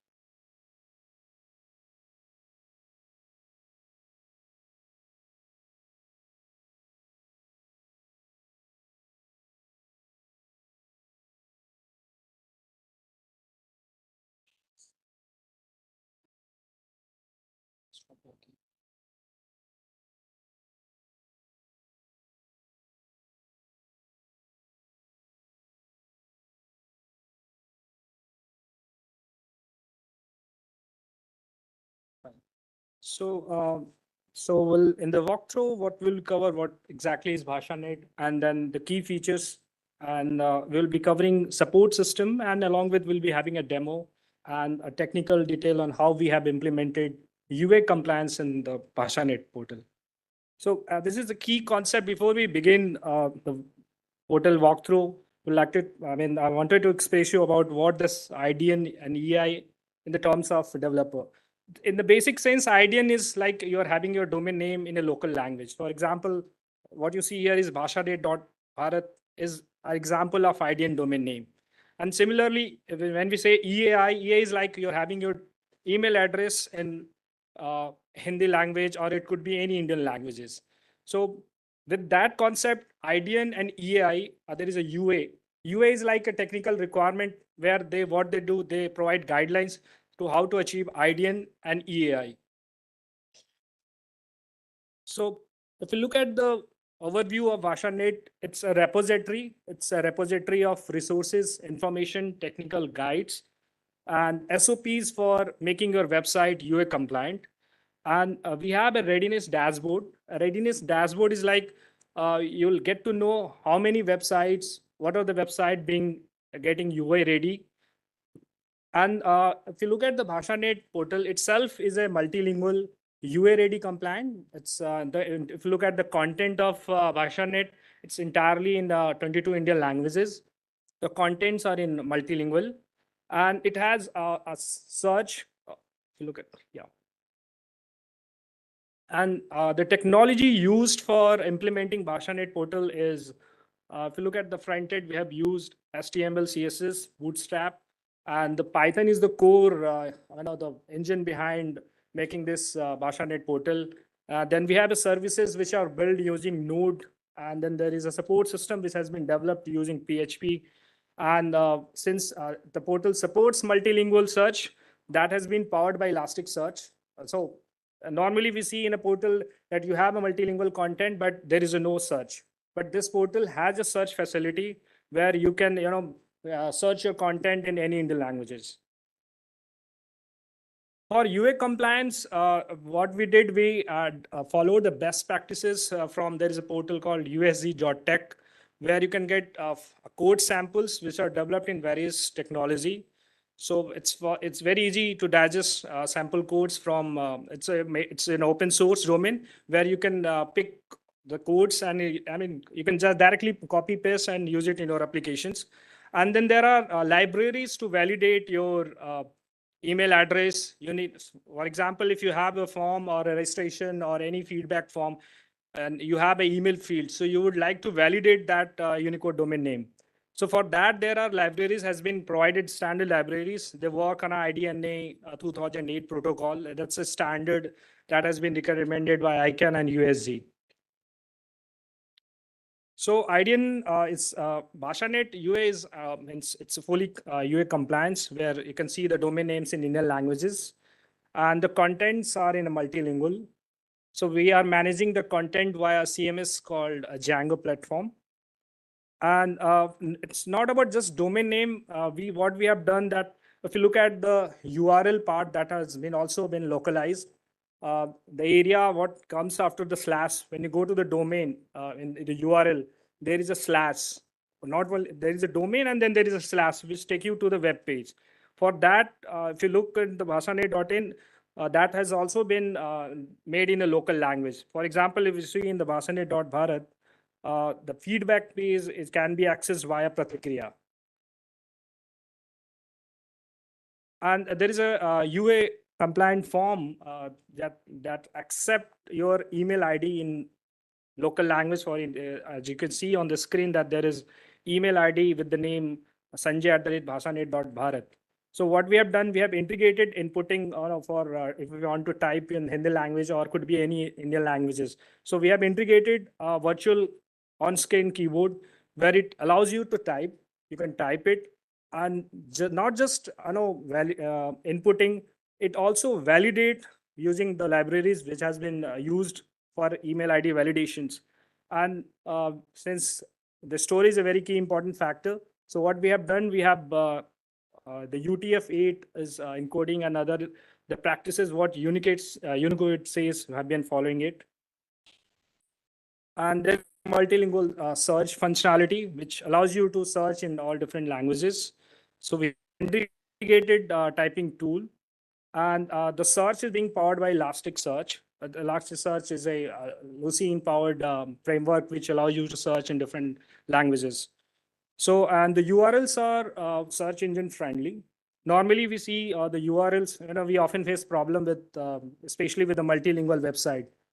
If you don't add the tag, there are, if you follow the standard of SEOs for multilingual websites are different. So we have followed all the guidelines which are required for the SEO to make it more search engine friendly, so that user can directly go to Google, and if you search bhashanet.in or bhashanet.bharat, it will directly land you to that domain name.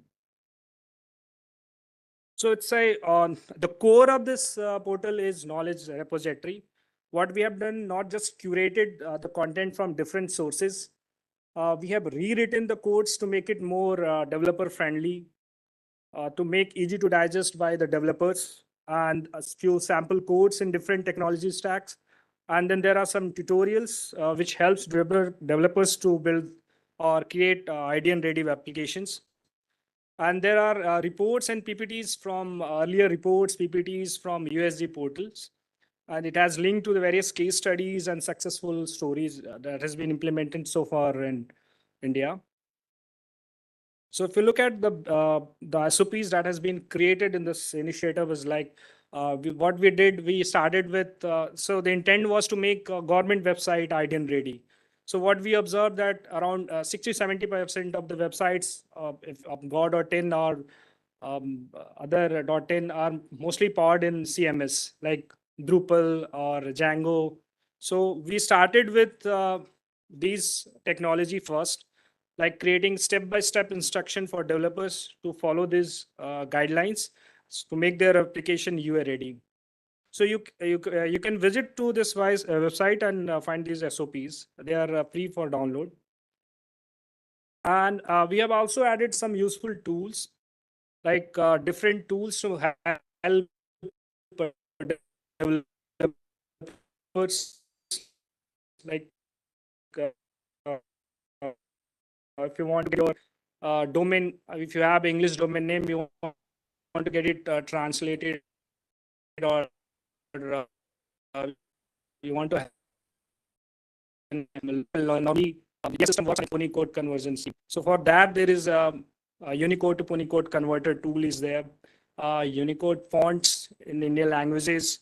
A transliteration tool is also integrated to help you out with what could be the transliteration of your English domain name.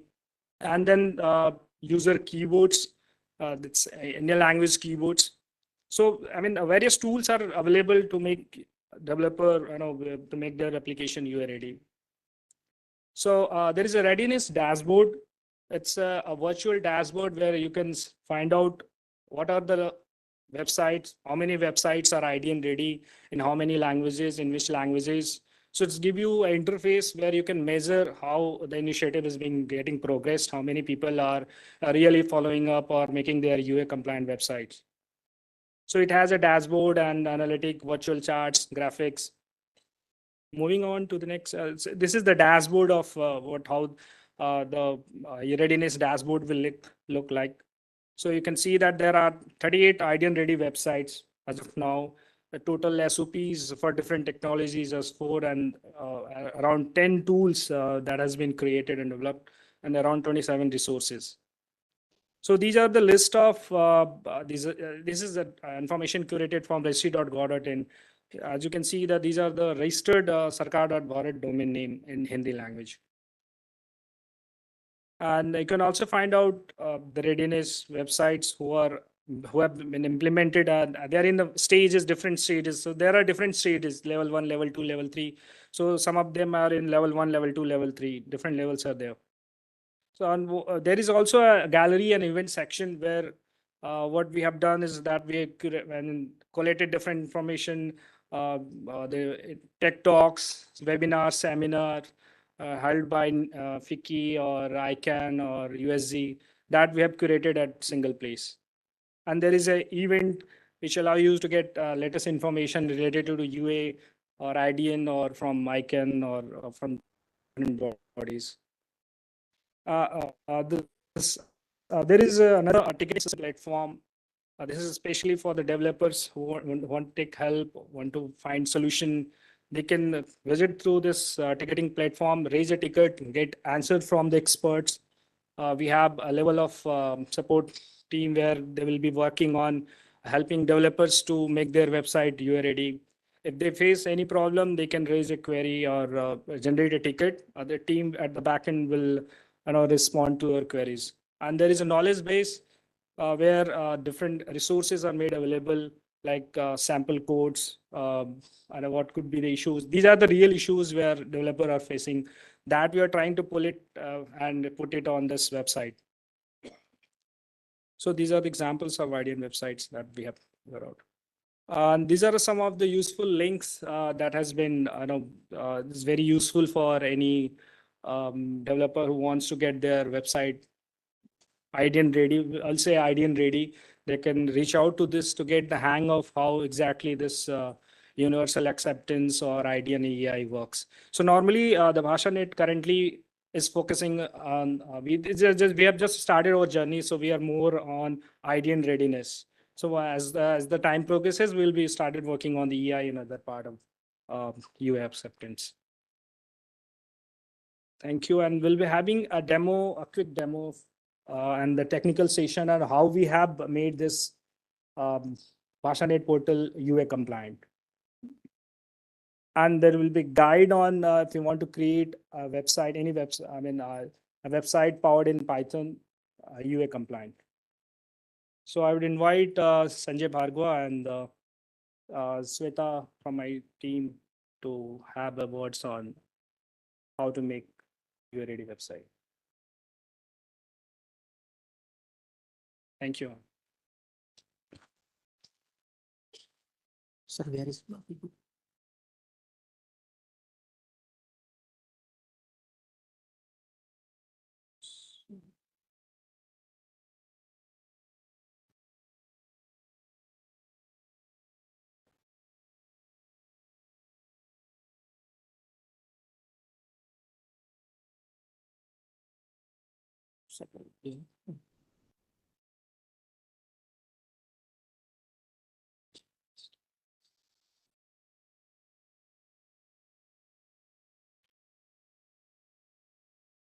So he will take you through the technical steps involved in making IDN readiness website.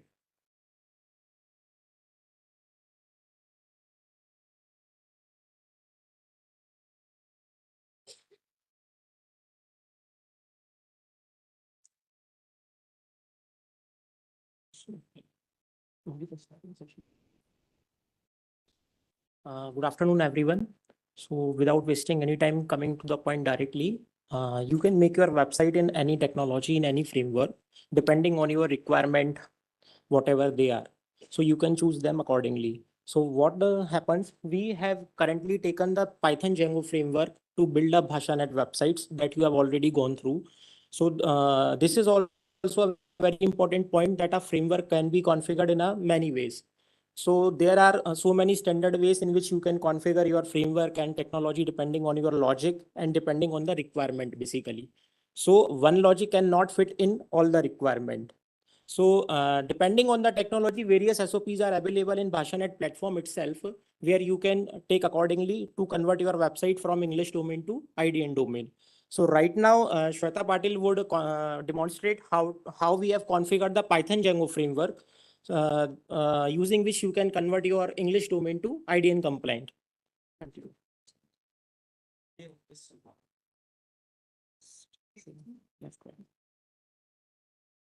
A very good afternoon, everyone. Thank you so much for having me here today.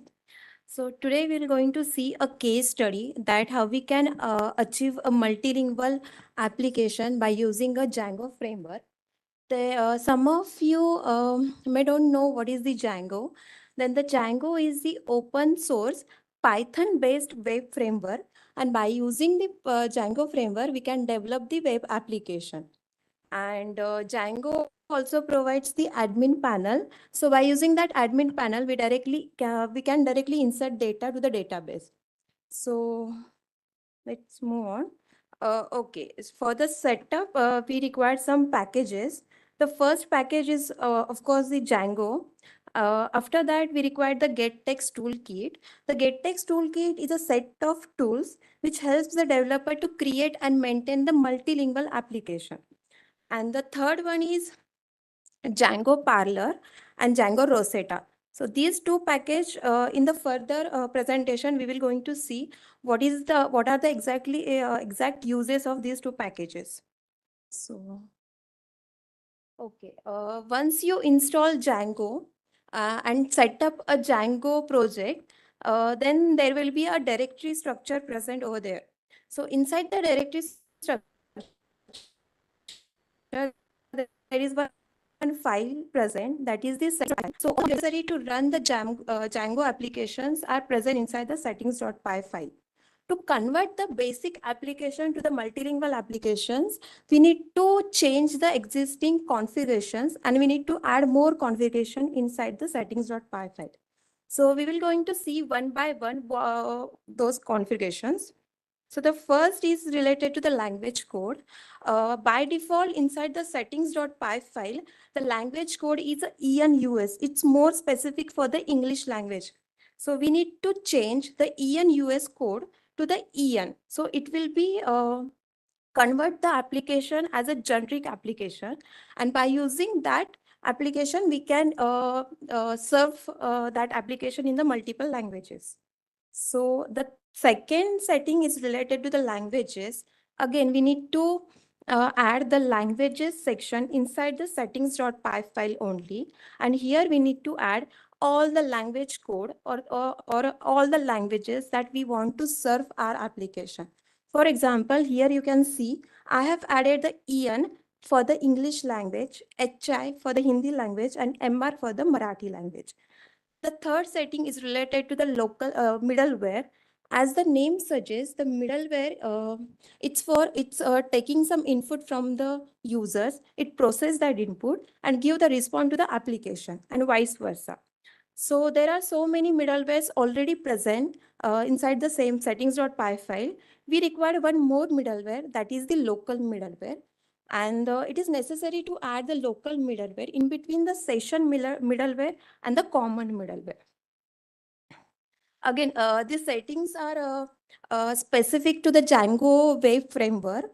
And so we're going to see a fourth step, that you install a Django framework and create a Django project. Then there will be a directory structure present. So inside the base directory, we need to create one folder, that is the local folder. And we need to provide the path of that local folder, local directory inside the settings file.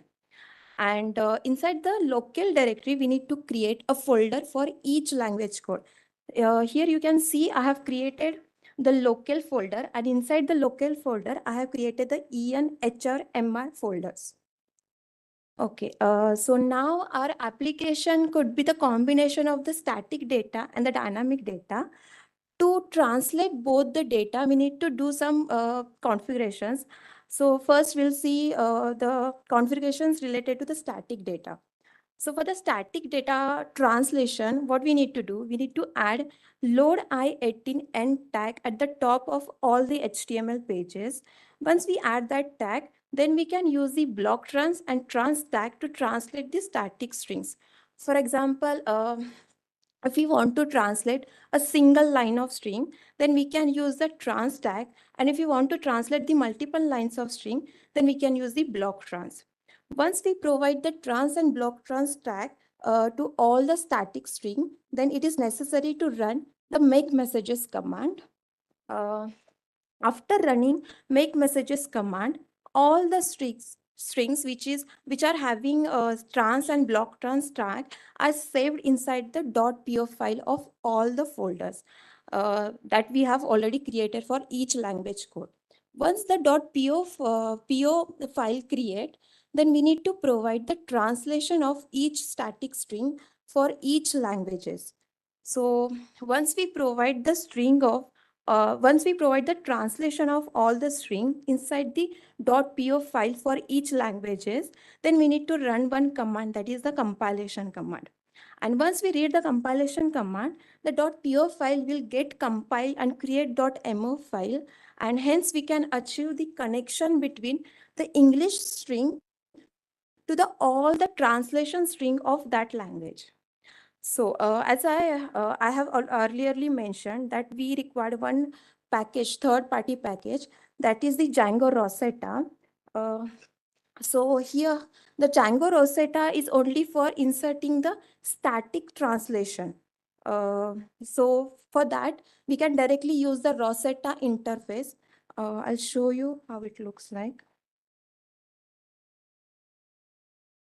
So this is the Rosetta interface for inserting the translation for example, we'll take the Hindi. So if I want to insert the Hindi translation for all the strings, then I simply use this Rosetta with the Hindi tab. And here I can provide the translation for each string. And once we click this button what will do, this button will compile .po file and convert .mo file. So hence for inserting the static data, no need to open .po file for each languages and insert the data and then run the compilation command. You can directly use the Rosetta.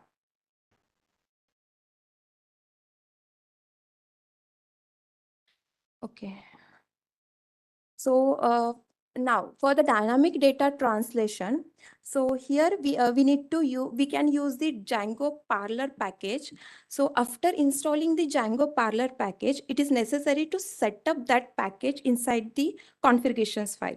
So here you can see I have added this section, that is the parallel languages. And here I have mentioned that EN, HI or MR language code, and the fallback language is English.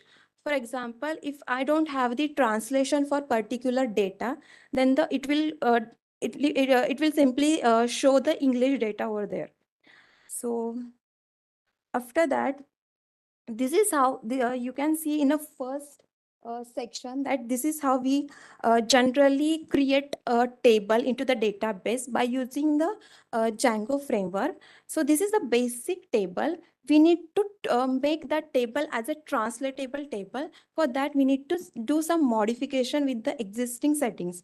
So here, this table or this class is taking the translatable model, and we are providing the fields to the translated fields.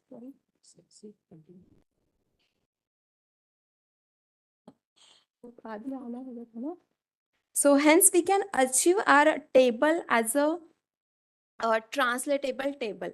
So whenever we want to insert the data, like Hindi data or English data, to inside the admin panel, we can find the different tabs for each language code. And by using that tab, we can insert the data for all the languages. Okay, so after that, we need to add all the Pune codes inside the allowed host section of the settings.py file. And here we need to create one domain.json file and need to add the language code and the domain of that language code inside the domain.json file. So after adding that domain.json file, we need to mention one path, that is the blank path. And this blank path is serving any application in the requested domain only. For example, I'm searching the application with the bhashanet.in without any path, then it will going to fetch the requested domain. Depending on the requested domain language, by comparing the domain.json file, it will going to serve that application in the requested domain language only. So for the language switcher, means if you want to switch between the languages in on the portal only, then what we need to do, we need to do some modification inside the urls.py file, and we need to pass all the paths to the getTextLazy functions. And once we pass these paths, and we need to run one command, that is a make messages command. And after running this command, this data will come into the .po file, and hence we can provide the translation of all the path inside .po file. And we can achieve our domain with the path in the requested language only.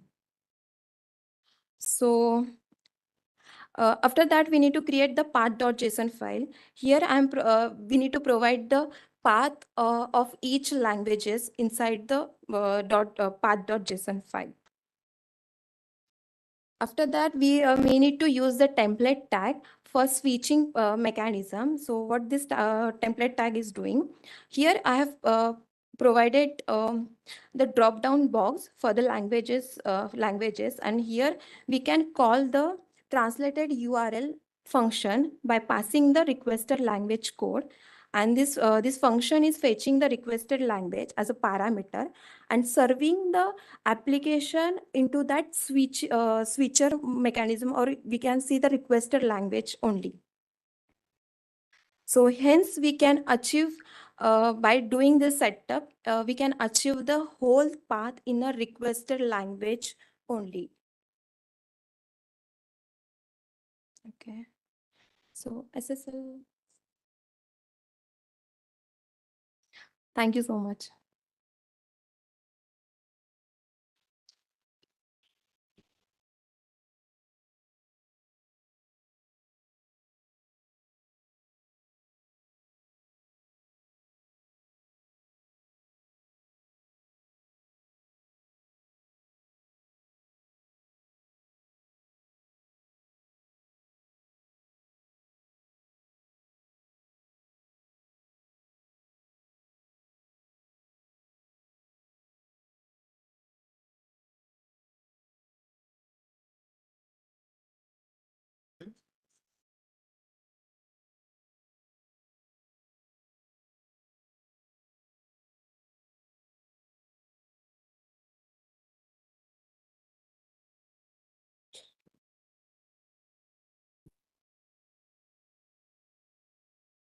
Thank you for the presentation. And now, ladies and gentlemen, moving on to our technical workshop number 1, which is on the topic of demystifying IDNs and EAI. And for that, firstly, let me invite Dr. Ajay Data, MD, Data Group of Industries, for his address. Let's please welcome with a big round of applause. Well, Data Group is based out of India with 50 years of business experience in various fields like edible oil, vanaspati ghee, technology, agriculture, and renewable energy. Having 5,000 plus team members, an annual business of $250 million touches millions of lives every year with the products and its services. Amongst others, he's a founder and chairman of XGen Plus, which is an enterprise class email platform and one of its kind in the world to offer hosting of IDNs for email address internationalization. So we would be welcoming Dr. Ajay Data, who would be presenting the awareness session. Thank you, everyone. I hope my audio is loud and clear. Can somebody confirm me, please? So I cannot listen anything what's being told there, but anyway, I will continue as I see some raise of hands. Thank you very much again for inviting me. And this is a little bit technical, and I have little less time to show you what I intend to show because I have some other commitment to meet at 4. I will try to finish what is most important thing, which you may not have seen before. And to understand the perspective of IDN and EAI, internationalized domain name means that a domain name which has at least one character which is non-ASCII, which means a character in simple word, not an English character, just like gmail.com is not an IDN, but sarkar.bharat is an IDN. And if we add in Gmail another character of Hindi or any other script, it also becomes an IDN. That's an IDN, internationalized domain name. We are not getting to technicalities of whether it is allowed, not allowed, how do you identify, all that stuff is very different.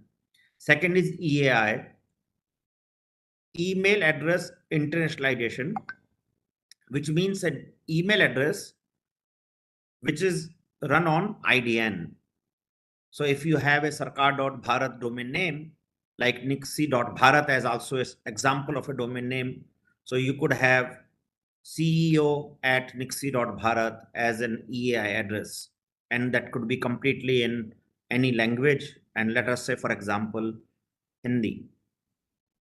So let me show you my screen if I can. Yes, I can share my screen.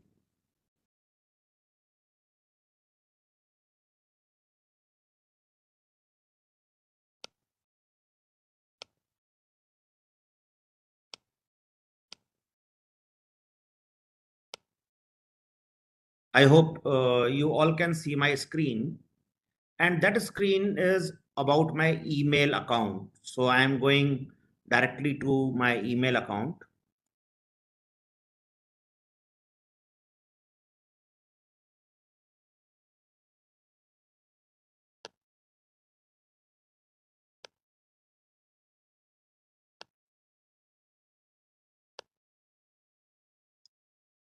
So I will log in into my account, and you see the domain name, which is mail.data.bharat on my URL. And that domain name is an IDN domain name. Of course, you all can should be able to see. Just to bring in another complication as of now in people life who do not understand English at all, we do not have any answer as of now. How do you replace HTTPS in from their life? So that we do not know as of now. But let us see, I log in into my account, and this is my domain email ID ajay.data.bharat, and I am logging into my email account. That is kind of a capability which an email service provider or the solution on email softwares must provide. And that is an EAI account. Not many people provide that email ID as of now in the world, not even the Google and Microsoft. But what do they provide is a communication through them. So if I write an email to a Gmail ID, I will be able to, or any Microsoft Exchange or Microsoft Office 365 ID or any Gmail ID personally, you will be able to send an email to that ID. So you can see I'm sending an email from my Hindi email ID to the Gmail ID. Of course, from the same interface, I can send from my English email ID also and from other Hindi email addresses also. That is very much possible. And why it is to be built like that for ID and email addresses, I will come back to you in a minute. So let me just try to send an email ID, to send an email ajay@gmail.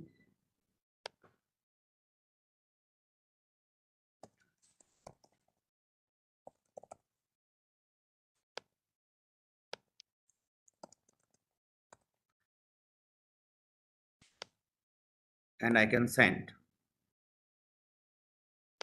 Yes. The mail will be delivered very much from my EAI address, which means you have just witnessed one thing, that how email address, which is designed using EAI, is able to log in into an interface, have a complete email account, and also send an email to anybody they like to, anybody I want to in the world. That is a real live example of EAI.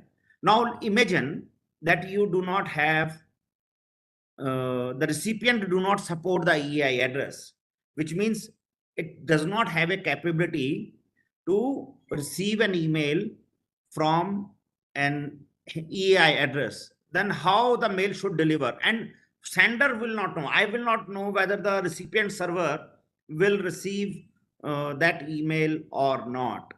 So let us try another example, whether it supports or not. So we have created a tool called eai.actionplus.com, and I can check whether the EAI address is supported by the target audience or not. So let us take only directly from Shubham at nixie.in and see whether Nixie is supported or not. And I can see that it is supported by nic.in. And well, if I send an email, it can have a difficulty to send because it does not announce UTF-8 as a direct acceptance.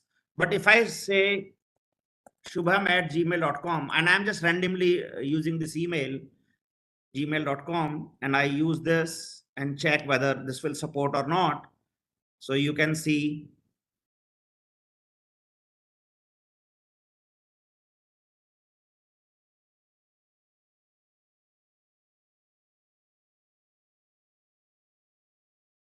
this account does not exist. So let me see ajay.com.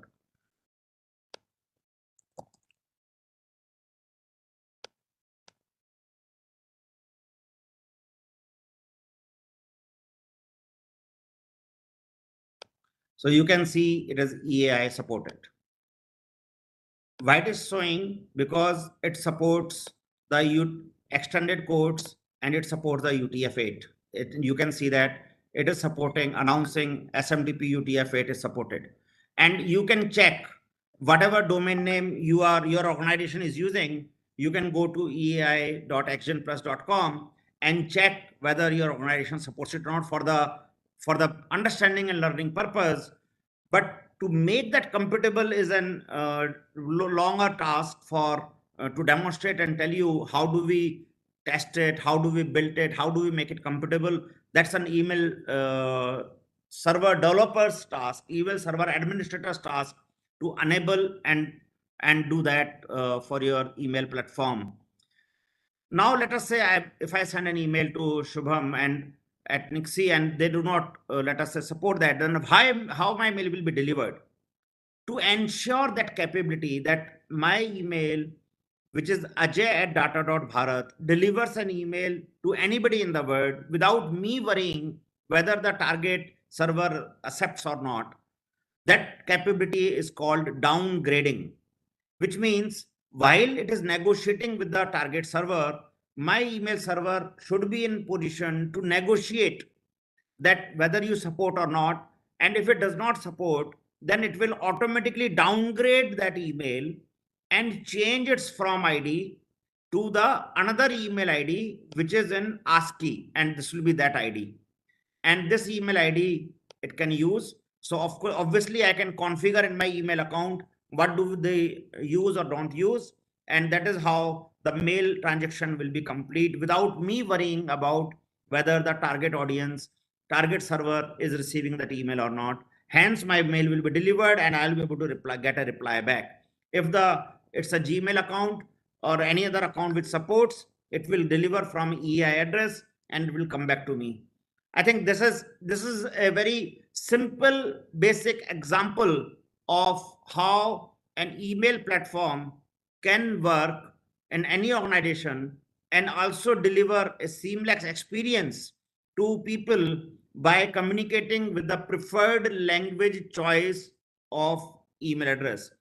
Nixie, which is our flagship company of the country, and targets the users with the variety of domain names, English and all the Indian 22 languages.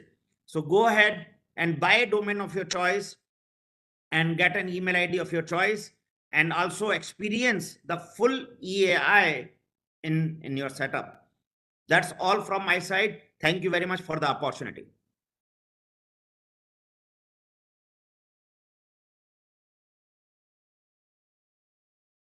I cannot listen anything, so I don't know how will I answer anything if it is asked.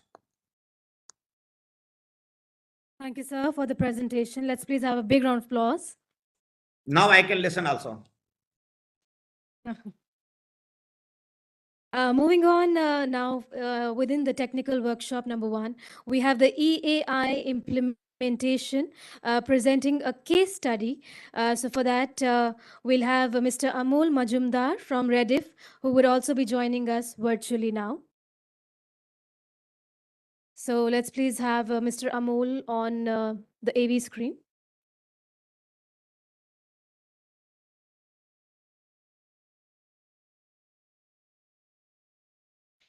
And right after that, we would be also having Mr. Lokesh Srinivasalu from Zoho, who would be also presenting on the same topic. So we'll just wait for Mr. Majumdar to connect virtually. Thank you.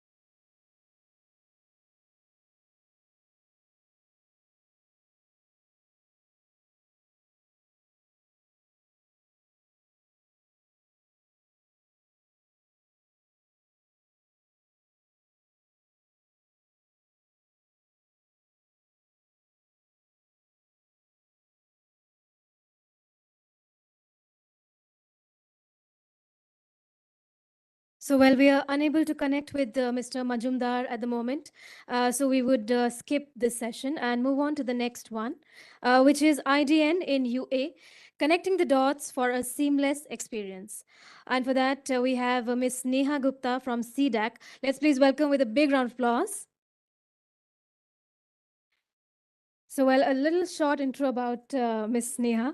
Neha Gupta has been working in Center for Development of Advanced Computing, Pune, a premier R&D organization in India, doing pioneering work in Indian language computing. She has more than 16 years of experience in projects related to research and development of local language technology and standardization initiatives. Very, very warm welcome to you, ma'am.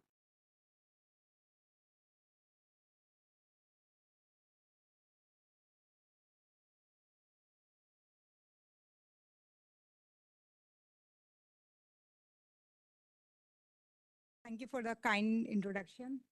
Good afternoon, everyone. Till my slides project on the screen. I will be covering, today my topic is IDN in UA. So I'll walk through the necessary steps, which is, necessary for creating the IDNs and website around it. What happened?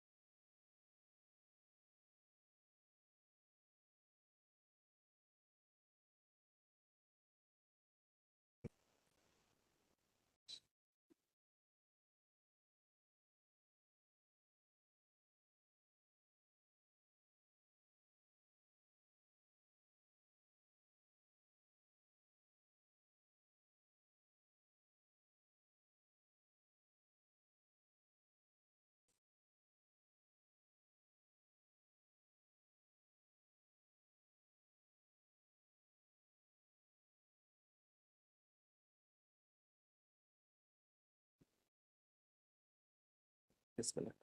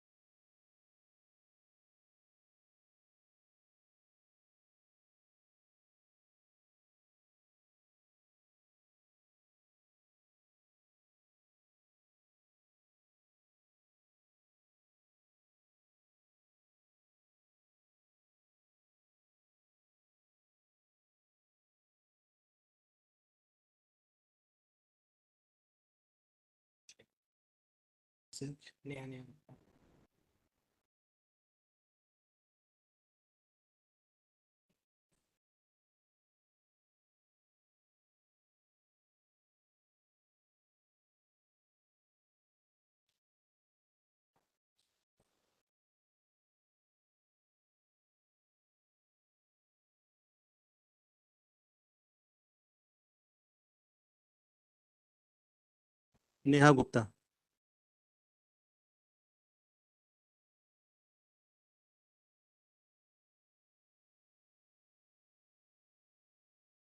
Neha Gupta.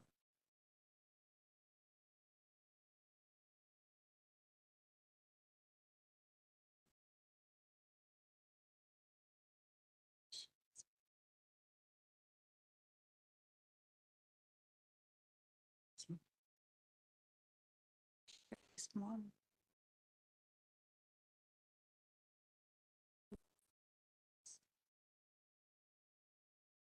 Okay. So my presentation would be very short and simple. So you need not to worry that I'll be, so I'll skip this slide because my earlier speakers and in the earlier sessions, they have covered IDN and EAI and universal acceptance. In my presentation, I would only be focusing on the IDN part from the journey from .in to .bharat and the website related with it. So in the whole ecosystem of multilingual internet, the first step is to get the IDN internationalized domain name, or we call it as multilingual domain name. So if you have ASCII domain name, let's say cdac.in, you can convert or translate your existing domain name into your desired language. And even if you don't have any ASCII domain name, you can create a new domain with .bharat or sarkar.bharat or shiksha.bharat, vidya.bharat. They are currently offering IDNs for Indian languages. So here I'm taking an example of CDAC, and I'm taking a language as a Hindi. So here you can see that when I'm trying to convert my CDAC domain name into Hindi domain name, there are three possibilities. So the number one possibility is that I do the literal transliteration. So as I speak CDAC, I would write CDAC. So CDAC as an transliteration. The second possibility could be that I take the full form of CDAC, that is Center for Development of Advanced Computing, and I translate that into, domain name. That would be Pragat Sangathan Vikas Kendra. And the third possibility that I do the character by character transliteration. So CDAC. This is very useful in the case of organization like SDFC, ICICI, and ONDC for that. For the example, because ONDC, they have to write, they have to get the domain name as O and DC as they speak. So you can choose primary domain name out of 3 domain names, and there are certain factors associated with it when you are choosing the domain name. The first factor, you should consider that it should be simple. The another one is easy to remember. Whenever you are, telling your website name, it should be remembered by that person that, okay, CDAC is cdac.bharat per se. If I say Pragat Sangathan Vikas Kendra, nobody would remember in the long run. Then, as pointed out by the earlier speaker, until today, typing is itself a challenge. Typing in Indian languages is a challenging task. So it should be easy to type. Like if it is small, then you can type it easily, and then also represent the individual or organization. So there is a concept called as identity protection. So let's say I have 3 variations of my website CDAC, and I don't want that anybody could take another variation of my website and register and do the cyber squatting or fraud. So what I can do, I can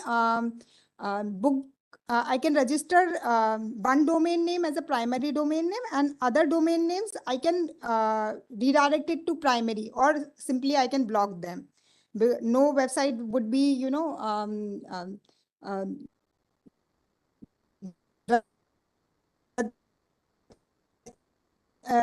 would be disabled when block domain names. So there are policy constraints on the domain names. So METI along with NIXI and CDAC had worked on the IDN language policy. They are available for 22 scheduled Indian languages.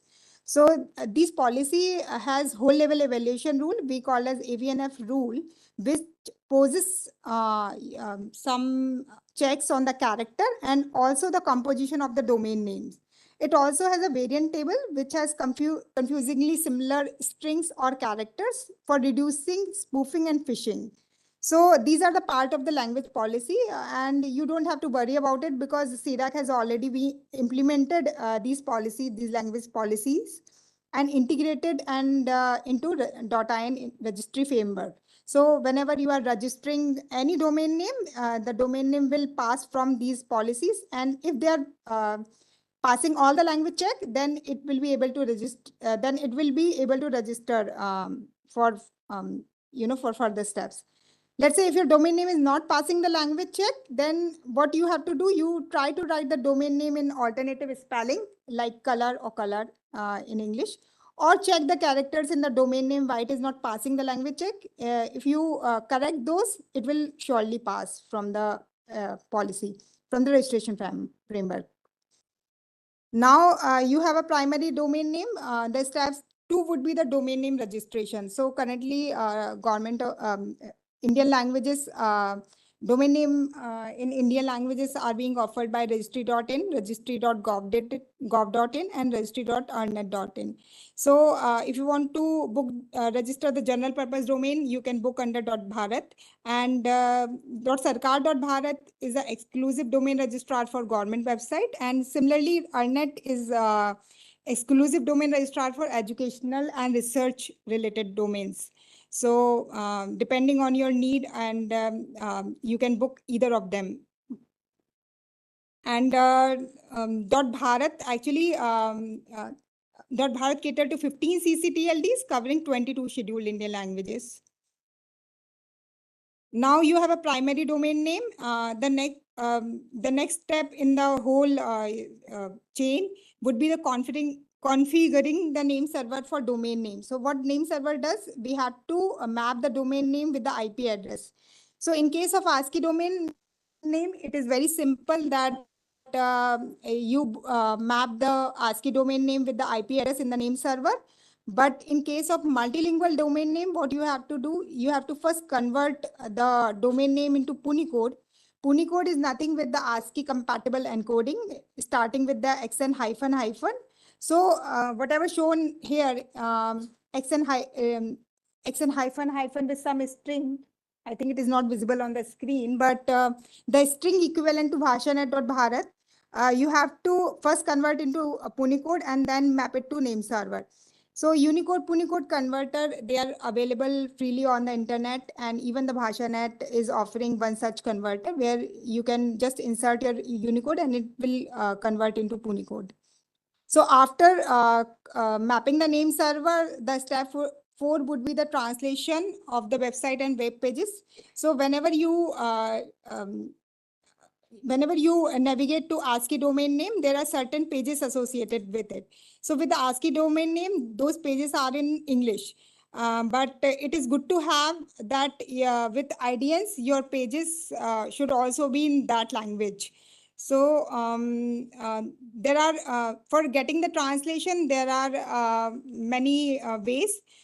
You can get the help of freelancer translator. These are individual, or you can go to the translation agencies. They have translators available, human translators available. They can help you with the getting the translation of your website or web pages. Even now we have translation tools, AI/ML based translation tools, which gives a very good accuracy for the translation. These are offered by, as earlier covered, that Bhashini is such Government of India platform which is offering many Indian language tools along with machine translation.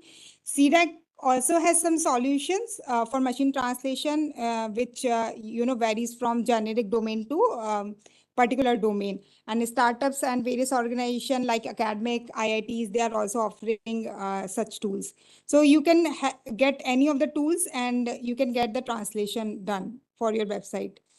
So until now you have IDNs and you have web pages, but they are not linked to each other. So what you have to do, you have to map these two IDNs with your multilingual page. These are called as language switch. So whenever we are clicking to language, the content of that language will appear on the website. So there are certain standard of procedures which are available on the document BhashaNet website, as shown by Shweta and Sanjay.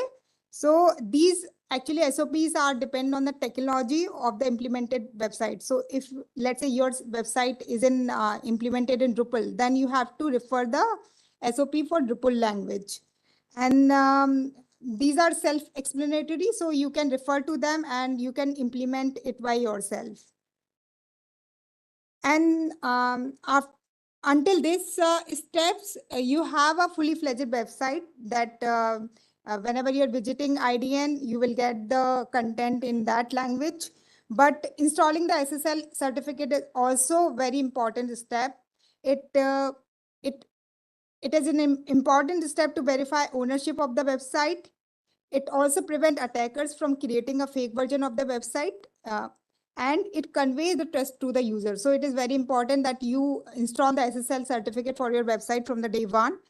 So there are certain methods, by which you can buy and install your SSL certificates. So one such method is that you purchase the SSL certificate for individual domain name, but it would be little costly, as everybody is saying that we have .bharat in 22 scheduled Indian languages, and you are if you are going to implement your website in 22 scheduled Indian languages, then you will have 22 IDNs, and purchasing individual SSL certificate for 22 IDNs, it would be a costly affair for the organization or for the individual. Then you have a wildcard SSL certificate. So here you will get SSL certificate with the subdomain attached to it. So here I'm taking the example of Vikaspedia. So Vikaspedia.bharat is a second top level domain. And here under Vikaspedia, you have a subdomain. So Hindi.vikaspedia.bharat, let's say, will show the content in Hindi, and the Marathi would show the content in Marathi. Similarly, other languages content can be displayed on the subdomain part. So in this case, you can install the wildcard SSL certificate. This would be ideal for encrypted and everything. And then you have a multi-domain SSL certificate. This is a cheaper way to get the SSL. Basically, you are clubbing multiple domains, and it comes as a bundle, and you can install this for multiple domains. So there is one website called as let'sencrypt.org, which also offers SSL certificate for 3 months, free for 3 months. So I think it is very good to install the SSL certificate from day one, and then 3 months is a good enough time to complete all processes, including buying and installing your SSL certificate. So after installing the SSL certificate, your website is fully IDN ready, safe and secure. So now after your IDN enablement of your website, the next step would be your application of website UA ready, and then supporting email internationalization for your organization and application. I think these topics will be covered by my fellow speakers. So I would stop here, and thank you.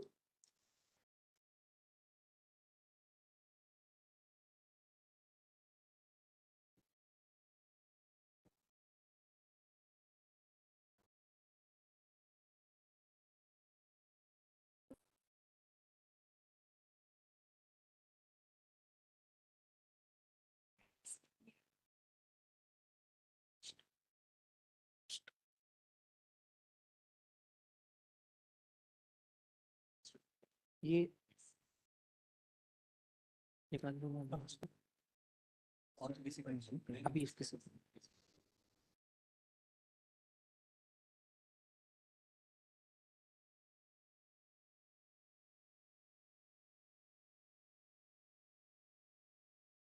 Well, thank you, Ms. Neha, for the wonderful presentation. Let's please have a round of applause, everyone. And now to present on the topic of EAI implementation, we have present amongst us Mr. Lokesh Srinivasalu. He is the head of engineering for Zoho Workplace. He stands as a beacon of innovation and excellence in the realm of email and collaboration platforms. For over 15 years, Mr. Lokesh has poured his heart and soul into crafting what we know today as Zoho Mail. With unwavering commitment and boundless creativity, he has been instrumental in sculpting Zoho Mail into the powerhouse it is today. So everyone, let's please put our hands together and welcome Mr. Lokesh on stage.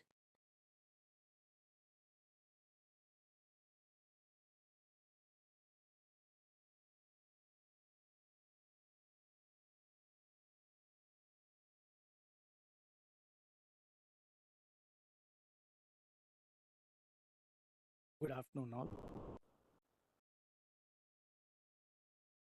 Thank you, Nixie, for inviting me for this wonderful session, and congratulations, BhashaNet team. That's very much need of the hour.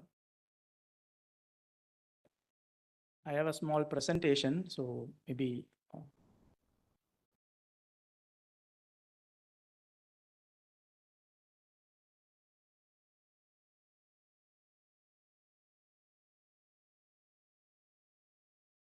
So we'll start with a small intro. So this is Zoho Corporation. We call ourselves a technology company rather than a software company.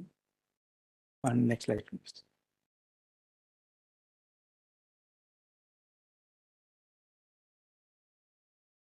Yeah, myself, Lokesh Srinivasu. So yeah, this will be the agenda that we'll be walking through. So we are into the business for about 26 years, and we have 55 plus online cloud applications, and we are operating in 150 plus countries, and we have 100 million plus customers. So that's the history of Zoho. Next slide, please.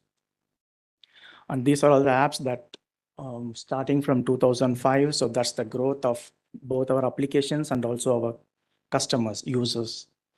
So it's a progress of all the 55 applications, and how did we grow from 15 million till 100 million users now. So next slide, please. Yeah, we will have an overview of what multilingual is. Actually, regional languages are diverse in the world. Maybe the most language that is spoken in the world is the Mandarin and the Spanish, and next comes the English. Maybe Hindi could be in the 5th position.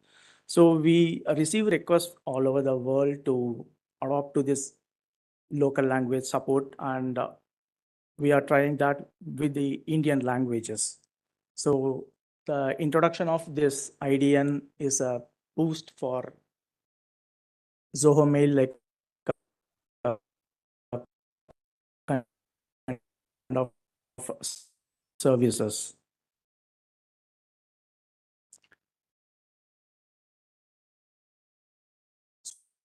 So next slide, please. So we will look into the DNS fundamentals. So 3 character now the way of domains, shorter domain, longer domain, GLD, and ASCII domains. So this is a simple example of what IDN domain is. So next slide, please. So we will get into this what IDN domain labels are. So when the domain part of the email address comes in a non-English language, so it's get transferred to IDN protocol in a label.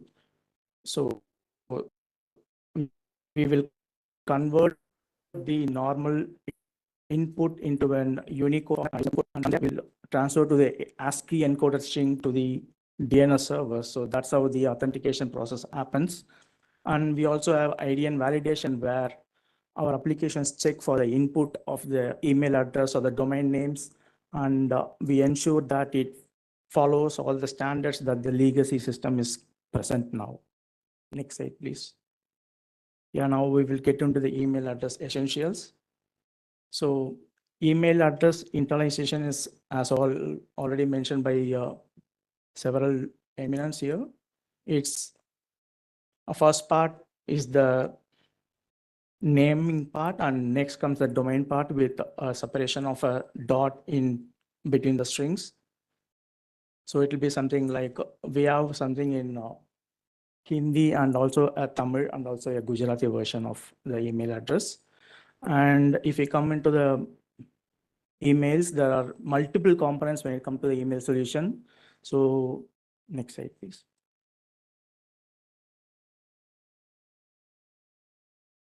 So these are all the topics I will cover, showing an example images. You can move over to the next slide, please.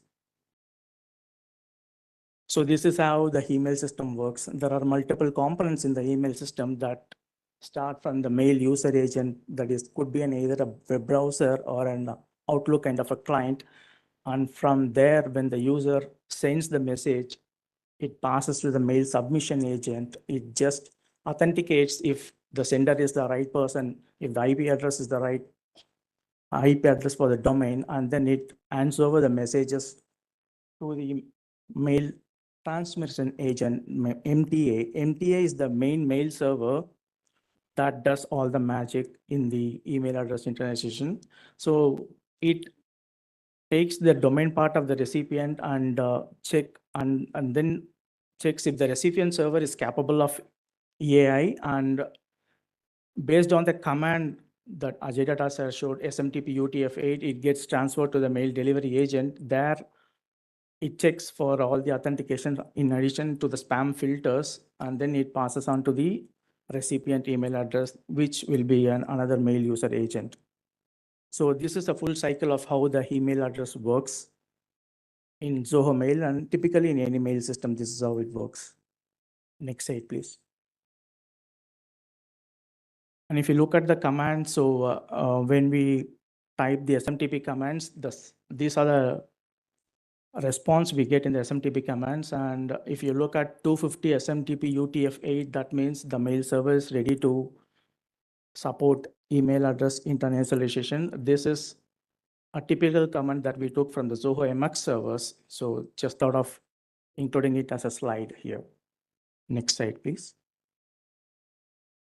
And in addition to the SMTP, there are also other protocols that receive the email called as POP protocol and IMAP protocol. So mail user agent, that is an email application, should be capable enough to handle the email address internationalization.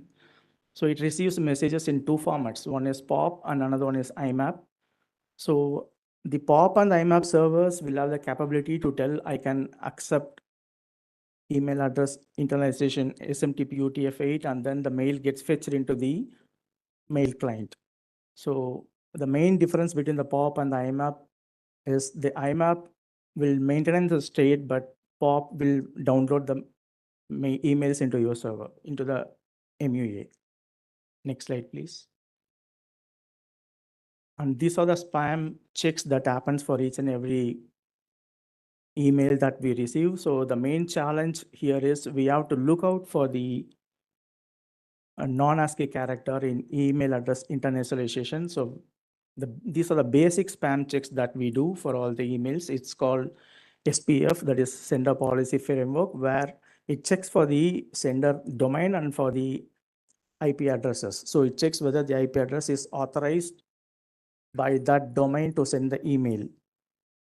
So these are the basic checks. Based on the verification, it either moves the mail to the inbox or to the spam. Next comes the DKIM. So it's a key-based verified messages where it ensures the mail is not tampered when it gets transmitted. And the main challenge here is it has multiple DNS parameters like D equal to domain name, and it also works based on the selector. So all this internalization. And based on the SPF DKIM, the DMARC or the report sent to the sender to ensure the proper validation of emails are done. Next slide, please. And I have a small video here.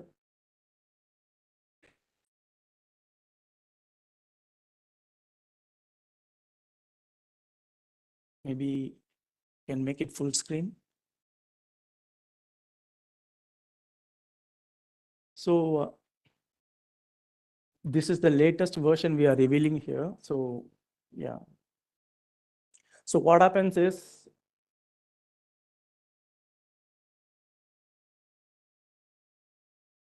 you can run the video alone.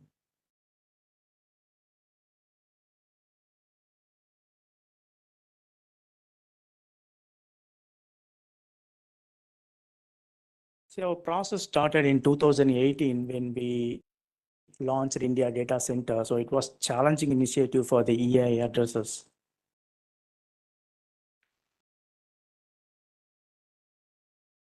Yeah, if you look at that all the domain names will be given in that local language. So I use Tamil because my mother tongue is Tamil. So we have used Tamil for all the DNS verifications. And once the DNS verification happen, a mailbox get created in the native local language itself. So this is how the mailbox gets created in Zoho mail system. So everything is typed in the local language, and it does all the verifications for the password and the usernames. And then the mailbox getting created now. So everything is completely EAI'd, and the DNS, this is an interesting part where we depend on the third-party services for the DNS lookups. Once the mailbox address gets created, we send a login through that created non-English email box, and then we try to send a mail to the internationalized email address. So this is the intro screen of our workplace apps, and it's a bundled suite.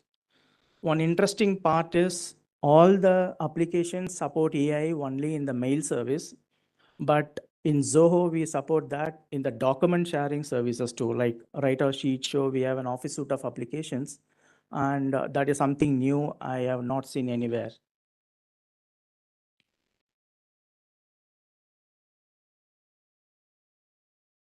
So now we are demonstrating the mail sending feature to different internationalized email address.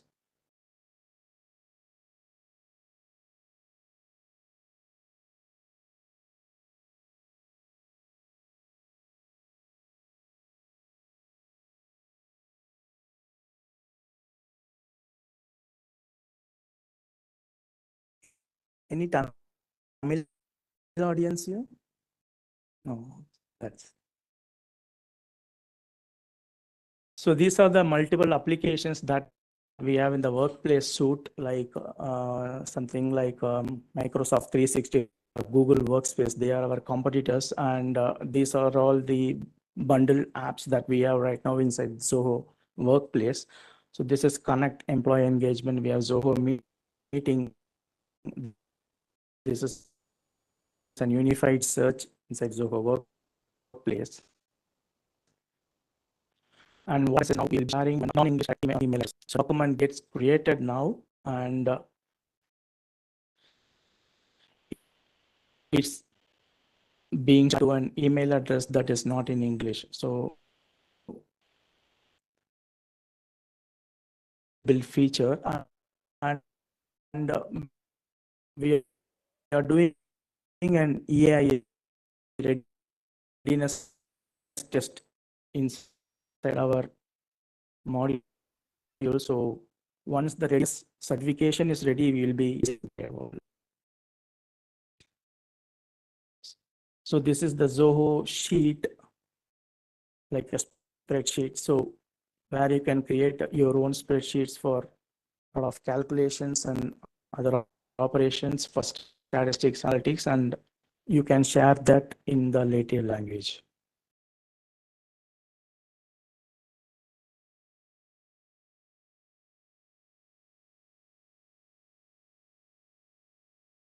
Maybe using Bhashini in future, we will record the voice in Tamil and then translate that Hindi. So I think that's done. Maybe we can move on to the next slide, please. So I have covered most of the important points, and to summarize, there is a lot of opportunity. Like many say, we have a lot of opportunity when we support the local language, but the challenge is the ecosystem. So we have 55 plus apps. So for example, when a mail comes, and if the lead generation to be pushed to CRM application, so we need support across applications. So that's one big challenge that we face. And apart from this, when we receive customer requests from other countries, they look for some ISO standard like certification for user license, I think that will gain some trust for these acceptance rather than we self-certify ourselves. So that could be one of the roadmap on Nixie. And if we could achieve those things, we should be able to adopt in a huge manner. So thank you very much. So any questions? Thank you.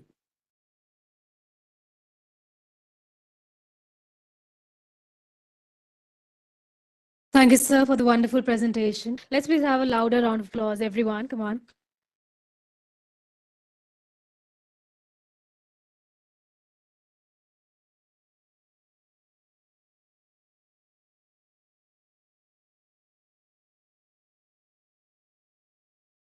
Next up, we are moving forward with the technical workshop number 2. Is an engineer by qualification and has always had leanings towards languages, which drove him to take up his first job with CDAC Pune. Mr. Joshi was associated with CDAC from 2008 to 2019. During that period, he extensively worked various aspects on NLP involving code conversion, font engineering, and statistical machine translation.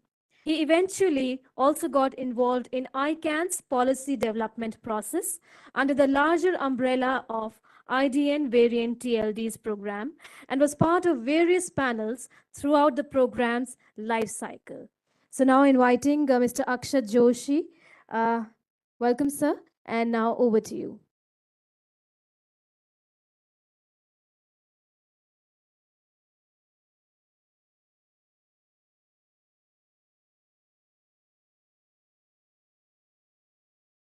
So, am I audible? Yeah, you're audible now. Yes. Okay, great. Thank you, everyone. I know it's been a very long session, and I guess everybody has been bombarded with a lot of terminology related to UA and multilingualism and everything. So I would be keeping it short. That's what I'm going to attempt. But since the topics are so much intermingled, one often gets confused about what we are exactly talking about. So in this particular session, I've been attending this workshop since morning. I see that various people have covered various aspects of UA already.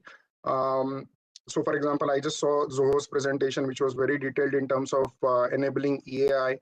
And then CDAC, in CDAC's presentation, Sanjay ji, then Neha, and everybody covered it in a lot great detail, how to build a multilingual website.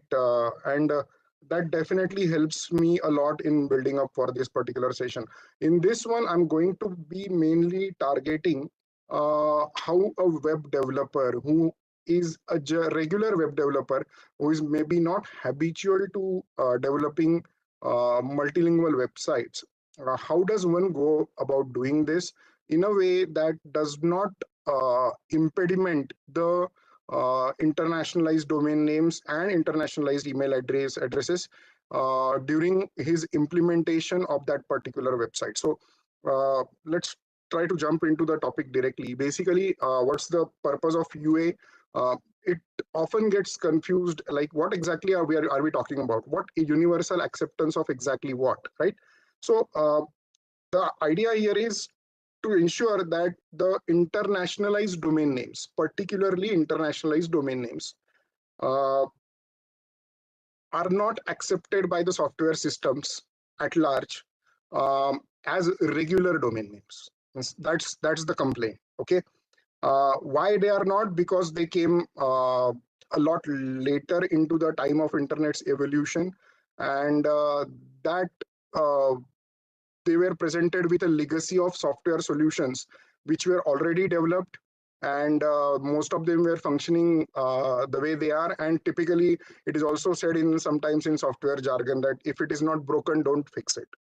And so sometimes we are talking about, when we say accommodate internationalized domain names, many businesses which are English audience oriented, they already have their financial streams going on through their web portals and everything. Many are reluctant to fix it. And that's one of the major challenges when it comes to internationalized domain names being accepted as regular domain names. Email IDs become inherent part of this whole discussion, because in an email ID, domain name is an integral part of it. So when a software developer develops a website, obviously the applications that we are talking about, that they don't treat internationalized domain names as regular domain names. They are developed by some developers with certain understanding of what are going to be their inputs coming from user at various points of time in their software life cycle. For example, during the sign up phase, what are they going to do? And likewise, one of the major aspects of the internationalized domain names and universal acceptance is that multilingualism gets promoted. Internet is a vast resource of knowledge, and many people have benefited in great details because of it. But there is a huge amount of population of the world that is monolingual, and that monolingual, the language that they speak is not English. And it's kind of win-win if they also come on board internet, because they get benefited by the things that internet offers, and in a way internet gains by they being onboarded, right? So that's the major goal of universal acceptance. Here we are not talking about acceptance to people's communities or something. It's very specific to one thing. Internationalized domain names should be accepted as regular domain names, which includes internationalized email as well. Typically speaking, I would say the day we stop calling internationalized domain names as internationalized domain names, but just domain names of which the multilingual domain names are also part, and everybody understands that that's the goal of universal acceptance. So in an ironical way, I would say the day we have to stop talking about universal acceptance would be the day when universal acceptance has won, right? With that fundamental thought, we would go ahead with this particular session. The idea here is to give a regular software developer who develops his own software in a certain specific way to understand if you have to develop in a way that is more cognizant about the requirements of these particular domain names, then how one should go about it, right? So expectations from domain names and email addresses from the user's perspective, current state supported by the existing native libraries. The case in point I'm going to take over here is Python, but I guess what I'm going to say for Python would be applicable for all the other languages as well, with the exception that they would have different names for different functions, right? And current state of support available from external library builders. Okay. Again, I will not go through this typical slide which talks about different types of internationalized domain names. One thing that I would like to just highlight, that there are not only multilingual domain names that suffer from this particular phenomenon of discrimination, which calls for universal acceptance. There are some Latin domain names as well, which have a longer top level domain name. For example, this particular, in this slide, you can see the first one is .international. So that's a very valid top level domain name, and typical regular expression which will be validating a domain name incoming from a user would more or less say that this is not a valid domain name or email ID that you're using.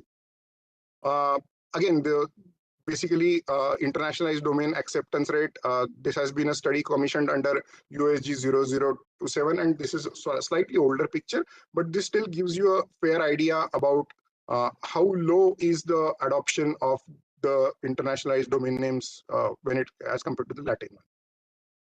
By the numbers, typically speaking, so for example, first number that is 1180, how many top level domain names are there? So if I have to ask anybody in the room, like how many top level domains you know, so typical names that come are .com, .org, .net, .in, .co.in, .us, .sg, something. So the number doesn't go beyond 10, 15 at max. But are we aware that there are around 1180 top level domain zones? And that's the first revelation. Second level, let's not go into that. That's anyways going to be an exploding number. Unique email servers, again, that's a huge number we are talking about, and unique IP addresses which actually cater to the content for these top level domain names. So 1180 is the number that you should be wondering about. Like So it's always fascinating to go and take a look at IANA's GTLD list and see how many fancy and useful top-level domains that are already available into the market. So that's one thing that I would like to point out. I guess when that IP addresses were tested, then 7.04% were only set up to accept internationalized email address. This is again a slightly older study, but I guess even today the numbers would be slightly improved, but not a lot. So when we say we are talking about universal acceptance, we have to understand especially from the software point of view, software is not an independent entity. It is basically a layered system which works on different kinds of people's initiatives and contribution. So for example, if I just make a website, then does it function independently? No.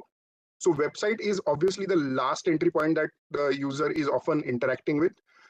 Below that is a layer of internet softwares, which are often social media sites and search engines, which help in the discovery of these websites. Obviously, I'm not ignoring the fact that people can directly navigate to the domain names and actually find them. But in majority of the cases, many of the domain names are found through search engines.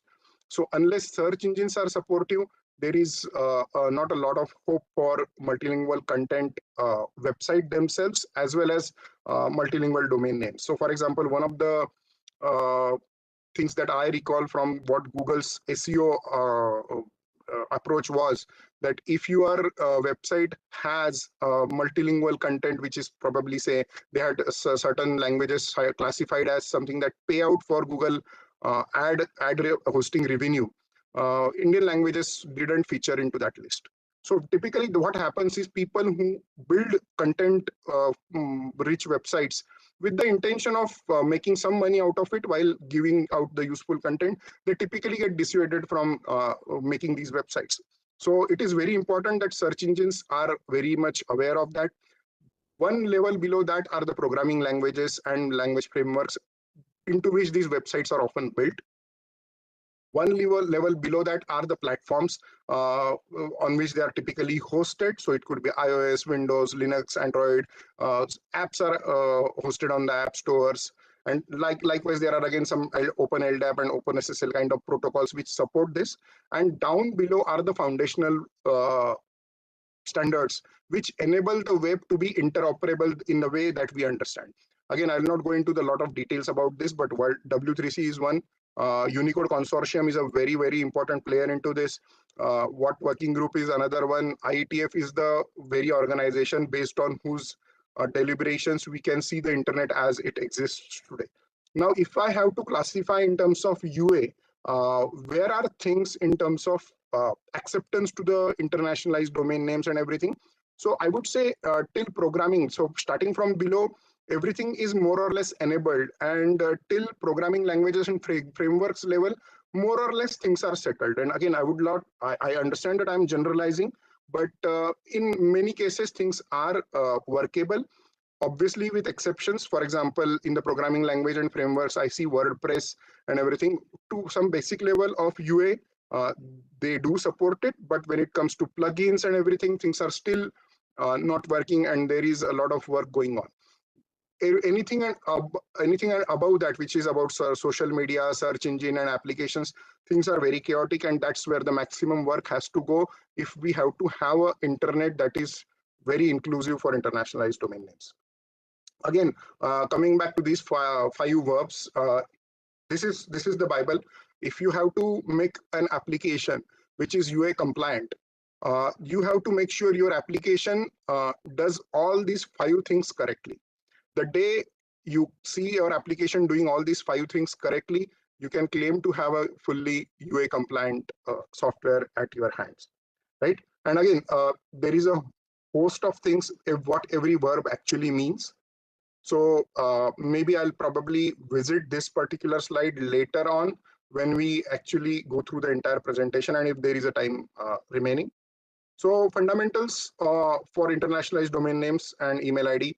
Typically, Unicode is something that everybody needs to understand what it is. I'll not take a lot of time to explain what Unicode is, but spending some minutes of my presentation on that would give typical developer a sense of going to go himself and see what it is, find out for himself. Programmers are very good at doing that anyway. So typically, what is an internationalized domain names? It is consisting of 4 things as regular domain name as well. First one is the protocol parameter HTTP. Then there is a World Wide Web subdomain, it's generally called, or it's just a part of protocol as well. Then domain, and then top level domain. Now all of these things are governed by various entities. So for example, top level domain is delegated by ICANN.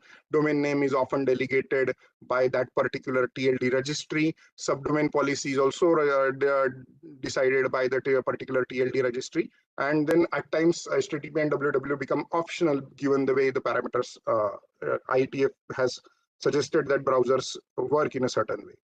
Likewise, internationalized email also works in a particular manner. There are 2 major parts of it. And now I will club the entire domain part into one, which is on the right of the ad, the entire domain part. Again, it happens to have majority of the things, which typically involves domain and top level domain. And then the first, which is on the left of it, which is the local part. Now the local part is totally governed by the entity which is hosting the email solution. Obviously, they do not have entire control over it because they are bound by the RFCs that specify what should consist of a local part. But there is a fair amount of, I would say, confusion about it because the RFCs are sometimes permissive and sometimes not. Actions to be performed on a domain name. So for example, if your software is accepting internationalized domain names, you have to be aware that there are the multilingual content as it comes in English and as it comes in, say, other languages than English. They come with their certain requirements, and these requirements can be of very varying nature. One of the things that is there is called normalization. That means one particular character can be represented in multiple ways in Unicode. Now, you don't really need to, as a developer, you really don't need to get into the details of it, but it will always be good to know that there is something called normalization, and there is something called normalization form C, for example. And if I take my text into the normalization form C, I'll be good going ahead into the application flow. If a developer is even aware of this particular thing, then he's good to go and not get into the details of normalization. There are libraries available which make it happen. And if you're aware, then you just need to apply that particular function, and whatever comes as an output of it, sometimes it doesn't change the label at all, or sometimes it changes. Depending on that, you would be good to go with your software solution. Then there is something called U label and A label. So we have been seeing XN hyphen, and then there is a particular form of domain name that is called puny-coded form of the internationalized domain names. That is how the domain name travels onto the internet infrastructure. That is what the underlying system understands the IDN as. However, we as users understand IDN with the strings that we see, which is in Unicode. Depending on your requirement, you could, in your software solution, keep the domain name as it is in the Unicode format, or convert it to A label format. That's totally your choice. But you have to make sure when anything goes to the user-facing part, you have to make sure that everything is in a user understandable form. So for example, just in the morning, there was a discussion going on. If you copy internationalized domain name from Chrome browser, then when you copy looking at the domain name in the clipboard, the Chrome browser sends the A label part. So when you paste it, you don't see what you copied, you see the puny-coded form of it. I'm sure they do it for a particular reason, so that if what is copied directly is fed into something which has to navigate. The time they had implemented this, it was always a useful function to have something which is working than something that is not working. However, now that the technology has matured, many browsers are able to do this direct navigation, but still I think Chrome, Edge, and Opera, though they are using one kind of browser engine, they still convert the U label to A label when a user copies. The same is not the behavior with Firefox for that matter. And so these are the things you need to be aware if you are at all into browser development, not as a regular web developer. Length validation of A label, how do you do that? If at all do you need to do that depending on your software constraints? Don't do length validation on U label because ultimately it will be the length of the A label that would matter. Case folding if it is necessary. So typically in English, there are cases, capital and small. Likewise, if there could be some cases in some Latin and Cyrillic characters. In Indian context, we do not have cases, so that this thing is not exactly applicable to us. In terms of validation, there are certain ways in which Indian languages are formed. Now, and there, generally speaking, people don't submit the data which is in a wrong way. But having seen the other data as it comes, there is always a possibility that there could be something typed in a wrong way, depending on the input method used.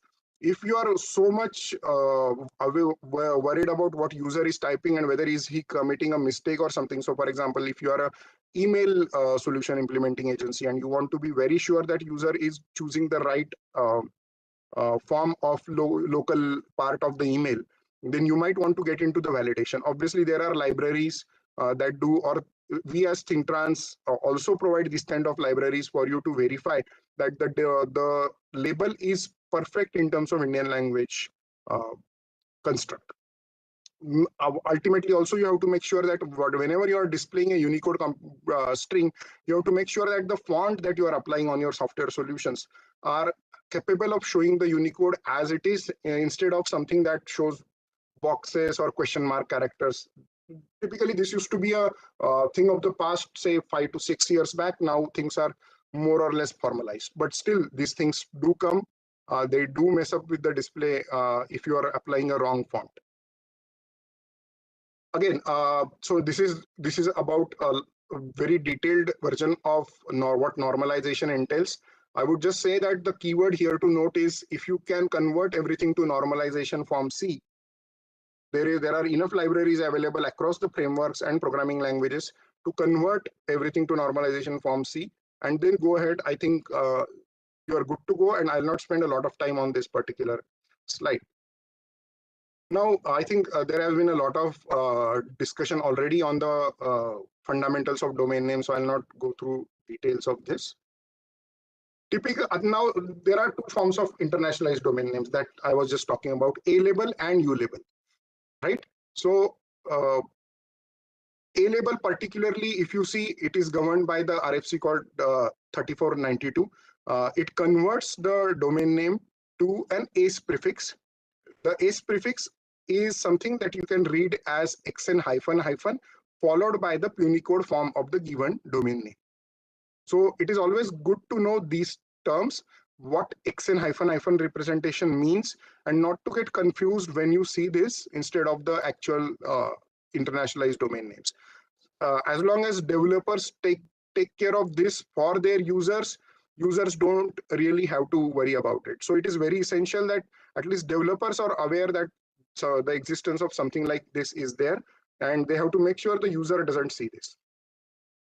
What is an email address internationalization? I think we already had a good sessions on this, so I'll skip this particular part. What are the major UA challenges when it comes to software developers implementing the various softwares, right? So some applications are still verifying domain names incorrectly by using the outdated methods, and this is one of the most worrying problem for UAX, universal acceptance. Most of them used to check for the top level string to be between 2 to 4 characters. It can typically be, as per the protocol, up to 63 characters. But obviously, when you're taking some email input from the user, or you are taking, say, for example, you're asking somebody to input a website name, you would want to imply some certain validations on it so that you restrict it as much as possible before the string comes into your system. But is that the right way of doing it? That depends on what kind of service you are delivering. For example, if you are, say, somebody like Zomato, and you want to be inclusive to as many types of email IDs for users as possible. If you are rejecting certain email IDs coming from certain domain names, you will be losing on vital user base. And that is not something that you want to do for yourself. Forget about universal acceptance and internationalized domain names. It could directly affect your direct business. And for that matter, one has to be aware of these things. Another thing is you can go for top level domain in particular, you can go for the length validation or keep it open-ended. Other one is that people generally go with the static list of existing top level domains, and they at the runtime check whether the top level domain is one of those that I have used from static list, and they just be done with it. Again, that's a slightly better approach, but not the best one, because the list of current top level domain is currently it's constantly changing, and it is always good to have a firm grip on what is exactly current state of internet at the time. Check for ASCII characters only. That is one of the worst thing that is implemented when somebody talks about domain names, because the internet domain naming space has exploded for good 15-20 years now, and this would be one of the fatal errors that software implementers could do. Another thing about EAI, again, I'll probably not dwell a lot of time on EAI, but mailbox name can be in UTF-8 format and domain name can be in ASCII or IDN. That is something that you just need to be aware of. If at all one needs to be very thorough in doing these software testing, at every stage, ICANN has provided a detailed UA readiness testing framework that is available by the name UASG 026. The link is also available in the presentation. So you can go through that at every point. If you want to make sure that, am I doing the accept function right? Then you have an accept test. Am I doing the store function right? Then you have a store test. Up until display test, everything in terms of what is the methodology of testing, what are the test strings that you can use, everything you can find in UASG 026.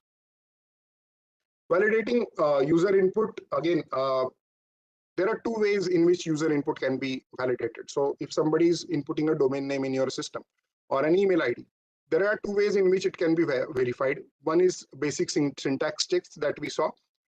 That could be, so for example, an email ID, it could be as simple as just checking that @ symbol is there or not, and then leave everything to, say, probably the direct validation method, wherein you just take the email ID that the user has submitted, send a verification mail. Once the verification mail is received and the link that is clicked, then you accept that email into your system. That is something that is totally workable in this particular context. Obviously, when you do that, if a user ends up submitting an EAI compliant email ID, your system needs to be able to send an email to that system. So for that, you have to make sure that you are using EAI compliant emailing system yourself for your own company.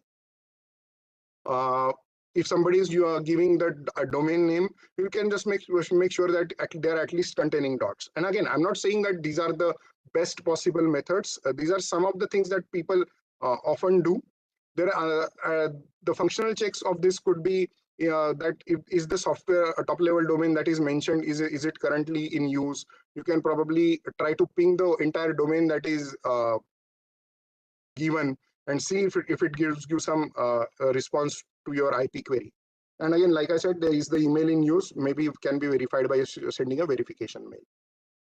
Now, these are the basic details of RFCs, which RFC you can refer to if at all you want to go into the details of doing this.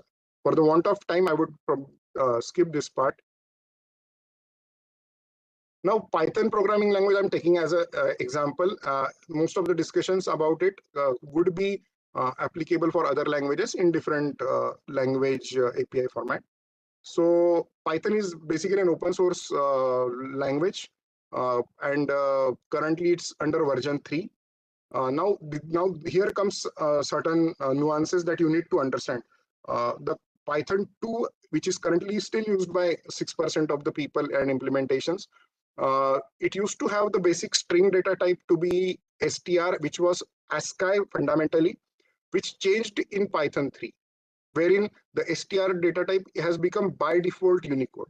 So what that means for a UA implementation point of view, that if you are using Python 3, you really don't need to be worried in terms of handling Unicode by yourself. Python can handle Unicode as a native thing, and that's the best case scenario for any particular implementation. So if you're using Python 3 plus, you're good to go, and there is not going to be any problem when it comes to Unicode for this. And when you're doing this, you're basically complying with one aspect of the accept criteria of the universal acceptance, right? I think we have covered this. Now validate. What does validate mean? So whenever you are getting a particular domain name from the user, you have to, if at all you need to validate, you can validate. So what does validate mean? So ensure that it is not in a particular normalization form, technically speaking, a normalization form C, and then store it into your system. If you have a different way of handling it, doing normalization at different point, you can do that. It can also happen at the time of before storing, during the storing, or after storing. Once you process it, it can happen at any point in your system flow, but make sure at some point you do this and not keep the non-normalized form into your system.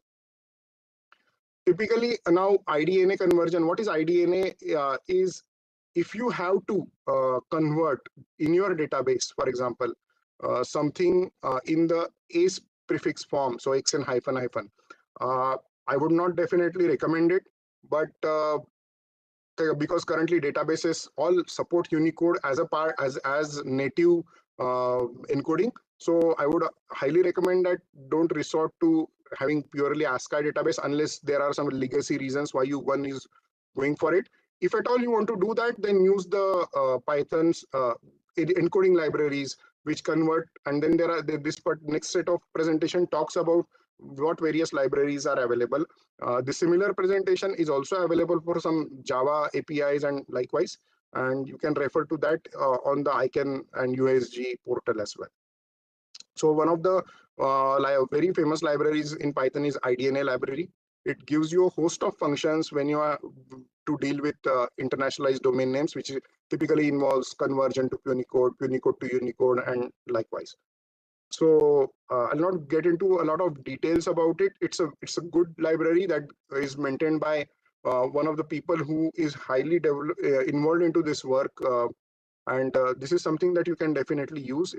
If you use various functions, you can be compliant with the store and process aspects of the UA compliance, right? Again, we'll not get into the U label or A label part when it comes to storing into the database, like we just discussed. Unless your business requirement specifically wants you to store it in Latin form, which is A label format, I would always recommend to store it in U label format. It also facilitates into various functions like sorting, searching, direct searching into your database with Unicode strings. So that is something that is beneficial. Displaying the Unicode properly, there could be various problems that your underlying engine, if it is not supporting Unicode properly. So typically this used to be a problem for Indian languages wherein everything is shown in a broken format, or there are boxes or something. That's not the case anymore. But this could be the case if you are using the wrong font combination without a proper font fallback mechanism in place. Displaying scripts from right to left. So if you are using, say, Urdu or Sindhi, Kashmiri data, make sure that the RTL enablement is there. So for example, the term Lahore is written over here. In the Google display, you will see it in Lahore is left aligned, the Arabic form is right aligned. But if you are showing the Arabic form on the left aligned format, then this is something that does not read very well from the user's point of view. Validators. So there are validators natively available with the Python. So there are some which are very, very useful when it comes to Latin version validation. But those are some of the things which are not very good in terms of international. So for example, Python data validator validation for humans is something that is a very famously used library, but it is not at all UA compliant. And if you use it, then a good chance you would end up implementing a website which is not compliant with the IDN requirements or UA requirements. So is there a alternative available? Yes. IDNA package through PyPy, it gives you a lot of flexibility and functionality when you have to do the UA implementation using this. It throws in very specific errors, and so for example, BIDA error, which tells you that you're using wrong association in terms of language depiction, invalid code point that goes through it IDNA RFCs and tells you that you're using a character which is not supposed to be part of a domain name, and then invalid context wherein there are certain characters which need to be, which have certain context before and after certain characters. I'll not get into the details of it, but it gives you very specific instructions which you can use to debug the problems. Again, this is something that I would like to highlight over here. People are not often aware of certain characters called zero-bit joiners and non-joiners. So programmers often make a mistake when they get a data and they see that two strings are looking exactly alike, but they are not matching, they are not getting caught into the searching part of it, and they often break their heads over this. Typically, there are characters like zero-bit characters, which serve certain purposes in Indian languages to do certain formations, and presence of those characters in your data can often impediment the implementation. Again, I would say if you can programmatically understand and your team is capable, nothing like it, but it's often good to have some professional help with people who are often working into the language industry. Get your data validated. Get your data validated through them before it comes to your software system, and then there won't be a lot of problems. These are typically invisible characters which mess you with your searching in particular. TLD validation you can always do by referring to the IANA repository, which is available on a particular URL throughout, and there is this particular code that you can use directly to actually query an IANA repository. So here I have taken example of top level domain .bharat, and it tells you how to make sure that the top level domain is active as per the IANA repository or something like this. Then these are some of the socket programming things which tells you whether the domain name that you have received does have an associated IP or not. I'll not get into a lot of details about this, but these often help you if you want to make sure that what the user has submitted is actually functioning or not. Email validation, I think a lot has been already said about email validation, so I'll skip this particular part. Typically speaking, now again, coming to what generally a developer implements, and these are some of the things which are not often part of the detailed SRS of the software. The decision of what actual regex to be written is sometimes taken by the junior programmer working in the company, and it is left up to his mercy to implement the way he understands what is the ideal domain name. And this is what he would end up typically coding with. Now, one of the major flaws you could see the last 2,3. This tells that the top level domain part is minimum 2 and maximum 3. So this is one of the biggest problems when it comes to UA. Again, rating only for A to Z 0 to 9 is something that is again non-starter, right? Email validation I would again skip. So I guess this presentation would be available with the organizers. I'll make sure that it is so if you want to go through these details, you can go through the details. For the want of time, I would skip through. These are the test cases available for developers. USG 004 is the name, and you can have actual functioning domain names and email addresses as a part of this. In conclusion, while domain names make sure that we understand there is a requirement for validating a domain name or an email ID for the own your security of your own software services, but make sure you do not exclude anything, right? Then use updated libraries and components all the time. The list of those are always going to be available at the UASG portal.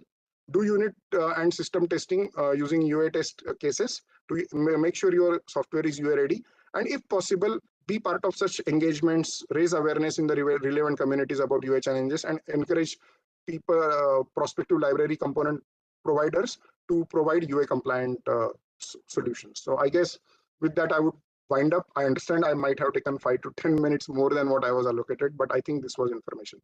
Back to you. Thank you.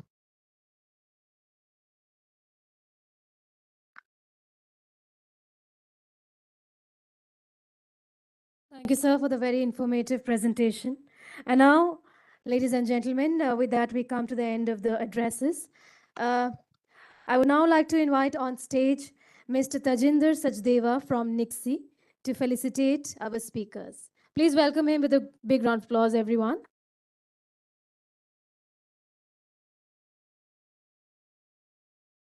Well, I'd like to invite on stage Mr. Sanjay Bhargav.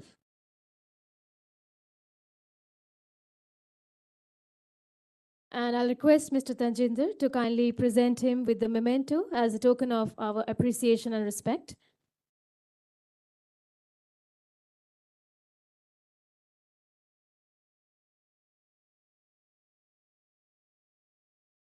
Inviting on stage Ms. Shweta Patil.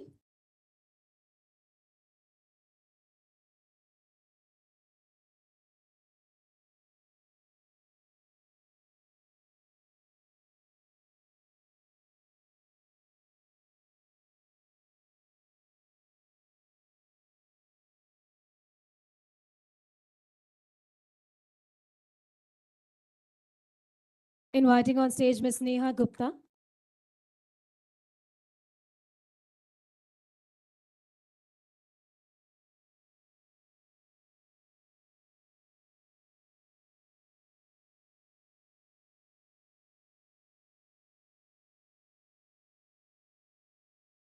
Thank you so much to all our speakers, and thank you so much, Mr.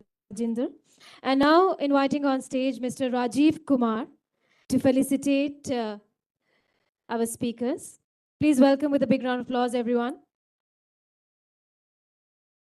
Inviting on stage Mr. Sanjay Tiwari.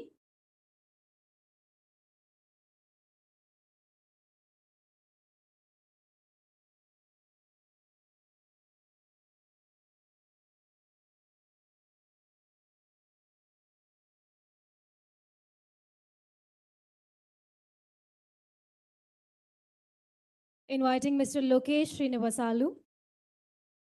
He's left, okay. All right. Thank you so much, sir, for doing the honors for us. Let's please have a big round of applause, everyone. And once again, a big thank you to all our speakers who joined us in person and those of you who joined us virtually as well.